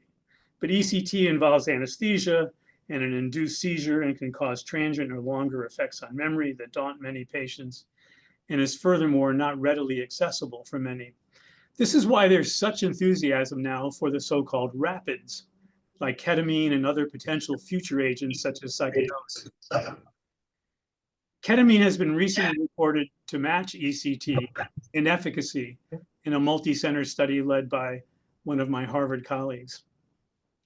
Our center at MBGH has been offering ketamine infusions, intravenous ketamine, to our most treatment-resistant patients for years, with really gratifying results.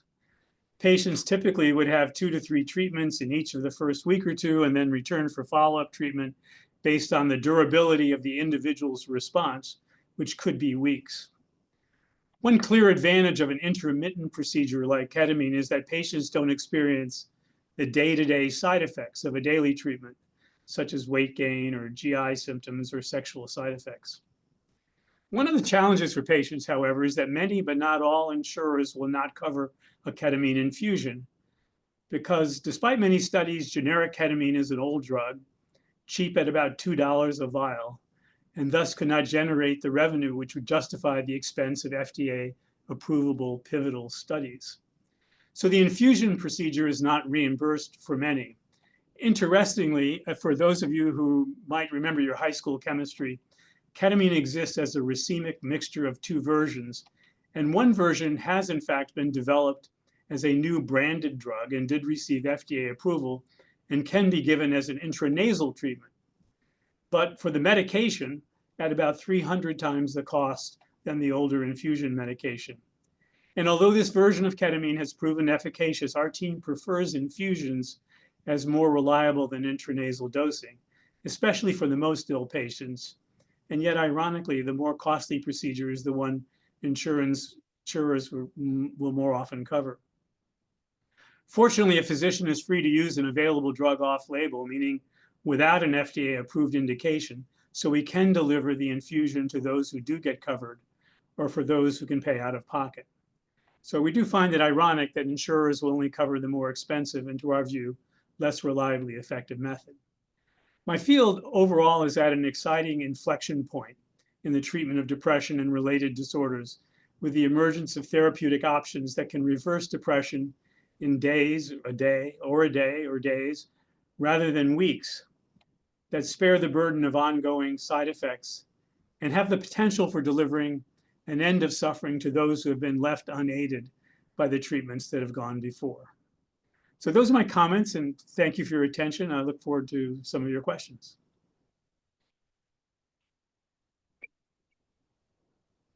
Thank you, Dr. Rosenbaum. My name is Michael Sheets. I'm the Chief Human Resources Officer with Red Cell Ventures, which is a venture capital firm based in the Northern Virginia area that focuses in 3 main practice areas: healthcare, national security, and cyber.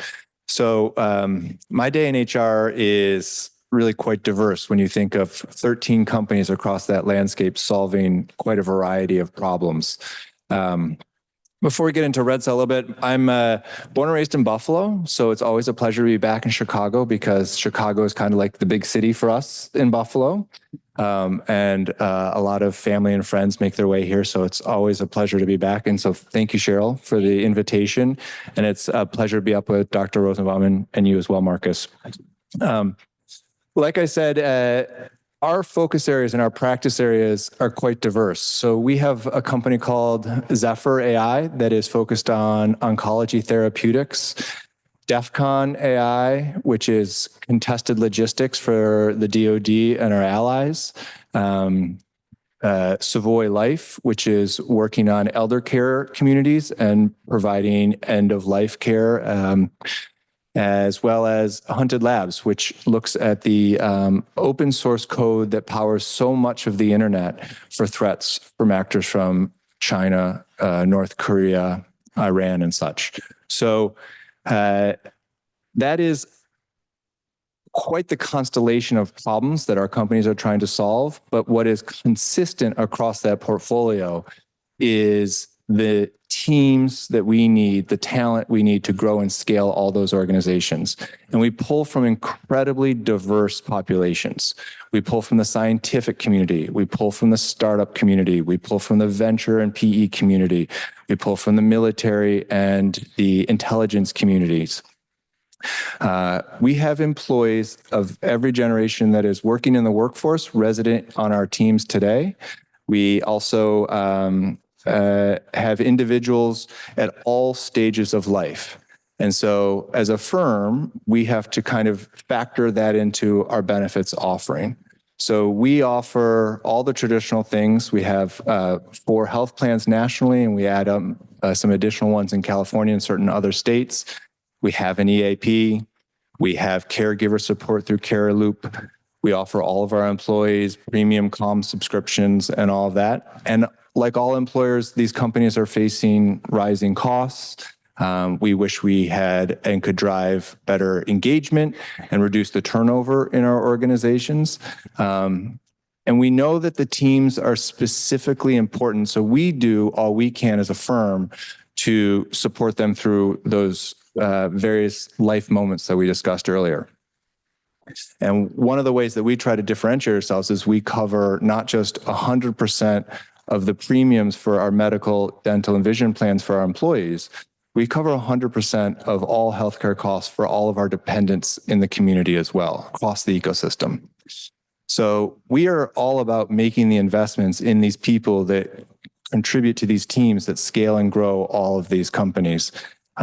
And we also realize that those traditional offerings, as we've discussed in various ways today, or should we rebrand them and things like that, they've done a great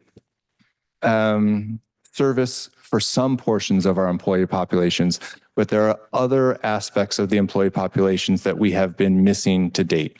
And so when we were thinking through our benefits offering and that, mental health is health, we firmly believe in that.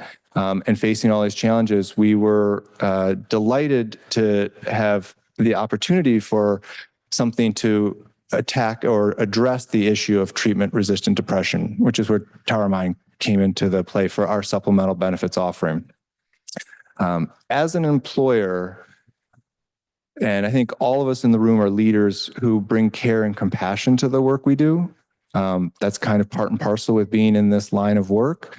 My hands almost shaking because it is so impactful what is happening and the relief that this offering can bring to a part of our employee population that had not felt the support that they deserved heretofore. And so we have had really impressive results that we're excited about. But for me, it's more about the difference that it makes in somebody's lives or in the lives of somebody that is one of their loved ones. And we feel an obligation and a responsibility to those individuals that bring their skills and talents to the teams. And so we are really, really thrilled to have this offering.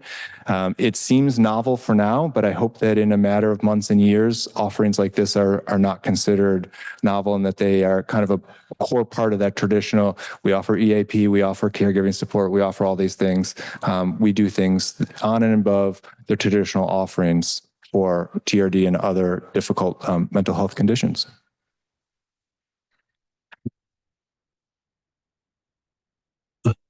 Yeah, thank you. Thanks, Cheryl. Thanks, Michael. That was great. Dr. Rosenbaum, it's great to see you and hear from you. And I wish Dr. Rosenbaum was my psychiatrist when I was getting out of the military, and maybe it wouldn't have taken me 7 years to figure out that I was treatment resistant, but we were able to meet later in life, and just grateful to have him part of our team as our scientific advisory board.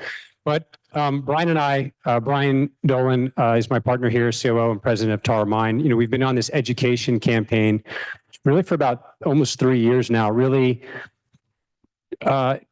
discussing the topic of this crisis of treatment-resistant mental health and specifically treatment-resistant depression. Most people didn't know about it unless you lived in mental health care. And I think we've done that job.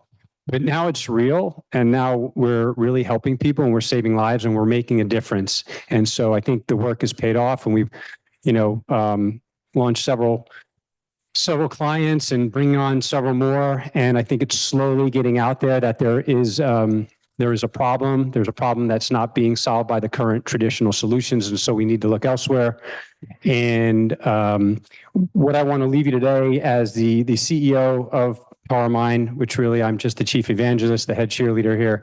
But I think I would like to share with you 2 stories of recent, we'll call them patients, because these individuals, I think this is when it really hits home. And I won't provide any HIPAA violations, but we'll leave the names out.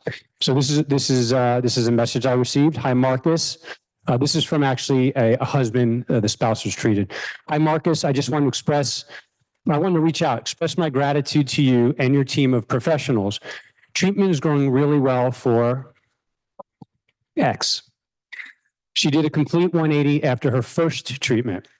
After the second and third treatment, we saw a huge boost in her mood. She's responding very well and trending very positively. This definitely works. Thanks again for what you do. How can I help you? Number 2, this quote is from a therapist that is in the Tower Mind network. Quote, I just want to let the Tower Mind staff know that the patient feels like, quote, this saved my life. I don't feel like being dead would be all right anymore. And if you've been involved in mental health care, and I'm not putting down traditional talk therapy and antidepressants. I've done it for a while, but I don't know many people who jumped up and down and waved their hands and said, this saved my life. But every time we're talking about modern treatments, or you call them rapid treatments, that is a very common theme. And the next common theme is to pay it forward. And usually people want to scream from the rooftops that they've gotten better and that you should, if you're struggling, you should try this. And so with that, we'll pause here. In summary, and if you have any questions, we could answer them, Cheryl, unless you have anything. Sure. I just have a couple of comments that I want to make. That when we went down this path, as I mentioned earlier, a couple of years ago, we had 4 or 5 employers that were giving us guidance, and they were struggling with, what do we do with this information? And then, of course, we know that there were some celebrities that unfortunately lost their life. And I know what's different today than then. And it's going to be included in the snapshot. But talk about all of the different organizations that are supporting this treatment today. When you're all of the academic like centers, Mass General, Cleveland Clinic, and Mayo, and Stanford, and Baylor, and UT, and probably Columbia, and I can go on and on. Dr. Rosenbaum, you could probably academic and medical institutions. Yeah, Did I say maybe Harvard? he's a good person to answer that. Yeah, it was actually the development of the treatment was at the NIH and at Yale mainly historically, but it's spread to all the major academic medical centers and clinics and including some private practitioners as well, as it not only helps people who have not been helped by other treatments, but it works fast and doesn't convey the burden of what daily medication treatment conveys to some people. And would you say that, and whoever is interested in answering this, the cost of this therapy is significantly less than the products that are coming from other sources? Because ketamine is a drug that was manufactured and launched in the 70s, right? And it's considered generic today. Correct. FDA approved drug. Yeah. 50 years ago. that, and correct me if I'm wrong, Dr. Rosenbaum, but I think I think you should answer this about experimental versus off-label. Yeah. So once a drug is available, whatever the FDA approves it for, physicians are also allowed to prescribe it in what's called off-label, ideally with some rationale based on mechanism of action or some data that guides their hand. So ketamine has been used, as I've mentioned, for years, but never developed because it was cheap. But it is available in a branded formulation by splitting the racemic ketamine into an R and S version and then branding the S, which makes it much more expensive. But so that's available. And ironically, because of the approval, some insurance companies will not pay for the cheaper version. And the cheaper version given by infusion, as I mentioned, in our hands has been more reliable for the more severely ill patient. Yeah, could I address the costs both as the employer who pays the invoices for a service like this? I would say that the spectrum of control and direct cost to the uncalculable. Yes, there's an administrative fee for running the program, and there's the fee for the services themselves. Those are nominal and respectful. And they're a drop in the bucket when you compare it to the cost of TRD on an organization from a loss of productivity, from a presenteeism or absenteeism standpoint, and from a turnover. I think particularly in HR, you're very aware of how much it costs to replace an employee in your organization. And so if you can use something like this to help reduce turnover for that, it pays for itself. I don't even know how to do that math. And then there's the math of the story you just shared about an employee's spouse says that, death is maybe not such a good thing today. I can't remember the exact phrasing, but it was so, wow. How could you ever put a price on that? Well, and I know one of the things that we talked about as we were putting together this second document was the discussion of off-label use. And we still got to work to crack that code for employers, because some employers think that it can't be prescribed and it can be. And so that's another thing we want to look at. But you mentioned something about a supplemental benefit offering. And usually when we think of supplemental, we think of a supplemental benefit, not. So what does that mean to what you're doing? And is that based on your population size or a different way of looking at that? Why did you do it that way? We did that way for some plan constraints and some sort of administrative things, I would say. So we didn't want to monkey with the core offerings that we had. We have that through a vendor partnership. And so we have very little control on the health plan offerings that we do offer and not a lot of customization. What we can do is sort of stand up system or programs in parallel to that. And so we offer this in addition to the offerings from the group medical, dental, and vision that we have. And who's paying for that, the employee or the employer? We pay as the employer.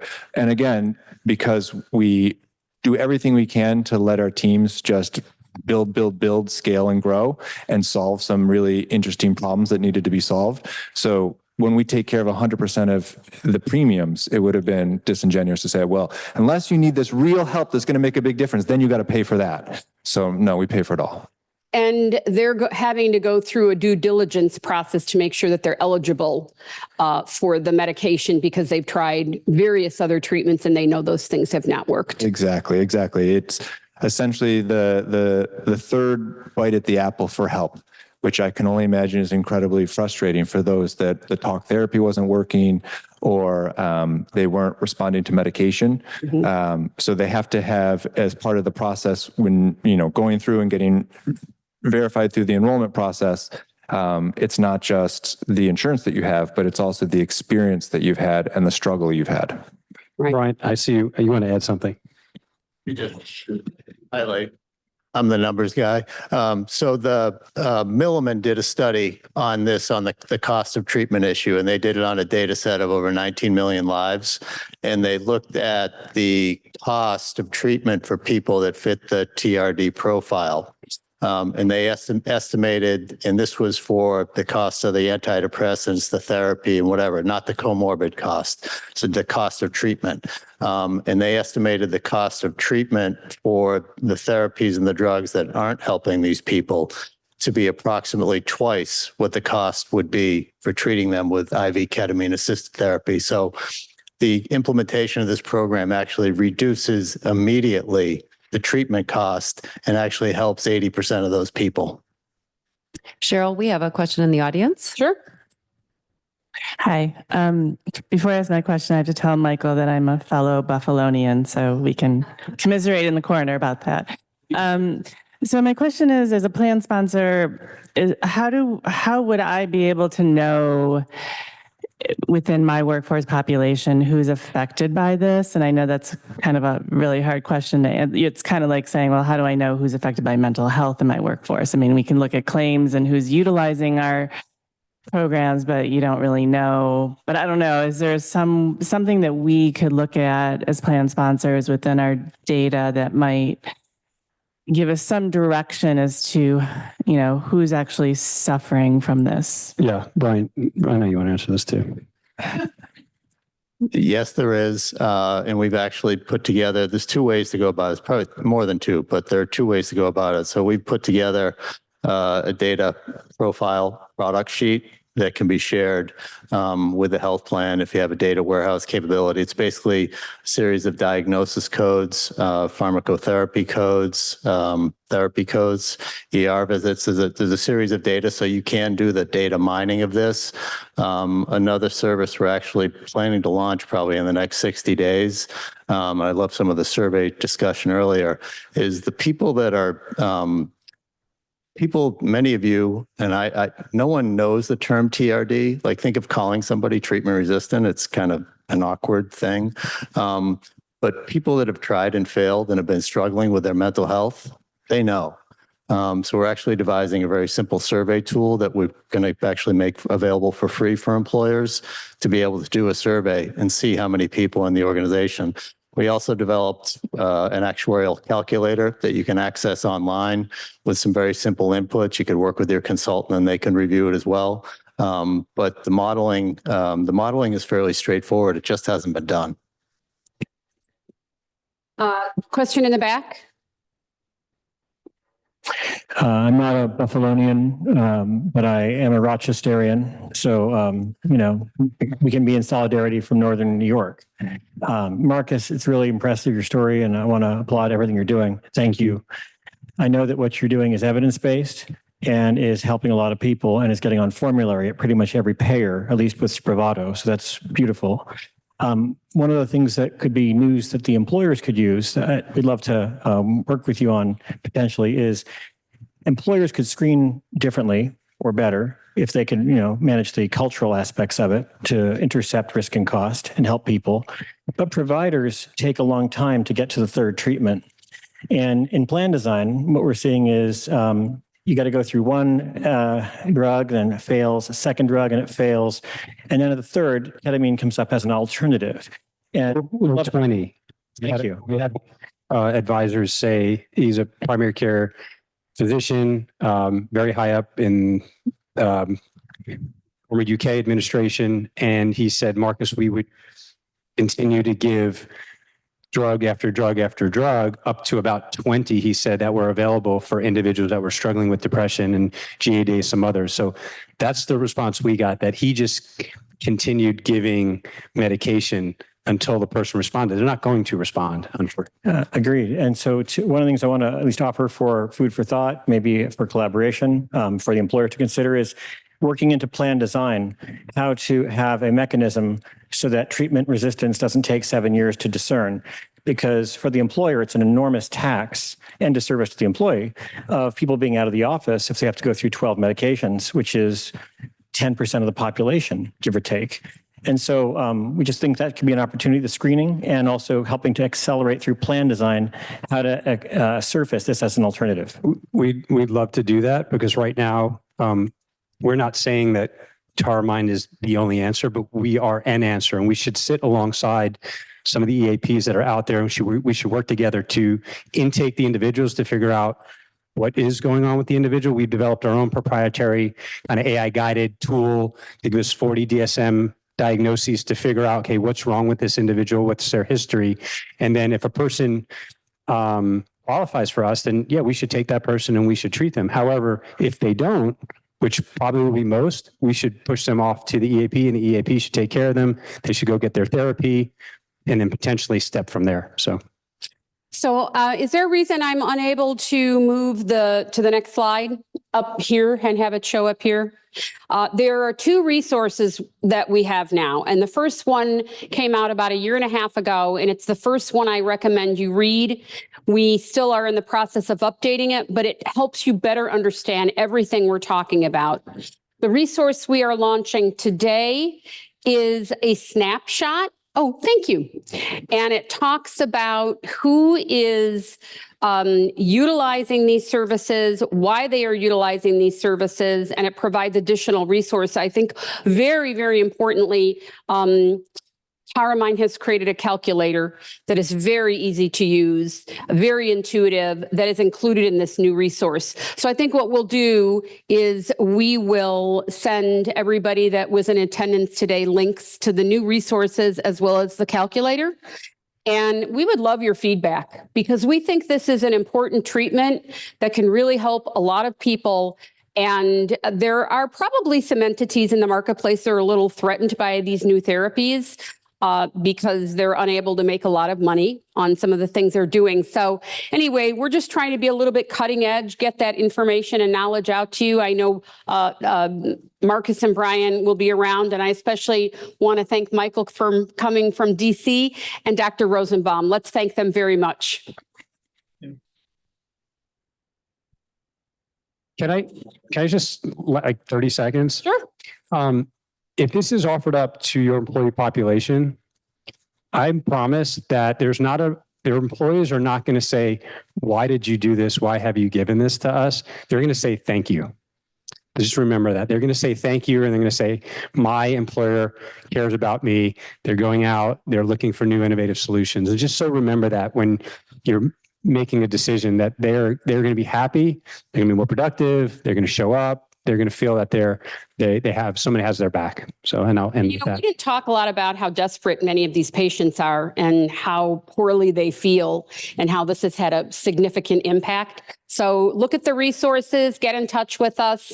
And we're now going to move on to a table talk for about 15 minutes, 10 to 15 minutes. And the table talk is going to be discussing one key learning or takeaway from today's event. If there's only one person at your table, please move to another one. And thank you both again very much. Thanks. Appreciate it. Last name too. Good. Thank you. Thank you. Thank you. Just one added instruction. We would like you to write down some of the comments to the questions above. And then at the end of this time, we're going to ask you to report back. So pick a reporter from your table, and then we're going to be collecting these sheets and sharing with all of you everybody's table talks.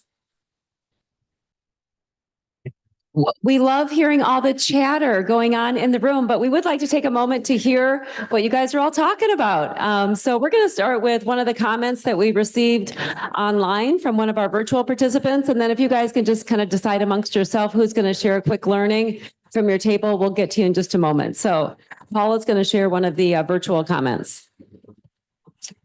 Yeah. All right. So Melissa online says, great session today. A few takeaways include the learnings during the high talk and high tech approaches for employee health session. The idea of every town hall leader speaks to the importance of well-being. And the conversation about periods at the end of the text messages hit home and made me think about it differently. And she did not put a period at the end of that sentence. Nicely done. Hey, ladies, you guys want to start? One takeaway or more? We talked similarly about opening up the conversation around generational differences. And so just creating the awareness and having conversation starter questions to increase understanding and to learn from each other.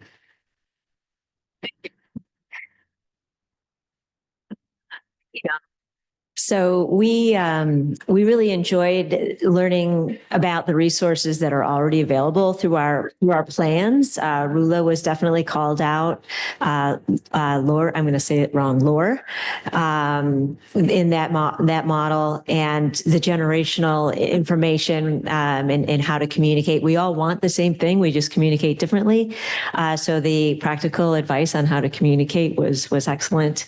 Loved the rebranding of the EAP to counseling and support through designer brands, and just exquisite information from the doctor, Jerry Rosenbaum. Very, very interesting and articulate.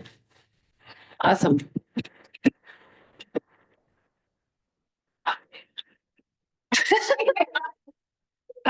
One of the key takeaways is just that employers are thinking differently about mental health, right? And that's why we're all in the room, but mental and behavioral health are now at the forefront of what we're doing instead of the doorknob conversation, the thing that you're talking about in the last 3 minutes.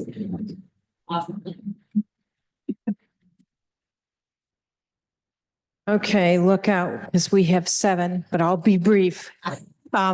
Just think of concepts, vendors as partners, myths about age bias, other layers beyond generational categories like birth order and how that influences conversations and perception.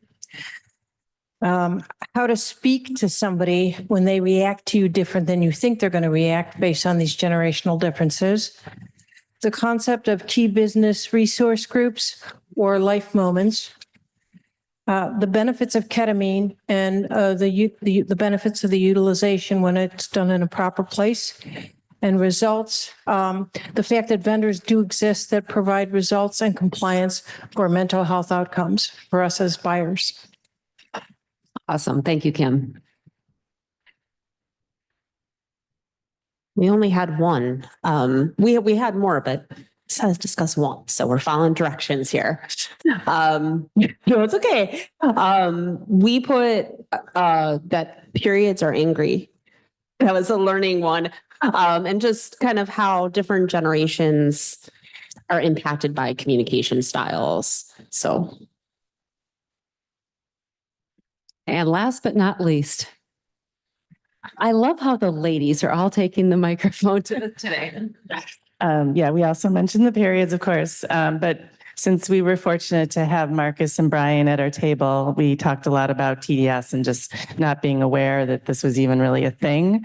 So it was just very eye-opening. I learned a lot about that, and then learning a lot more about what the drugs and ketamine and how they help those conditions. But I also thought that Neelish had a really good one about like not being fooled that when, the idea that a lot of our employees are getting they're doing one mental health visit, maybe through the EAP year, and then they're stopping. And so that was very eye-opening in terms of we can't, that's not necessarily a good thing. We need to investigate that more and see why they're not continuing treatment. Awesome. I want to thank all of you. You guys have been such an engaged audience. We really appreciate you staying with us for a good part of this day. We've got one more presenter to go. And just hearing your comments, I can tell you've been paying attention and you're taking it all in. So thank you. I'm just going to walk around and collect those sheets of paper because we'd love to share it with all of you. We'll just combine all of your comments and send them out. So back to Cheryl. Okay, before I introduce our final speaker, who is a good friend of mine and a colleague and sister coalition, we have a question for the slide out. Has your organization requested mental health parity data from vendor partners yet? You've got several options. Yes, I received a sample comparative analysis. I received plan-specific analysis.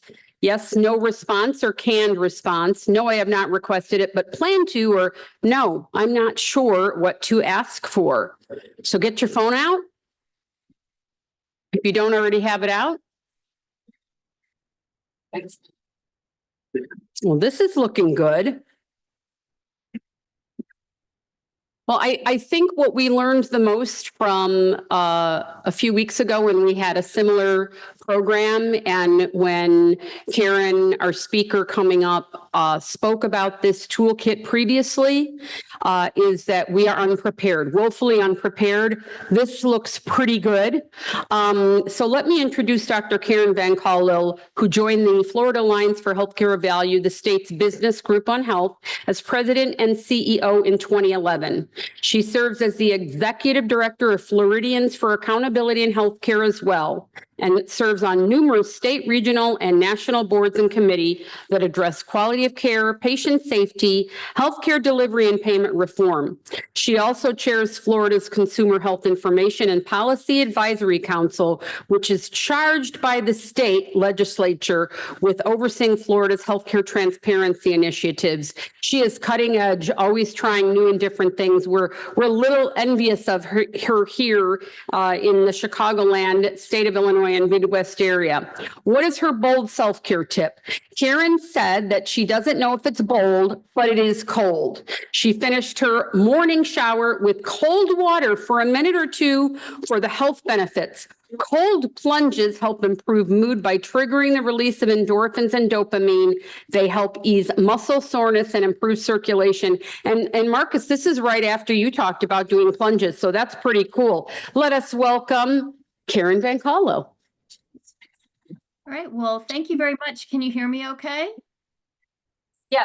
All right, terrific. Would you mind pulling the poll back up? I didn't get a chance to see what the final thing ended up as. Okay, so before we start, so the overwhelming response is, yes, we've requested the data, but got no response or canned response. And that isn't good news. I don't know how long it's going to take for the vendor partners to get that information to you. All right, so we have some folks who got their analysis. Some folks who haven't done it yet and don't know quite what to ask for. All right, well, we will address all of that. It sounds like you had a really great day. I just came in towards the end and I kept hearing this stuff about the periods on the text, so I just Googled on it, and I guess I've been aggressive in my texts. I'll have to adjust accordingly. So I learned something in the final minutes. So as I said, sounds like you had a great day. We can go on to the first slide. And here I am coming in on everyone's favorite topic, which is compliance. So I'm going to apologize in advance for that. But thank you so much for inviting me to share the work that we've done actually with the National Alliance of Healthcare Purchaser Coalitions, and 3 people associated with the work that the National Alliance did for many years called the Path Forward for Mental Health and Substance Use. So you probably have heard, if you've been involved with any of that, some of these names, maybe at least one of them.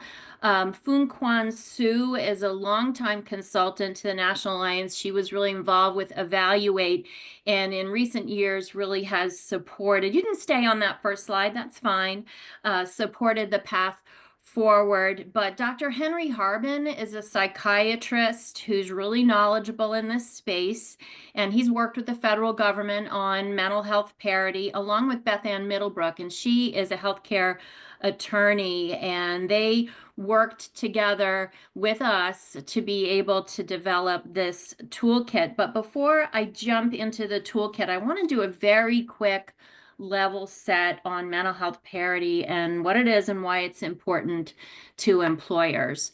So mental health parity refers to the principle that mental health and substance use disorder benefits should be covered in your plan at the same level as med-surg benefits, as physical health benefits. And this is enforced through a law that was enacted in 2008. So it is from a long time ago. It's the Mental Health Parity and Addiction Equity Act, and it's called MAPIA. So you don't have to say that big long name all the time. And MAPIA prohibits carriers and employers from imposing stricter limits on mental health, substance use disorder benefits than on other medical services if they offer mental health and substance use disorder benefits. So if you don't, and I don't know any employers in that category, then you don't have to worry about it. But if you do offer mental health and substance use disorder benefits, then whether you're fully insured or self-funded, you do have to comply with MAPIA. But one of the things that we've made sure our employer members and the other coalitions who we've been sharing this information with, mental health parity is not a bad thing. I mean, it really can help you with enhancing your employees' well-being and productivity, because if the employees can access the care that they need without extra burdens or barriers, then that's going to lead to improved workplace performance. And I think you all know, because I know MBGH always does such great work on all issues with benefit design. I know you know that early identification of any, illness, disease, or condition can prevent more severe health issues down the road. So you have a better chance of a good outcome medically if you identify early and treat early, but it also reduces potential, healthcare costs down the road. So it costs more to treat when you have a later diagnosis. So making sure you're getting rid of any barriers that you never intended, I'm sure, to have up in the first place really helps with cost management and healthcare savings. Employees are increasingly expecting robust mental health benefits. So as far as attracting and retaining talent, if you have equitable mental health coverage, that will enhance your ability as an employer to attract and retain top talent, and it does help foster a positive workplace culture.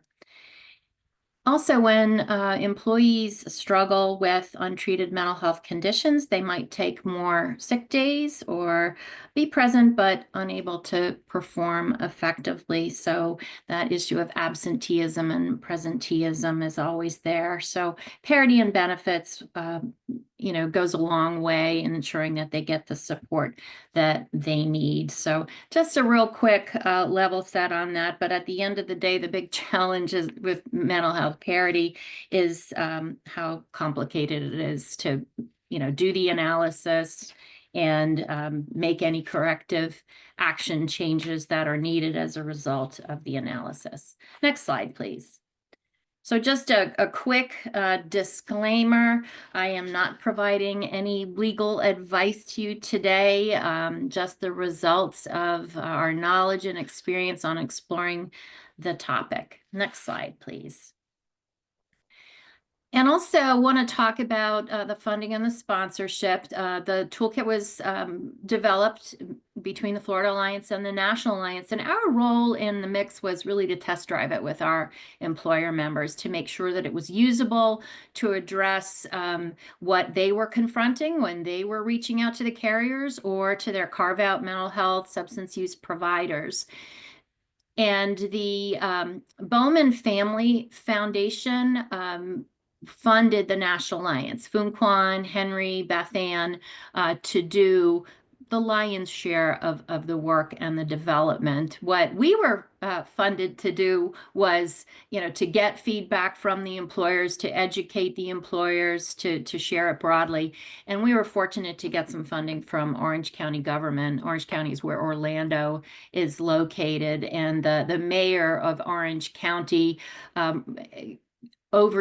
charged over 200 stakeholders in the county with engaging around the challenges and the barriers that were being experienced in the county with mental health. And mental health parity came up over and over again, not just on the business committee, which I was chairing, but in lots of other committees. So one of the things that came out of it was I was tasked with making sure every single employer in Orange County had what they needed to be able to achieve mental health parity and comply with federal laws. I was like, okay, well, that's going to be fun. So that's what pushed us into working on this. So one of the things that really we heard loudly and clearly from our employers, and we've been working on this for a couple of years, was they were kind of being dismissed by the carriers. They're being dismissed by their carve-out mental health providers. You don't need to worry about this, or you're fine, we're fine. And we urged them, over and over again to say, how do you know we're fine? Please show us, show us the receipts so that we know that any analysis that was done appropriately. And it led to us doing this toolkit that I'm going to talk about. Next slide.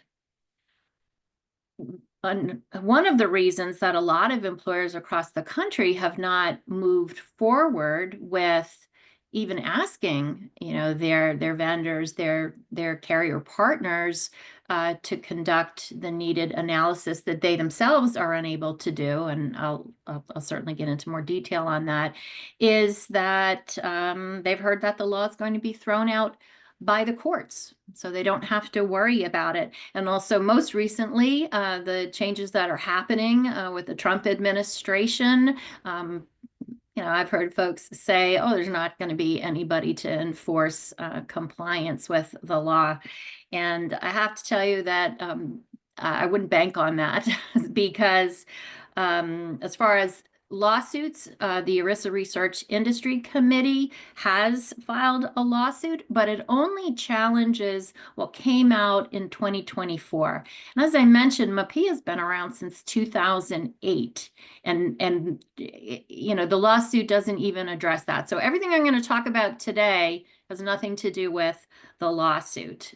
So that's something to keep in mind. And then as far as worrying about, compliance and enforcement, in December, there was a report to Congress, and you can see in this slide that they're going to continue their aggressive enforcement of parity requirements. And they really have found very few employers or plans that have been compliant. And then only a couple days ago, Henry Harbin emailed me and said, in checking to see if things were status quo from December, that there's no change in this. So certainly is a very real need to take seriously. I wanted to also mention, in addition to I don't need to do this because, it's going to get thrown out by the courts, I have heard a lot of other reasons why employers have not moved forward with this. Some of our public sector employers were like, well, we're not a target of the Department of Labor, who is charged with enforcement, because we're not deep pockets. And that isn't actually, something that, as I said, you should bank on, because all it takes to be able to tip off an investigation is to have one employee contact the Department of Labor and say, hey, I work for such and such organization, and I have a child with real mental health needs, and I can't get the care that's needed because of, whatever that barrier is. And then they start an investigation. So it doesn't matter if you're public sector or private sector, or have loads of cash, or, are struggling. I've also heard, we reviewed our summary plan documents and we did not see any compliance issues. That's not going to get at all of the issues that are covered with mental health parity. That will get to some of them, and I'll talk about the different ways to analyze what is required, but the SPDs is not the only aspect. Another reason heard all the time is, the health plan has said that we're fine, and I already talked about that, but I do want to stress this is a fiduciary duty issue. And I know Cheryl has talked to you all about this as much as I have talked about it with our employer members. So at the end of the day, you are the one responsible. So you can certainly trust your trusted partners, but as the saying goes, trust and verify. You must ask to see the analysis. We also have one of our employer members in particular who says, we don't have any copay for mental health benefits. so, we're going to be compliant. And I've had to say, well, that's great, because you can always have your mental health benefits be more rich than physical health benefits under this law. They just can't be worse. They can be the same or they can be better.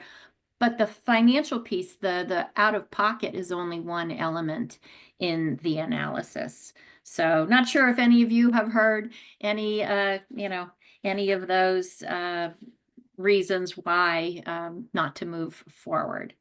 So let's go to the next slide, please.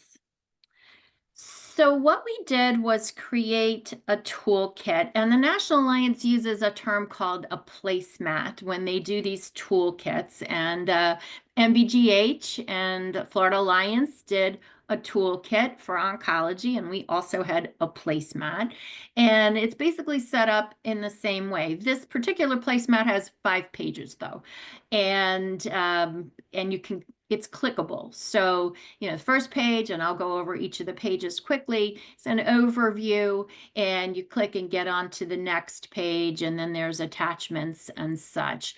So that, I guess rather than go through this slide, it probably will make sense for me to just, go on to the next slide, because you'll be able to see what's on here, and I'm keeping an eye on the time.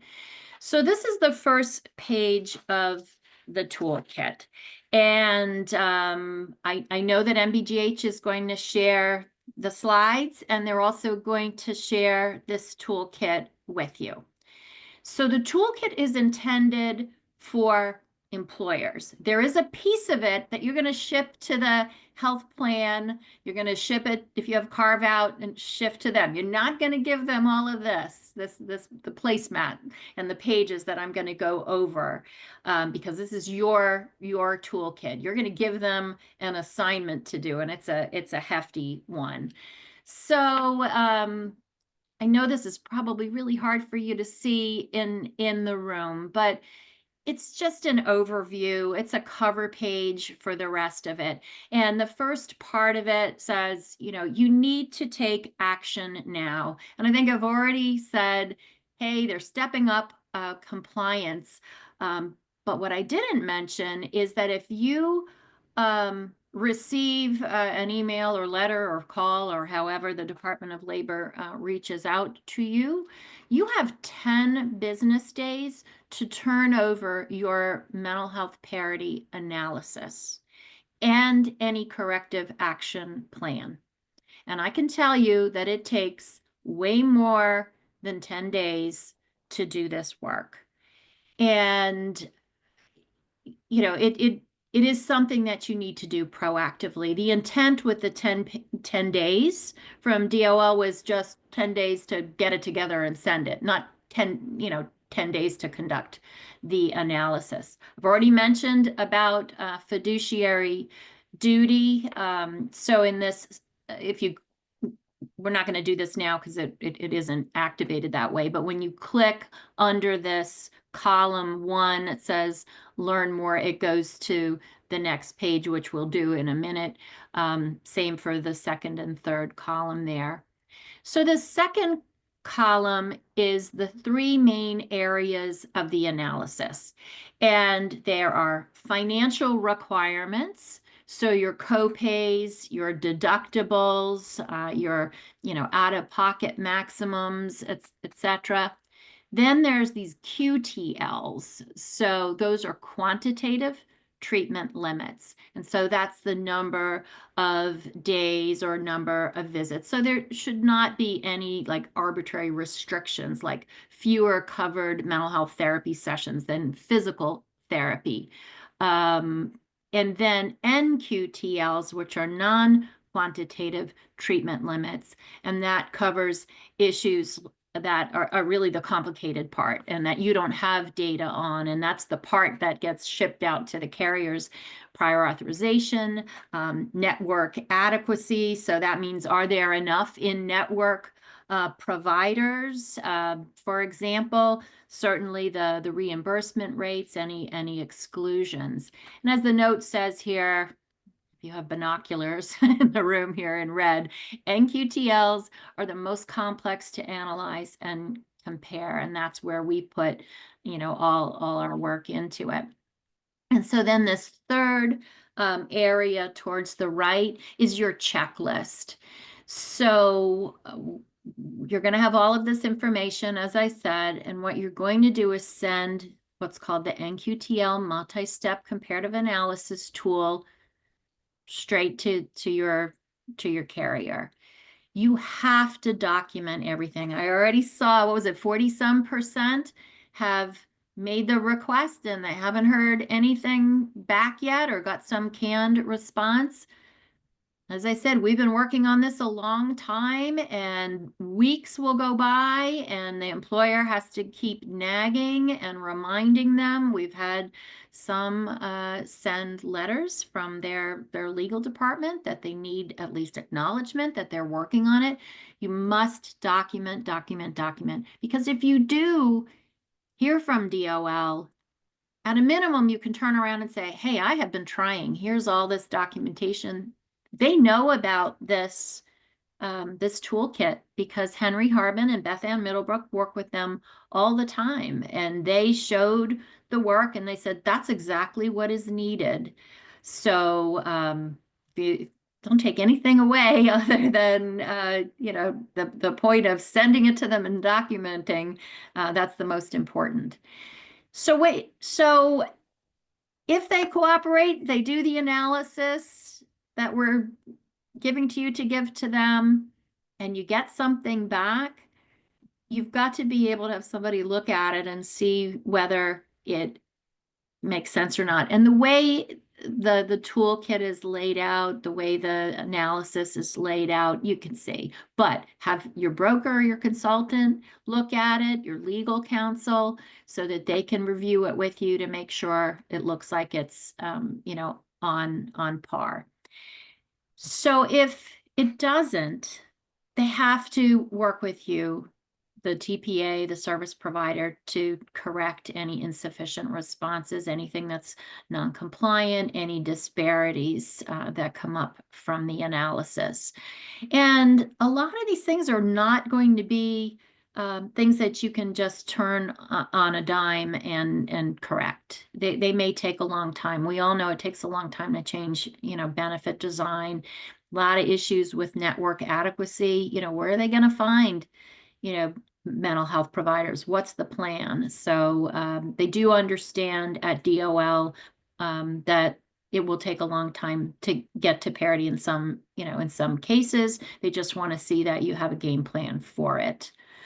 So somebody asked during the process we were working on this, like, well, how often do I have to do this?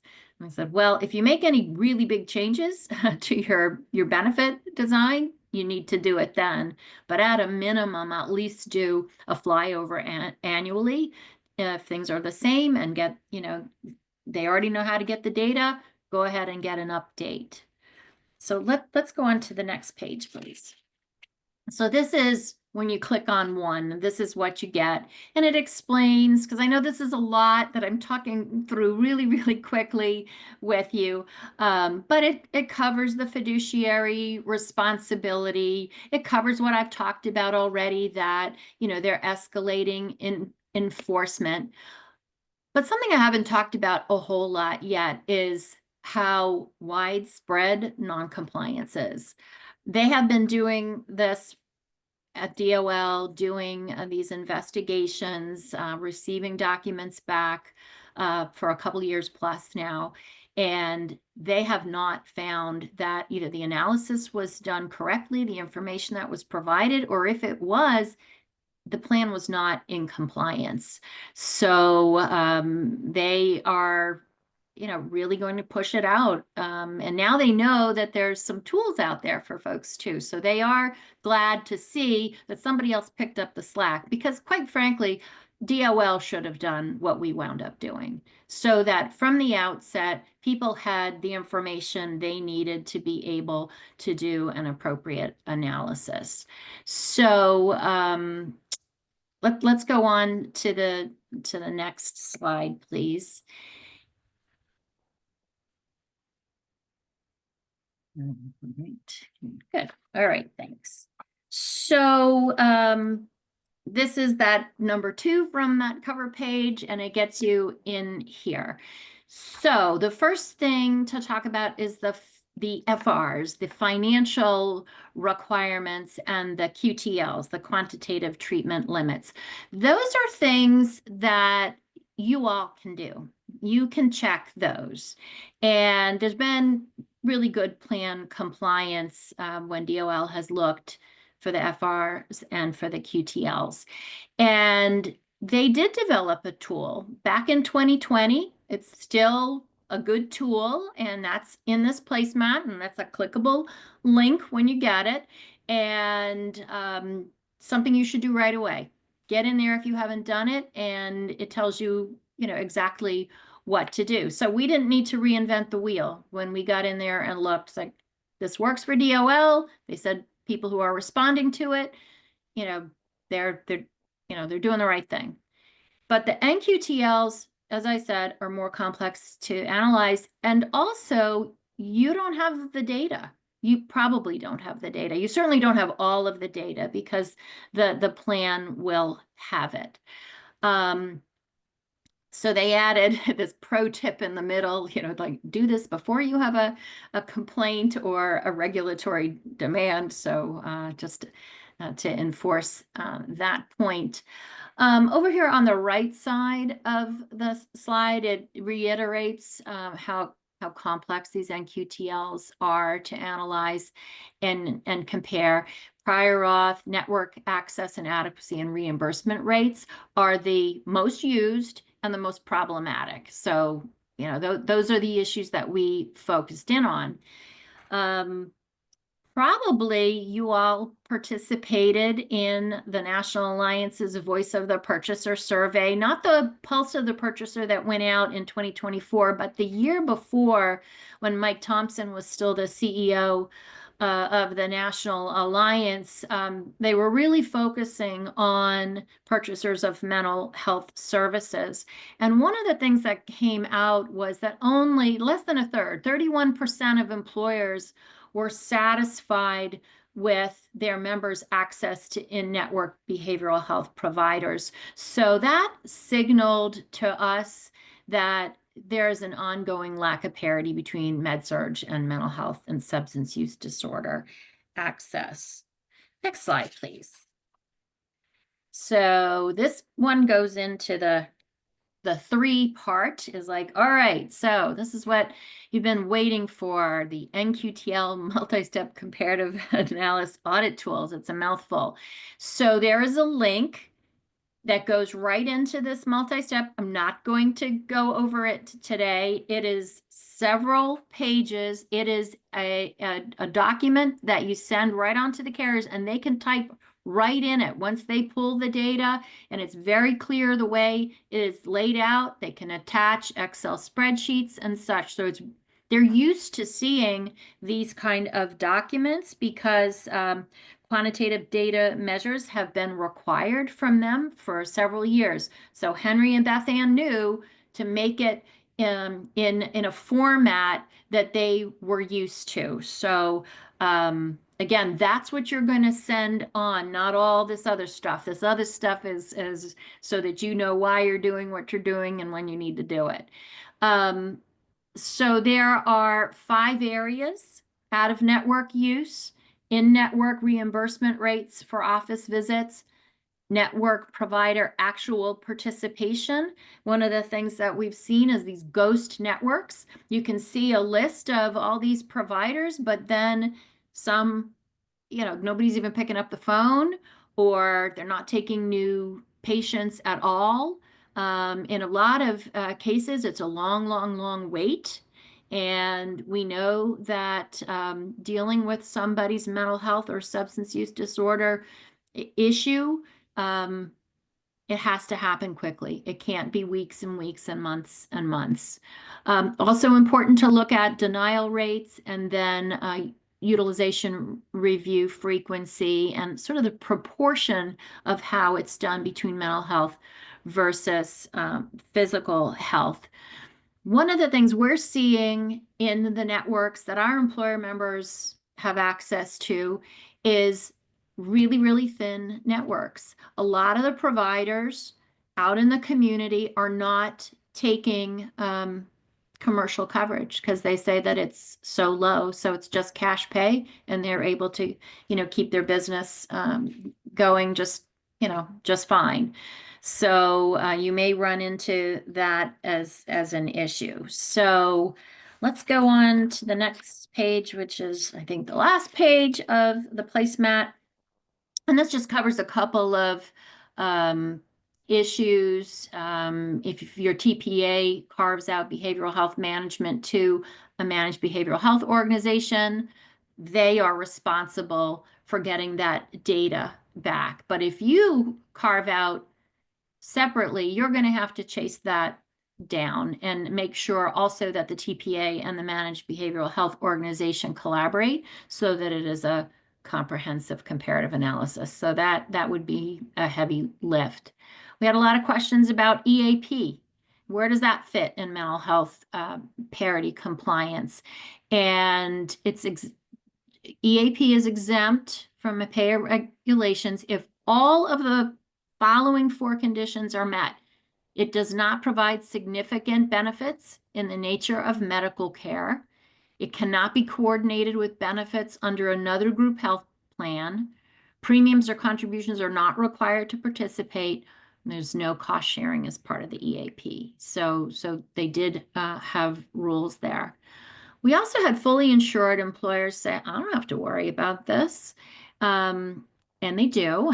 The carrier is primarily liable and responsible for the comparative analysis, but the fully insured employers may also have liability to the extent they participate in directing the plan design or influence the administration of the plan.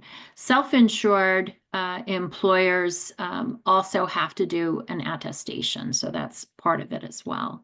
So those are the major aspects of this toolkit. There's supplemental readings, there's references and resources to back everything up. Next slide. We did put a sample email together to use when you're sending that NQTL multi-step audit tool. And I will not read it to you, but just basically says, hey, you need to do this. It's vital that they're completed and done proactively. We appreciate your attention. Send it on and document when you send it. Do a read receipt, a delivery receipt, so that you have, you have the information that you need. So, sending it to your account rep, they'll know who to send it to internally. I will tell you that one of the responses we got back when this got sent, and I won't say which carrier it was, the response back was not written. It was a verbal response, and it was, we're handling this like war zone triage. If a complaint comes in or regulatory demand comes in, we're going to swoop in and we'll do this work. So, that I don't think anybody's contracts say that compliance work that the health plan, the carrier needs to do should be done with that kind of mentality. So hopefully you don't find that to be the case. Next slide. So here's your action checklist. There's only 6 things on it after all that. So go ahead and do the financial requirements and the QTL analysis in that self-compliance tool. That link is in there in the placemat. Send that NQTL multi-step analysis with the email to your TPA, to your service provider. Document, as I said, I know I've said it like 10 times already. I'll say it a few more. Document. The conversations, the emails, the correspondence, the length of time that it's taking. Go ahead and start having conversations with your broker, your benefits consultant, your legal counsel about this. I have talked to all of the above experts, and most know enough about this and know that it would be part of their responsibility to you. When you do get information back, make sure that they did it sufficiently and figure out a corrective action plan. And as I said a little while ago, It's not a one and done. You're going to have to work this into, you know, an annual review, or if you're doing any kind of big change. So as long as you are making a good faith effort, DOL will appreciate and understand that. And so we are hoping that what we've done is create a movement. So if everybody's sending these documents to the carriers, it doesn't feel like a one-off. It is a, you know, it's a movement. We need this to happen. We need this to be done. It's the right thing to do, and it needs to be done proactively. So that, I think, is the last slide, other than the question slide. I can't see anybody, so if everybody's left the room crying, or I don't know what's happened. So, We're here. You're still there. That's good. Sorry, I have to be the talking head at your wonderful forum. I'm amazed at the fact that you spent all this time with us and shared all of that really hard to understand information. And I'll tell you why, because I've seen two other webinars. The original webinar were the original people that created it with you, and I didn't understand it. I really didn't. I understand. I've been the translator, Cheryl, from the get-go. Say that again. I've been a translator, you know, in this. Yeah. You know, they're so in the weeds, you know, and they just don't know how to, you know, make it relatable, you know, to employers. So I have to, you know, give a lot of credit to my employer members who sat through a lot of meetings like that to get to this point. But I will also tell you, nobody has crossed the finish line. As much as we've been pushing on this, it takes a long time, a lot of nagging. I think it's interesting your last comment about needing to send things en masse to the carriers to get their attention. And I don't know if you put any FAQs together for this, and that's not your responsibility probably at this point, but I wouldn't be surprised if we have questions in the audience, and I'm going to start with Paula. Yeah, no, I think that's a great idea. And, you know, obviously I shared some of the things like, oh yeah, you know, we don't have to worry about this, or what about this and what about that. And we have talked about FAQs. So, you know, I think we absolutely have to do it. Thank you. Hey, Karen, Paula. So, question, you mentioned something about an attestation for self-insured employers. Can you explain that in a little more detail? I can't hear what you asked, so I apologize. If is your microphone on? Oh, now I hear Cheryl. That's because I'm so loud. Well, it's okay. like I've got it's it. like vibrating a little bit. Okay. I've got it. Can you explain the attestation that you mentioned for self-insured employers? Yeah, apparently that is in the toolkit itself, the document. So what I can do, I'm trying to pull up, just basically that you're attesting that the information is correct, that it's complete. So, you know, when you know, they're going to reach out, they're going to say, all right, this is what we need you to send back. So part of that is the attestation, and then you would attach the analysis. I don't have the exact wording. I apologize. Isn't it just like the attestation we just completed for, was it CAA or? Yeah, the drug else. one, right. And you know, it's the same situation, Cheryl, where a lot of the employers are just saying yes to the attestation, but they haven't been able to see, you know, the proof. You know, and they didn't know what to do. They're like, what if I don't say yes? What if I, so this is part of that, because it is part of the Consolidated Appropriations Act. So it all falls under the same rubric, if you will. And the government doesn't care if you say yes and you didn't do it.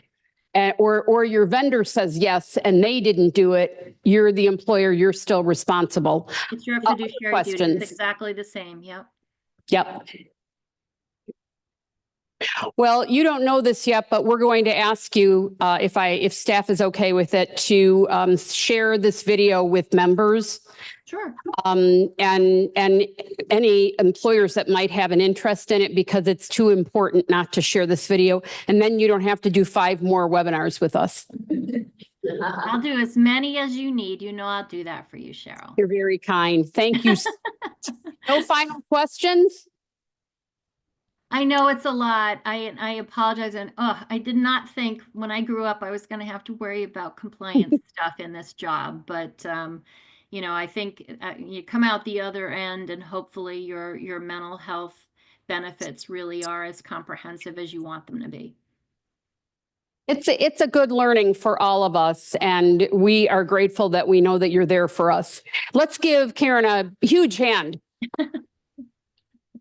Well, thanks for having me. And Cheryl, I know I'll catch up with you soon, okay? I look forward to it. Thanks so much. Take care, everybody. Bye-bye. Bye. Wow, what a day. And look at you, fabulous people who stayed with us until the end. Thank you, thank you, thank you. I'm going to ask Dawn and Paula to take us to the end. I think there's still prize drawing. Oh, yes. Okay. Yes. So you good to go? Yep, good to go. You can wrap it up. All right. Thank you. So we're going to By give the you. way, I'm sorry. Yay, MBGH team. Let's give them a hand. They were amazing.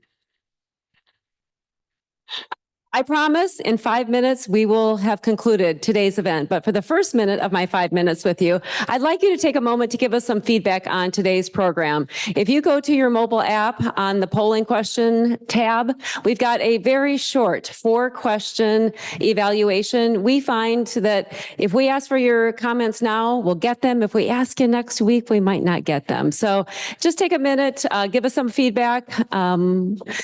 John, you can even set the timer for a minute. I'll be done in a minute. All right, John tells me my minute is up, so feel free to continue filling out that evaluation. But while we're doing that, I'll just go to the next slide. We do have some upcoming events that we talked about at the beginning of today. All of these events are also listed on our website, so if you're interested, and we hope you are, in attending, just visit the website for more information. And next, we have our prize drawing. So one of our rules is that you have to be present to win. So you guys are all in the running. We have, I think, 6 different prizes to give out. So Mindy, if you want to just let me know who we have. Or maybe I can just grab them out myself here. So our first winner is Rosemary Sam. She is the Senior Benefit Manager at Univar Solutions. Yeah, she is here. So Rosemary, you won a $150 Amazon gift card. And we've got a Yeti that we're going to ship to you as well. Winner, winner. All right. Also, Dawn Perlman is a winner. Yay. She's the VP of Benefits at Guaranteed Rate. Dawn, you won Apple AirPods Max. Fancy. Right over there. Yep. Erin Penland, you're also a winner. Yay. Benefits Manager, we know Erin from Designer Brands. You won a Stanley tumbler and 2 $50 Amazon gift cards, or $100. And I'm sorry, this is from Behavioral Health Solutions, Behavioral Health Systems. Our other 2 prizes, the AirPods were from Empathy. So thank you, Empathy. And Cashable did the $150 gift card and the Yeti. Our next winner is from prizes from TerraMind. A $100 Amazon gift card goes to Carly Walsh at Hyatt. Oh, this is a winning table. Okay. From Rula, we have a Hatch Restore alarm clock, and I want to hear about this. This is a very cool prize. Miriam Arlen from Jewish Federation is our winner. And then we always reserve one of our prizes for our online participants. We had great participation online. We got some great comments and answers to questions. And Melissa Dabrowski from Constellation is the winner of a Theragun Relief from Spring Health. So congrats to Melissa. All right. Last but not least, I truly hope to see you at our annual conference in about 5 weeks. That is our keystone event. We have a lot of fun, lots of great information. So we hope if you haven't registered yet, please do. We hope to see you in May. And then finally, I want to say, I hope today has been helpful, not only from a professional standpoint, but also from a personal one. I think we heard a lot of great information that you can take back to your organization to improve your mental health and well-being programs. But I also hope you took away something personally that you can take back and put into effect in your own life and get some of the benefits of today for you personally. So thank you again for coming. We love having you in person. We also thank the online participants. Be safe. See you in May.